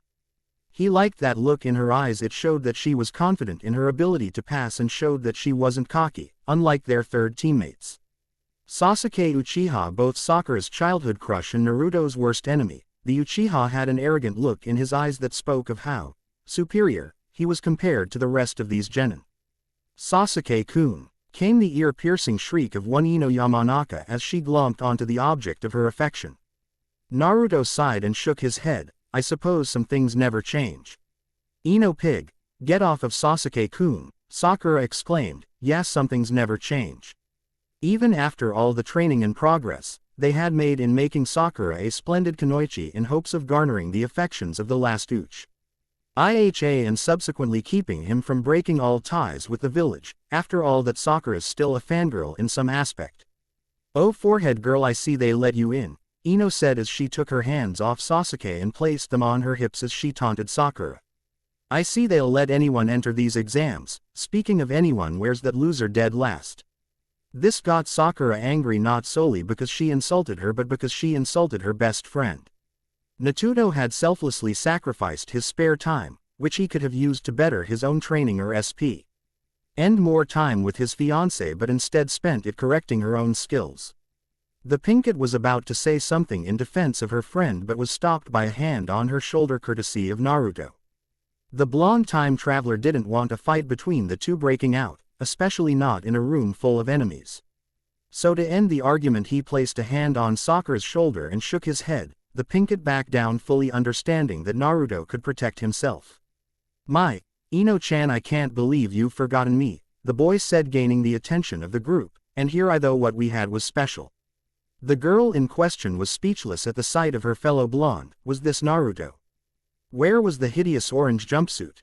While the boy in front of her did have Naruto's spiky blonde hair, sapphire blue eyes and those whisker marks on his cheeks, his outfit was something that was very unlike the Naruto she had last seen at the academy all those months ago. The boy wore a black sleeveless muscle shirt that hugged his body a little too well for Ino's comfort. Over the shirt he had a dark green jacket that cut off just above his navel. He wore black Anbu issue pants with similarly black ninja sandals. The only shred of orange on him was an armband he wore on his right arm just under his shoulder. "Naruto, is that you?" The boy nodded. "When did you get so ripped?" Naruto tilted his head in confusion as to how he should answer this. Sure, yeah, or could say he busted his ass ever since they graduated, and while that was true they would ask why and fra. NKLY he couldn't get into it. Hard to show muscle, while wearing a baggy jumpsuit. A boy walked up to them. Troublesome, the pineapple-headed genin said. What's with the whole change? What happened to the orange monstrosity? Quote, Naruto hummed in aggravation. My fiancé burned them. This was not a lie. When they had moved into the Namikaze estate, she had set the lot of them on fire with a fire jutsu the first chance she got. The remark about a fiancé got everyone's attention. Sakura shook his head. It wasn't so bad, Naruto-kun. Ino's eyes widened. You can still wear orange, just not a, kill me, orange full-body outfit. The boy in question rubbed at the back of his head. I suppose. If he had planned on continuing his sentence, no one knows, for they were interrupted by a hard thud as a head of platinum blonde hair fell hard. Ino had fainted, and to everyone but Hinata they had no idea as to why. The lavender-eyed Hyuga was devastated at the implications of Sakura referring to her Naruto-kun and kun. You guys are quite loud. Everyone turned and saw a silver-headed boy. It took everything in his now to scowl or outright attack the boy in front of him. Kabuto Yakushi stared at the group before looking down and seeing a very unconscious Ino. With a sigh he knelt down and began using his medical ninjutsu to wake her up. If you hadn't noticed, all these genin are on edge. It would do you all well to keep quiet and lay low. Quote, Kiba looked at the boy as he finished healing Ino. Naruto placed a hand on his own stomach as a way to calm Kurama, who was snarling at the snake's right-hand man. Who are you? Choji said as the boy stood. Naruto never took his eyes off him. My name's Kabuto Yakushi, and I've been to these exams enough times to tell you what's what around here. So, Sasuke said as he looked at Kabuto, you're like what? An informant. The snake with glasses hummed. Yeah, I guess you can think of it like that, Kabuto said as he took a scroll out of his back pocket and placed it on the ground before pushing G-chakra into it, and a stack of cards appeared. See these? These are my ninja info cards. I am real good at gathering info on just about anything. People, places, you name it. The group looked amongst themselves. Begrudgingly Naruto had to agree.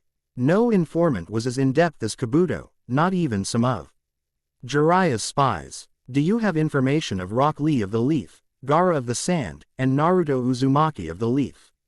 The group were shocked at this, as two of those three names were fellow Leaf ninja, and one of them was his own teammate.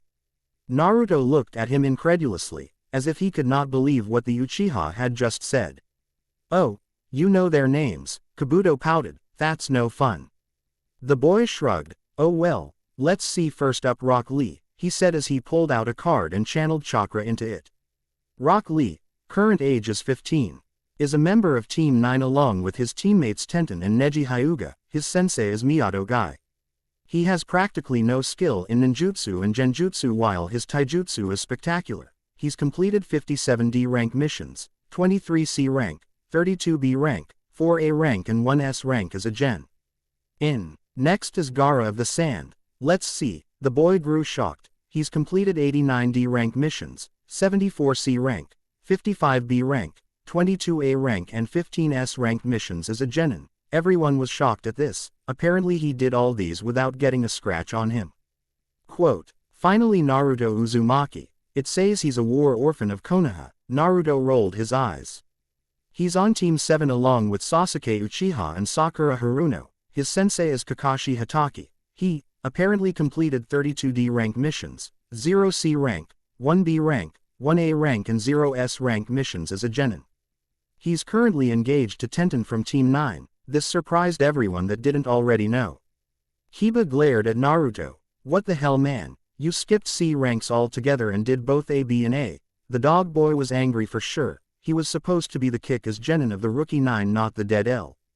Asked. Naruto narrowed his eyes at Kiba but wasn't really annoyed by him. That B rank wasn't supposed to be known by anyone but the Hokage. After all, it was the night that he had killed the traitor Mizuki. All right.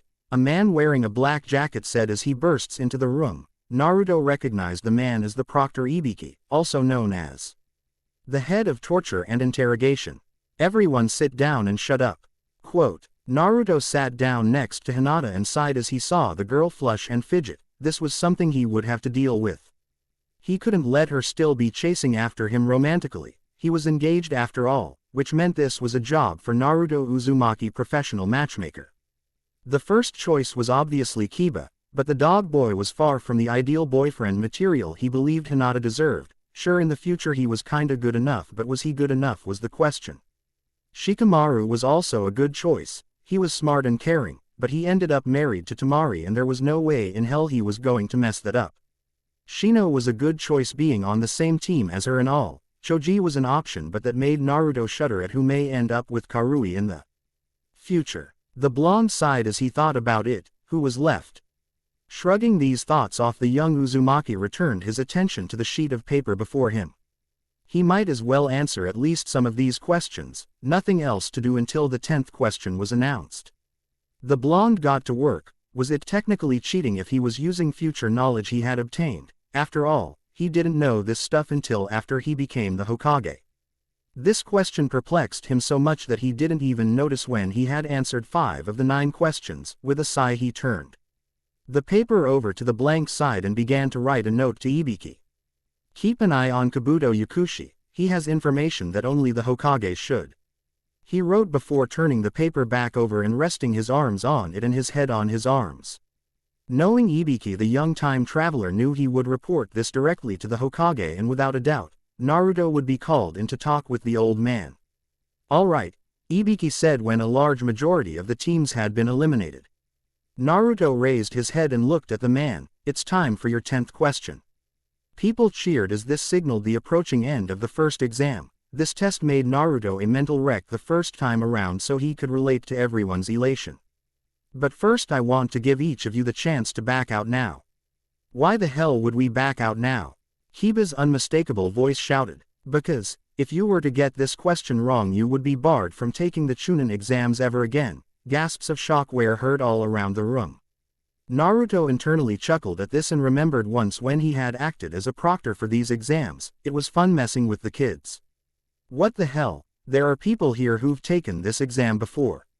You can't do this, Kiba shouted in agitation. Oh, I can and I am. These other kids didn't have me as a proctor, Ibiki said with a smirk as he saw some genin squads leaving. Naruto remembered how hopeless it felt for him and it made him angry. He remembered how Sakura had tried to quit for him. Yeah, right, came the voice of the blonde as he stood up. Remember this and remember it well. The ninja who will become Hokage is me, Naruto Uzumaki. I don't care if I am a genin for the rest of my life, believe it. Quote. His little outburst seemed to do the trick as a trio of students who were about to stand sat back down, their confidence renewed. Ibiki smiled as he glared at the young boy who had single-handedly given the entire class the confidence to continue. Is that so? He said with a cocky smirk that promised pain. When he saw no one make a move he smiled. Congratulations, you all pass. Standing outside of the forest of death, the trio know as Team 7 were listening to the proctor. Naruto was listening extra intently. All right maggots, when you hand in your waivers then come to that tent. She pointed to a tent with 2 large crates and a table. Where you will be given 1 scroll. By the end of these 5 days you will be expected to get the other scroll and be at the tower in the center of the forest. Team 7 was first to enter the tent with their handouts. Sasuke smirked as he slid a earth scroll into his back pocket. No one was any the wiser when the young blonde slipped away from their view for a moment before reappearing moments later. Naruto sighed. Hey wait, came the voice of Anko. The blonde silently sweated as he turned toward the purple-haired Jonin with confusion etched on his face. It was a risky move trying to swipe a heaven's scroll out from under the nose of the woman, even riskier when using the stealth skills she helped him cultivate. 8. Of course she would notice his movements, after all, they were based on her own. You're Naruto Uzumaki, right? The time traveler nodded. Yeah. Anko nodded. I hear you're getting married, be careful for her sake. Quote. The blonde would have sighed a deep sigh of relief if he wasn't currently in the woman's presence. He bowed slightly and offered a quick, I will, before leaving and walking toward his team. Anko smirked as she watched the kid who had just skillfully stolen a heaven scroll out from under her nose. Walk away. Damn, that kid's good. Team 7 waited patiently for the gates in front of them to open, and when it did the trio leapt into the trees as blurs before landing in a clearing about 4 to 5 miles away from the starting gate. Naruto turned toward his teammates who looked at him. Sakura had an expectant look in her eye as she smiled warmly at best friend, and Sasuke had a slightly annoyed expression married to his face. Guys, I have a plan. Quote. The Uchiha scoffed. Now you have a plan, he said as a soft jab at his blonde teammate. Naruto blew him a raspberry before pulling out a white scroll from his ninja pouch. The blonde smirked as did the Ravenet. Sakura gasped, Naruto-kun, you stole a heaven scroll. The boy looked at her with a slight pout, you could have gotten us in trouble. Relax Sakura-chan. Surprisingly this did not come out of the blonde's mouth. The pinkett and blonde looked surprised that Sasuke Uchiha had referred to his teammate with such affection. Sakura blushed as she looked down as if her feet became the most interesting thing in the world. Naruto smiled as he saw his plan starting to bear fruit. We are ninja and ninja don't play fair. The Uchiha turned around as to walk in the direction of the tower. Naruto looked from him to his female teammate and smiled as he saw her blushing. He leaned in. He called you Chan, Naruto said in a teasing manner before Sakura playfully slapped his arm and began walking. The blonde chuckled at himself as he began walking with his hands cupped behind his head. Hey guys, long time no see. Okay, really long time no see, like 2 or 3 years since I last updated this story. In my defense, I don't have one, teehee. IDK I couldn't think of how I wanted to write this chapter and my usual method of giving this story a break and working on something else didn't work, so I just kinda stared at the Ino vs Sakura fight with a blank expression. But I wanna change that moving forward into 2022, also merry belated Christmas and belated New Year. Going into 2022 I wanna be more productive not just when writing fanfiction but also in my YouTuber career, and in my bladesmithing. Check me out on YouTube. My name's Trainer Will with 1 L cause if you type 2 L's it'll take you to something else. Smiley face. Naruto stared down from the balcony at the fighters, his eyes transfixed on the scene playing out before him, but he wasn't really watching the fights play out after all. The blonde traveler had already witnessed the fight. His mind was hard at work trying to figure out the best way to overcome the coming battle between his village and the combined effort of Suna and Otogakure. He glanced up towards Gaara. The Sans Jinchuriki was visibly disturbed by the Biju that he held within him due to him having an insufficient seal. During his childhood when he had first defeated Gaara he happened to catch a glimpse of his seal. Back then the blonde didn't know what to make of it, but now that he was a fully grown and trained adult he knew perfectly well what it really was, a 4-pillar binding seal, not a very strong seal by any means. For sealing a beast like one of the Biju, even for the weakest of Biju, a 6-sided seal was the minimum necessary. Any less and it would allow the container to be affected by the Biju. And according to Kurama his brother Shukaku was by far the most mentally disturbed of the 9.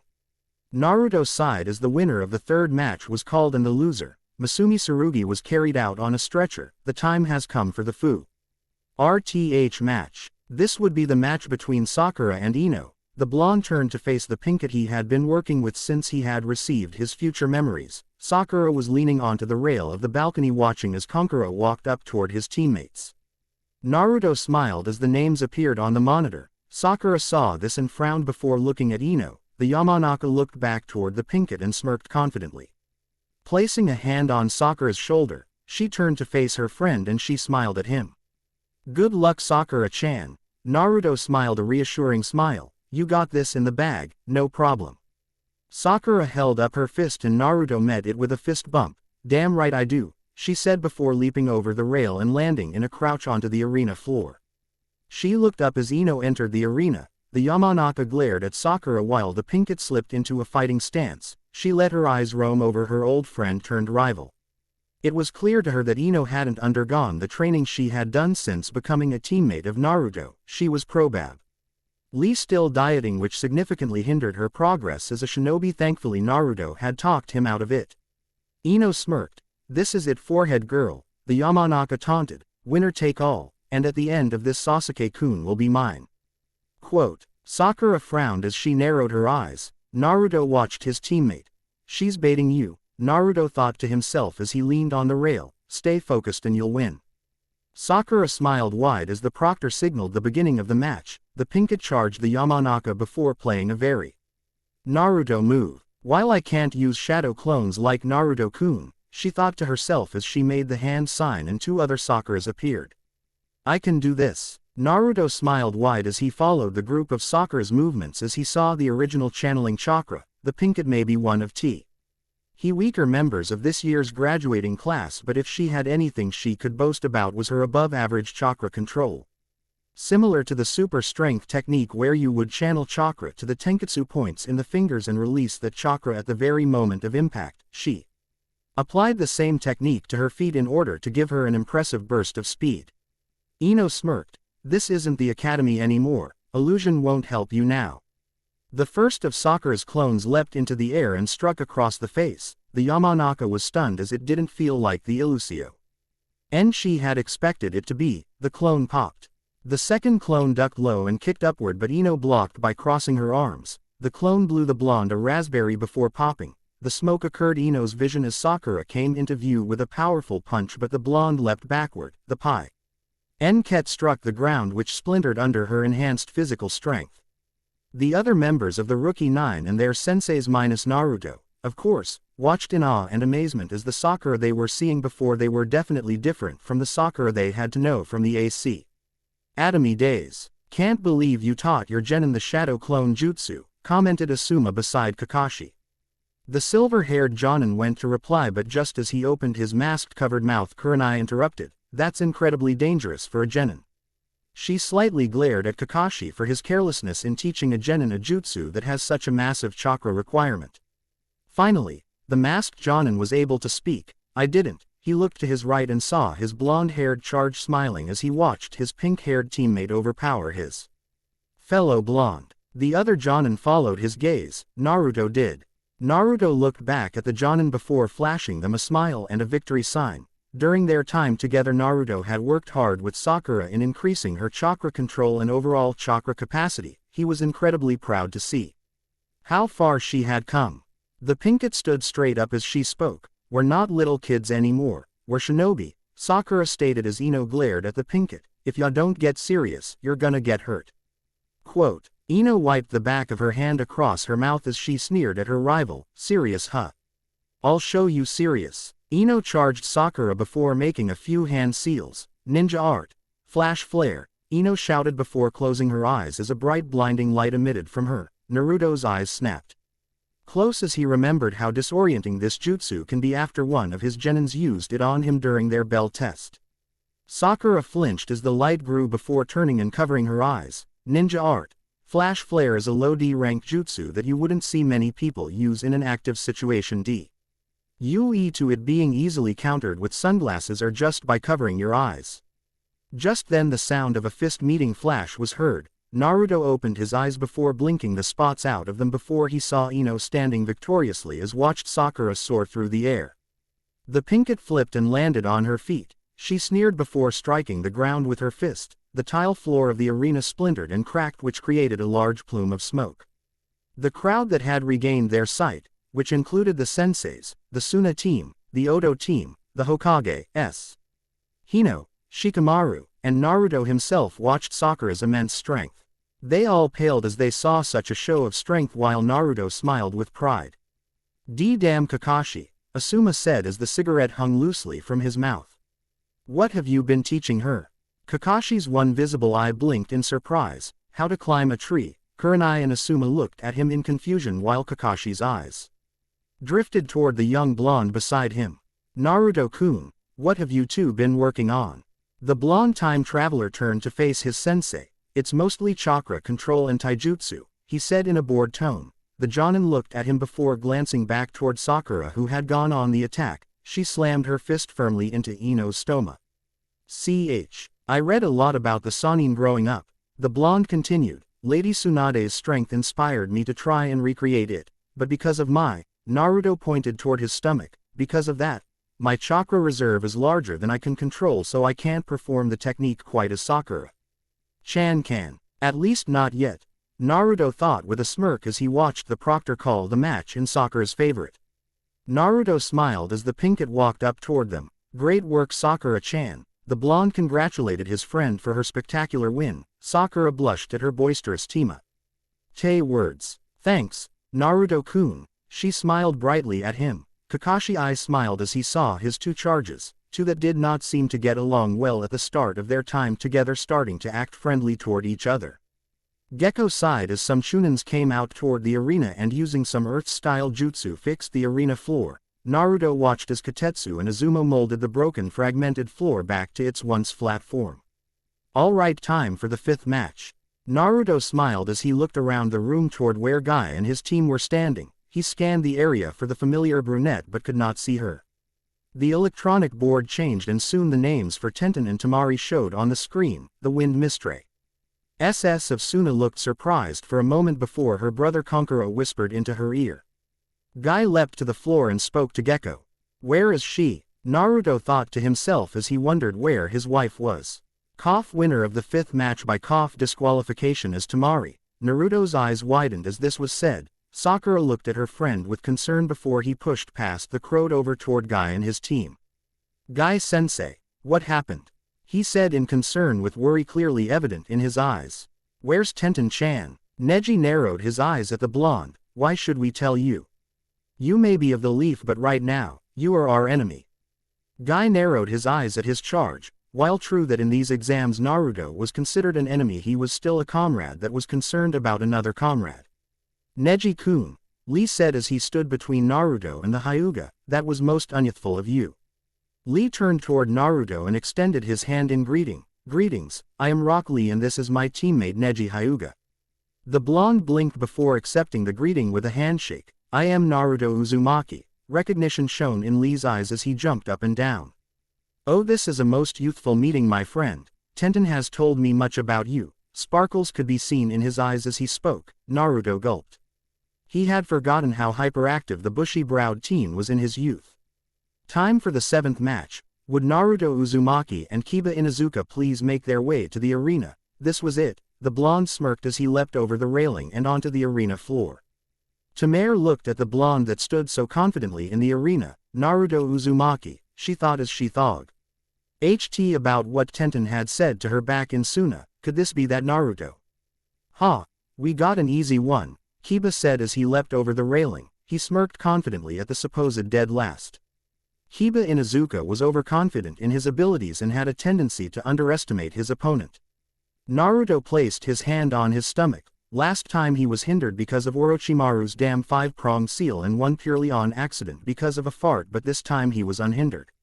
Might as well give up, Naruto, Kiba said arrogantly. No need to embarrass yourself even more. Quote, Naruto smirked. Not gonna happen, dog breath. The blonde clenched his fist. I am Naruto Uzumaki, and I never give up. Up in the stands, Hinata smiled warmly at the blonde's words. Gekko sighed as he looked between both of the genins before him. Are both contestants ready? To this, he received a bark from Akamaru and a nod from both boys. Alright, begin. As Gekko said the word, Kiba immediately used his clan's Fang over Fang technique. Naruto sighed as the 2 tornadoes of Fang and claws came at him. Naruto-kun, get out of there, Sakura shouted from her place next to her sensei. The blonde looked up before the twin tornadoes struck. The members of Team 7 watched in horror, but as their eyes widened the twin tornadoes turned back into Kiba and Akamaru. Everyone looked surprised as Naruto was gone. Kiba looked around, trying to find Naruto when the wind suddenly picked up. Strange that there even was wind when inside a building. Suddenly the Inuzuka looked up and his eyes widened in shock at what he saw. The audience did the same and were shocked to see a familiar boy. Naruto was standing on the ceiling, crouched as he cast a strange jutsu that Kiba had never seen before. Kakashi grew shocked. Has he completed it? Asuma and Kurenai turned toward him in question, but the Sharingan wielder remained fixated on Naruto. Get ready, the blonde said as the winds died deep. You're about to see an original technique. He balled his fists as wind and chakra spiraled around his arms before. He threw his fists forward and the attack left him. Wind style. Rasenari. Kiba's eyes widened as he attempted to jump away with Akamaru. The attack impacted the ground and sea. Reached a crater before the wind exploded outward and caught the Inuzuka. The Konoha ninja looked on as Kiba and Akamaru were thrown into the wall. Kakashi looked at the boy before glanced back toward Naruto. What was that power he used?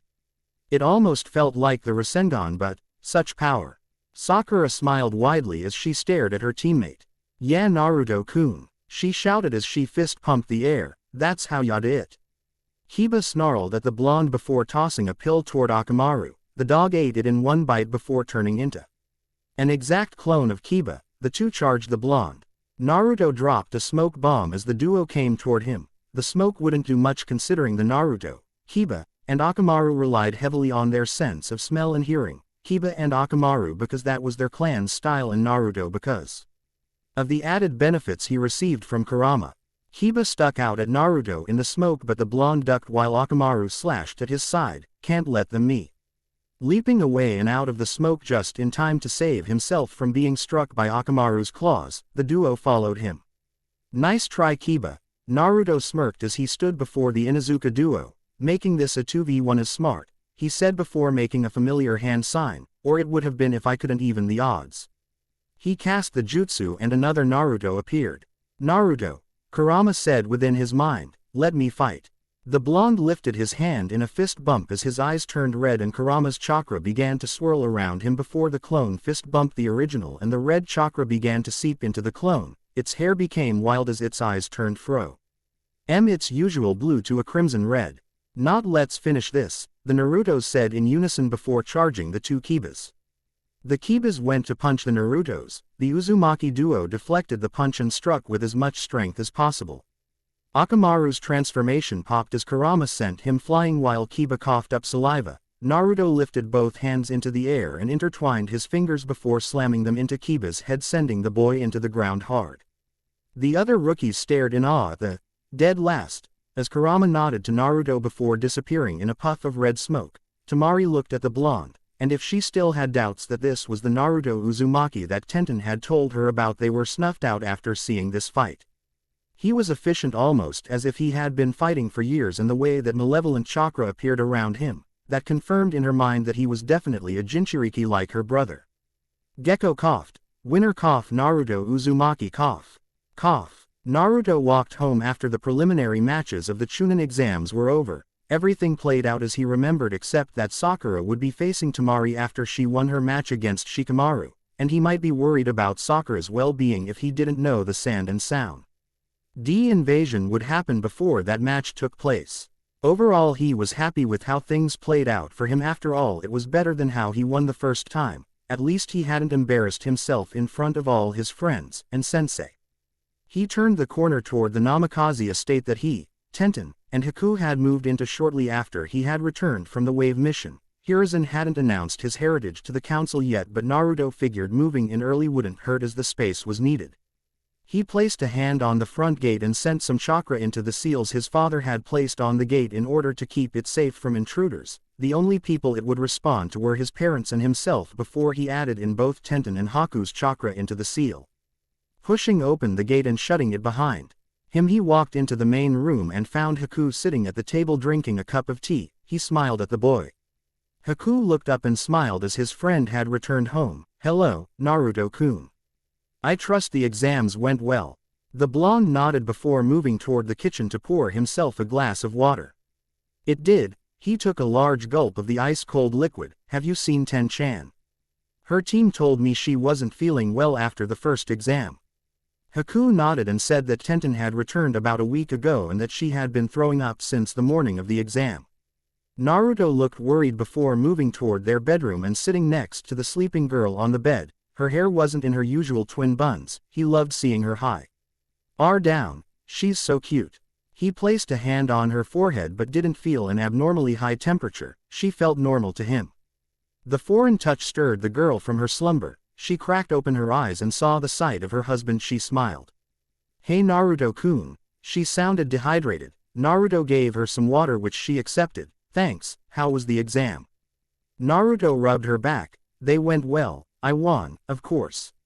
Tenten rolled her eyes and playfully slapped Naruto's thigh. Sakura-chan won her match. She's up against Tamari after she wins against Shikamaru. The brunette giggled at this as she sat up in bed. Her body felt sluggish but her body groaned from the movement after just waking up. No faith in Shikamaru. The blonde leaned in before kissing the girl gently on the lips before walking out the door. Tenten watched with a smile on her face before resting a hand on her stomach. She was starting to feel nauseous again. Guess I'll see a doctor tomorrow. The month had not started well for the young time traveler as he awoke to the ghastly sounds of his beloved throwing up. Jumping out of bed, Naruto made his way into the restroom and found Tenten, her hair yet to be put up into her signature buns, craning her neck over the toilet as she clutched at the sides of the porcelain bowl for dear life. It pained the blonde to know that the only thing he could do was hold her hair back as she emptied her stomach of whatever contents it contained. Once she was finished ejecting the contents of her stomach, Tenten moved toward the sink to wash up and brush her teeth. Naruto stared at her with worry etched into his face. "I'll be fine, Naruto-kun," the brunette said reassuringly, "probably just some stomach bug." Logically, Naruto knew there was little that could be done about most sicknesses, but love wasn't logical. Whatever was going on was serious enough to keep Tenten from having her rematch with Temari, so it must be serious. Still, I think we should go see Fuka-chan later. Fuka Sarutobi was the daughter of the third Hokage and Naruto's personal nurse for as long as he could remember. She wasn't well liked amongst the doctor and nursing staff due to her position, but being the Hokage's daughter, luckily, kept them from doing anything to her. "Don't you need to meet up with Jiraiya-sama today?" Quote. The blonde shrugged as he walked out of the bathroom that was connected to the master bedroom. "Yeah, but not till this afternoon," he said as he slipped on a fresh pair of boxers along with some dark gray pants, a white long-sleeve shirt, and a burnt orange hoodie. "Bedsides, you're more important than meeting up with my perverted godfather." The blonde walked out into the living room to find Haku already awake and in the kitchen. "Good morning, Naruto-kun." The feminine boy was cooking, and whatever it was smelled amazing. "Morning, Haku-san," he said as he walked to the fridge and poured himself a glass of milk. "Whatcha cookin'?" "Sausage and eggs," he said as he cracked open another egg onto the skillet. "I made enough for everyone." Naruto looked at Haku's back. The boy had been doing a lot of cooking and cleaning. NCE they had gotten back from Wave Country. "Ya know, you don't have to make breakfast all the time," the blonde said as he walked up to his friend and placed a hand on his shoulder. "You're a part of this family now, not our maid." Quote. The Hyoten user sighed before turning his head. "I appreciate it, Naruto-kun," he said as he went back to plate the eggs and sausage he had been making. "But with Tenten-san sick, I felt it necessary to do more around the house. Besides, I don't wanna be a burden." Quote. "You're not a burden, Haku-kun." Tenten's voice could be heard from the living room. She was wearing a white outfit with red trim around the seams. Naruto couldn't help but be reminded of their wedding day. As Naruto-kun said, "You're a member of this family. We could never see you as a burden." The feminine man shook his head. "I am indebted to Naruto-kun. After all, he saved my life in this timeline." The blonde rolled his eyes as Haku spoke. "The least I can do is do the cleaning and cooking. I didn't save you so you could be my maid." The blonde spoke up as he took a seat at the dining room table. "I did it because I wanted to. You're my friend." Quote. Haku smiled warmly at his words before the three sat down to begin their meal. They discussed plans for the day. Naruto was adamant about taking Tenten to see the nurse even if she disagreed. Haku agreed with the blonde after taking care of Konoha's weapon mistress for the last week. He knew all too well that she needed to see some form of medical professional. Naruto was seen walking beside Tenten as they entered the hospital. The blonde surveyed the room before spotting a head of long brown hair. "Fuka-chan," the blonde nearly shouted as he and Tenten walked up to the woman. The woman turned and smiled as her favorite genin walked up to her with a girl she did not recognize. "Morning, Fuka-chan, we need your help." Quote. Fuka ruffled the blonde's hair, much to his chagrin and Tenten's amusement. "Morning, Naruto-kun, who's your new friend?" "My name's Tenten Higurashi," the girl introduced herself. "I'm Naru-kun's fiancé." Quote. Fiancé? Fuka visibly stiffened and her eyes widened. True, she hadn't seen Naruto in months, but to have a fiancé. She then took a good look at Naruto. He was taller than she remembered him being, and his eyes showed the same kind of wisdom her father's eyes always held within them. "I know a shinobi's life is risky, but to marry so soon." The blonde chuckled nervously. In the original timeline, Fuka and Konohamaru had been a big part of helping with the wedding preparations alongside their friends in the Rookie 11. Telling the woman that no doubt still saw him as her little brother that he was to be married and at such a young age seemed to be quite nerve-wracking for the young blonde. "Yeah, well," Naruto glanced at Tenten. "Oh right, she was sick. Can you look at Ten-chan for me?" Fuka looked at the young girl that was to marry her little brother. She was indeed cute, and judging from the way her body looks, she was most likely a shinobi like Naruto. "What can I help you with?"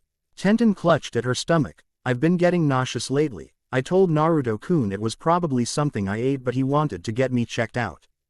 Fuka nodded and led the couple into her office. Tenten sat on a table while the nurse ran a few tests. Fuka pulled a clipboard from her desk. "So Tenten-chan," she asked as she took the cap off a pen, "how long have you been feeling nauseous?" "About a week." Fuka nodded and started to jot that down. "Have you been throwing up?" Tenten nodded. "When would you say do you typically feel sick?" "Mostly during the morning," she said as she smoothed out a wrinkle in her dress that didn't exist. "But I get sick a few times a day." Fuka nodded as she wrote, "Naruto-kun." The blonde looked away from Tenten and at the nurse. "I need to run some more tests. You may leave." The blonde seemed to want to protest until Tenten assured him she would be fine. Naruto walked through the village not going anywhere. His mind was still on Tenten.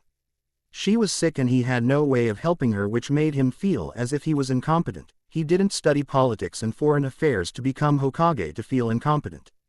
He sighed as he turned the corner and saw his godfather peeping into the woman's bath.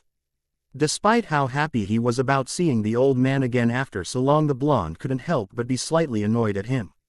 The old spymaster was his godfather, and yet up until now he had never seen him. Sure, he understood how important Jiraiya's spy network was to Konoha, and he understood the dangers it entails to be a spymaster, but the old perv could have at least checked upon him from time to time. Now Naruto finds the old Sannin peeping into the women's onsen. He forgot how much of a perv Jiraiya was in life. "Ah, ya old perv," Naruto shouted, startling the old man and the women inside the onsen. The elderly sage turned quickly with anger in his eyes before a hairbrush was thrown at his head. The blonde laughed as the man fell forward and hit the ground hard. A group of girls ran out of the onsen wearing towels. "No need to worry, ladies," the blonde said as he started dragging Jiraiya by his feet. "Enjoy your soak." The blonde along with the fallen old man disappeared in a cloud of smoke before reappearing at Naruto's favorite training ground. Training Ground 37, also known as the Waterfall Field. Suddenly the Toad Sage leapt up and glared half-heartedly at Naruto. Sure, the kid had alerted the women of his presence, but he had also kept them from clobbering him. "What's the big idea, ya little brat?" Jiraiya shouted. Naruto pointed toward the old man, which took Jiraiya by surprise. "You should be thanking me, ya old perv," the blonde shouted as he glared at the Sannin. "Do you know who was in there?" Exclamation mark quote. Seeing the confused look on the Sannin's face, Naruto sighed. "Anko Mitarashi was in there, and if she woulda got hold of ya, you would be dangling from the Hokage Tower by your balls." The mere thought of such a thing befalling his little shinobi made Jiraiya's face turn almost as white as his high. The elderly man ran forward and grabbed Naruto by the shoulders as he cried and rubbed his cheek on Naruto's own. "Oh, thank you, thank you. Bus off." Naruto started as he pushed the Toad Sage off of him. He had forgotten how weird the perv could be. "Besides, I need you alive," the blonde said. "Need me?" Jiraiya said quizzically. "What could a brat like you need from a super cool and amazing ninja like myself?" The blonde's left eye twitched. Naruto walked closer to the man and adopted his Hokage face as he stared into the man's eyes. "I need you to train me for the Chunin exams." Jiraiya laughed, which annoyed Naruto. "Me? Trainer a brat like you?" He continued laughing. He stopped laughing as he stared down at the young boy. "Do you even know who I am?" He leapt backward before summoning an orange and blue toad and landing on its head. "I'm the amazing, the irresistible, and perverted Toad Sage, Jiraiya of the Sannin," Naruto finished as he was already bored with the Sannin's little speech. With a puff of smoke, the toad was gone, leaving behind a pouting Jiraiya. "I know exactly who you are. You trained the fourth Hokage. You're the only seal master Konoha has right now." Jiraiya smirked at the blonde's words. His reputation was quite a great one. "And my godfather." The white-haired man blinked as he looked at Naruto. "You know." Quote. It was Naruto's turn to smirk. "Of course, and I am very angry that you never visited me." Jiraiya flinched like he had been stabbed with a kunai. Of course, the kid would be angry. The blonde crossed his arms over his chest. "But I'll forgive you, if you'll teach me the summoning jutsu." A sweaty and tired Naruto walked into the living room of the Namikaze estate. The blonde had spent the better part of the last 3 hours convincing Gamabunta that he was to be the next toad summoner. The whisker-faced boy didn't remember training with the old toad to be such a hassle. No matter how good his chakra control was, it seemed as if Gamabunta was just too slippery for him to get a good hold on. In the end, all's well that ends well, Naruto was accepted by the toad boss. Naruto sighed as he lifted his head and arched an eyebrow as he saw Tenten sitting on the love seat and Haku on a chair across from her. They were both in silence. At first, Naruto thought he had missed dinner. Tenten used to get so angry with him when he would miss the dinners she had cooked for him in their past lives. There were no signs of dinner being ready, so he couldn't have missed it. Naruto hummed contemplation. "Hey guys," the blonde said as he walked in. Haku smiled up at him and welcomed his friend home, but Tenten looked at him with a smile and tears streaming down her face. Seeing her red-stained face instantly concerned the blonde as he rushed over to her as carefully as possible. "Ten-chan." He took the seat next to her and cupped her hands in his own as she looked at him. She was over the moon with excitement as she planted a long kiss on her blonde. They separated much to Naruto's chagrin, but it was possibly for the best as Haku was currently in the room. "Naruto, you are a member how? When we first got together we talked about having a family," she said as she took his hand and slid it over her flat stomach. Many things could be said about Naruto Uzumaki, like how he was going to be the greatest Hokage who ever lived, how he was the savior of the fourth great ninja war. Even about how he was a dense idiot at times, but given the context and how his hand was now on her stomach, even a blind man could guess it. "Why? You're pregnant." The Chunin exams were finally upon them as civilians as well as shinobi filled out the arena stands. Haku smiled kindly as he and Tenten sat in their seats. Haku wore his usual green kimono with beige fur lining over top his black striped dark gray turtleneck. Sitting beside him was his lady and friend Tenten, the future matriarch of the Uzumaki clan. She wore a white and red kimono with a red obi wrapped around her waist. She sat down and smiled as she watched the participants come into the arena, her battle-hardened hands rubbing at her stomach that contained the future of the Uzumaki clan. It was too soon for her to show her pregnancy, but Haku smiled at her knowing the future of the clan was assured. After all, he was going to be the best uncle ever. "All right," said the proctor, "the name's Genma Shiranui and I'll be your proctor for the final round of the Chunin exams." The genin present all looked to the man in front of them. "Now we'll get on with the exams. If you forgot, here's the order of the matches. Naruto Uzumaki vs Neji Hyuga Gaara vs Sasuke Uchiha Kankuro vs Shino Aburame Tamari vs Shikamaru Nara Sakura vs winner of match 1. Sakura looked confused as she looked around the arena floor. Excuse me, I thought I was fighting that Dosu guy," she said in confusion as she placed a hand on her hip. She wore a two-piece red outfit with a pink skirt that went down to her knees with slits that ran the length of the skirt and a pink crop top that covered one shoulder.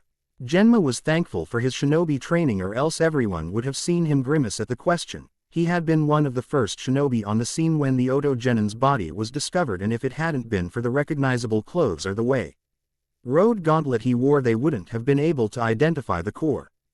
"Genin Dosu has been disqualified for trying to tamper with the battlefield before the exams," he answered with a bored tone. "Any more questions?" "No, goodwill," he said without letting the others answer. "Everyone but Naruto Uzumaki and Neji Hyuga, please make your way to the contestants' box." Naruto smiled as he watched everyone leave the battlefield. Some of the Konoha ninjas offered the Uzumaki a few wishes of good luck, not really expecting Naruto to win the match. He sighed but expected as much, as they still believed he was the same slacker dead last he was during their academy days. Sakura came up behind him and placed a hand on his shoulders. "Kick his ass, Naruto-kun." The girl smiled at him, which earned her a warm smile back. "Ya know when I do win you'll be up against me." Naruto smirked playfully. Sakura laughed nervously as she walked off. She had grown stronger over the last month under her sensei that Kakashi had saddled her with. Ebisu was his name, but she still didn't like her chances against her friend. Naruto turned toward his opponent and smirked. He had a match to win, and this time he would utterly humiliate the boy. The match began and Naruto stood across from his opponent. He didn't want to outright destroy Neji after all, the Hyuga prodigy, but he needed to trounce his skills in order to pull Hat mile-sized stick out of his ass. The blonde summoned a few clones before sending them off to attack Neji, similar to the first time the Ravenet disposed of his clones quickly, though Naruto expected this. After all, the clones were only a distraction, as he disappeared in a swirl of leaves and reappeared behind him. He stuck but was blocked as Neji quickly turned and caught his fist. "Did you really think you could defeat me?" Neji says with a smirk. "Fate has already decided I will be victorious. Why is that, you ask?" Because you are nothing, the Hyuga kicked Naruto in the stomach, which sent the boy skidding across the arena. Damn, Naruto thought as he gripped his stomach. He got cocky and underestimated Neji. The blonde got to his feet and his eyes widened as he sensed Neji's chakra appear behind him. Thinking fast, Naruto ran through a series of hand seals. You're within the range of my divination, Neji said as he began his 8 trigram 64 palm technique. He managed to strike 16 of Naruto's tenketsu but was too late as Naruto had finished channeling his chakra into his scalp.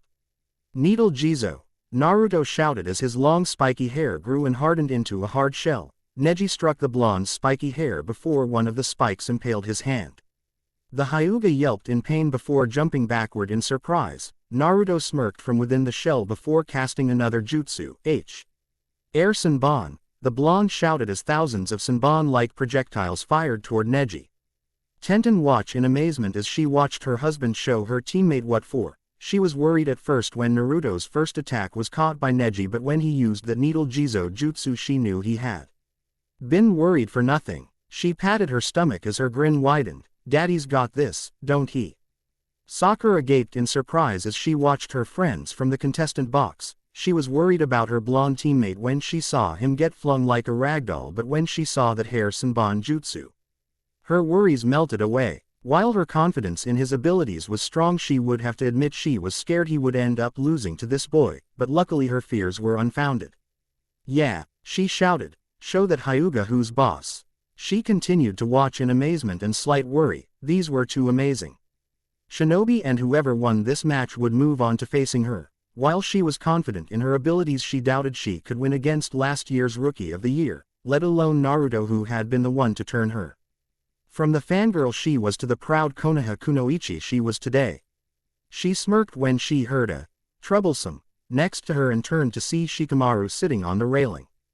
Just when ya think ya got that guy figured out, he goes and gets stronger, he said as he watched the blonde dodge another nay of Neji's strikes. He'll do ya, Sakura said as she leaned on the railing.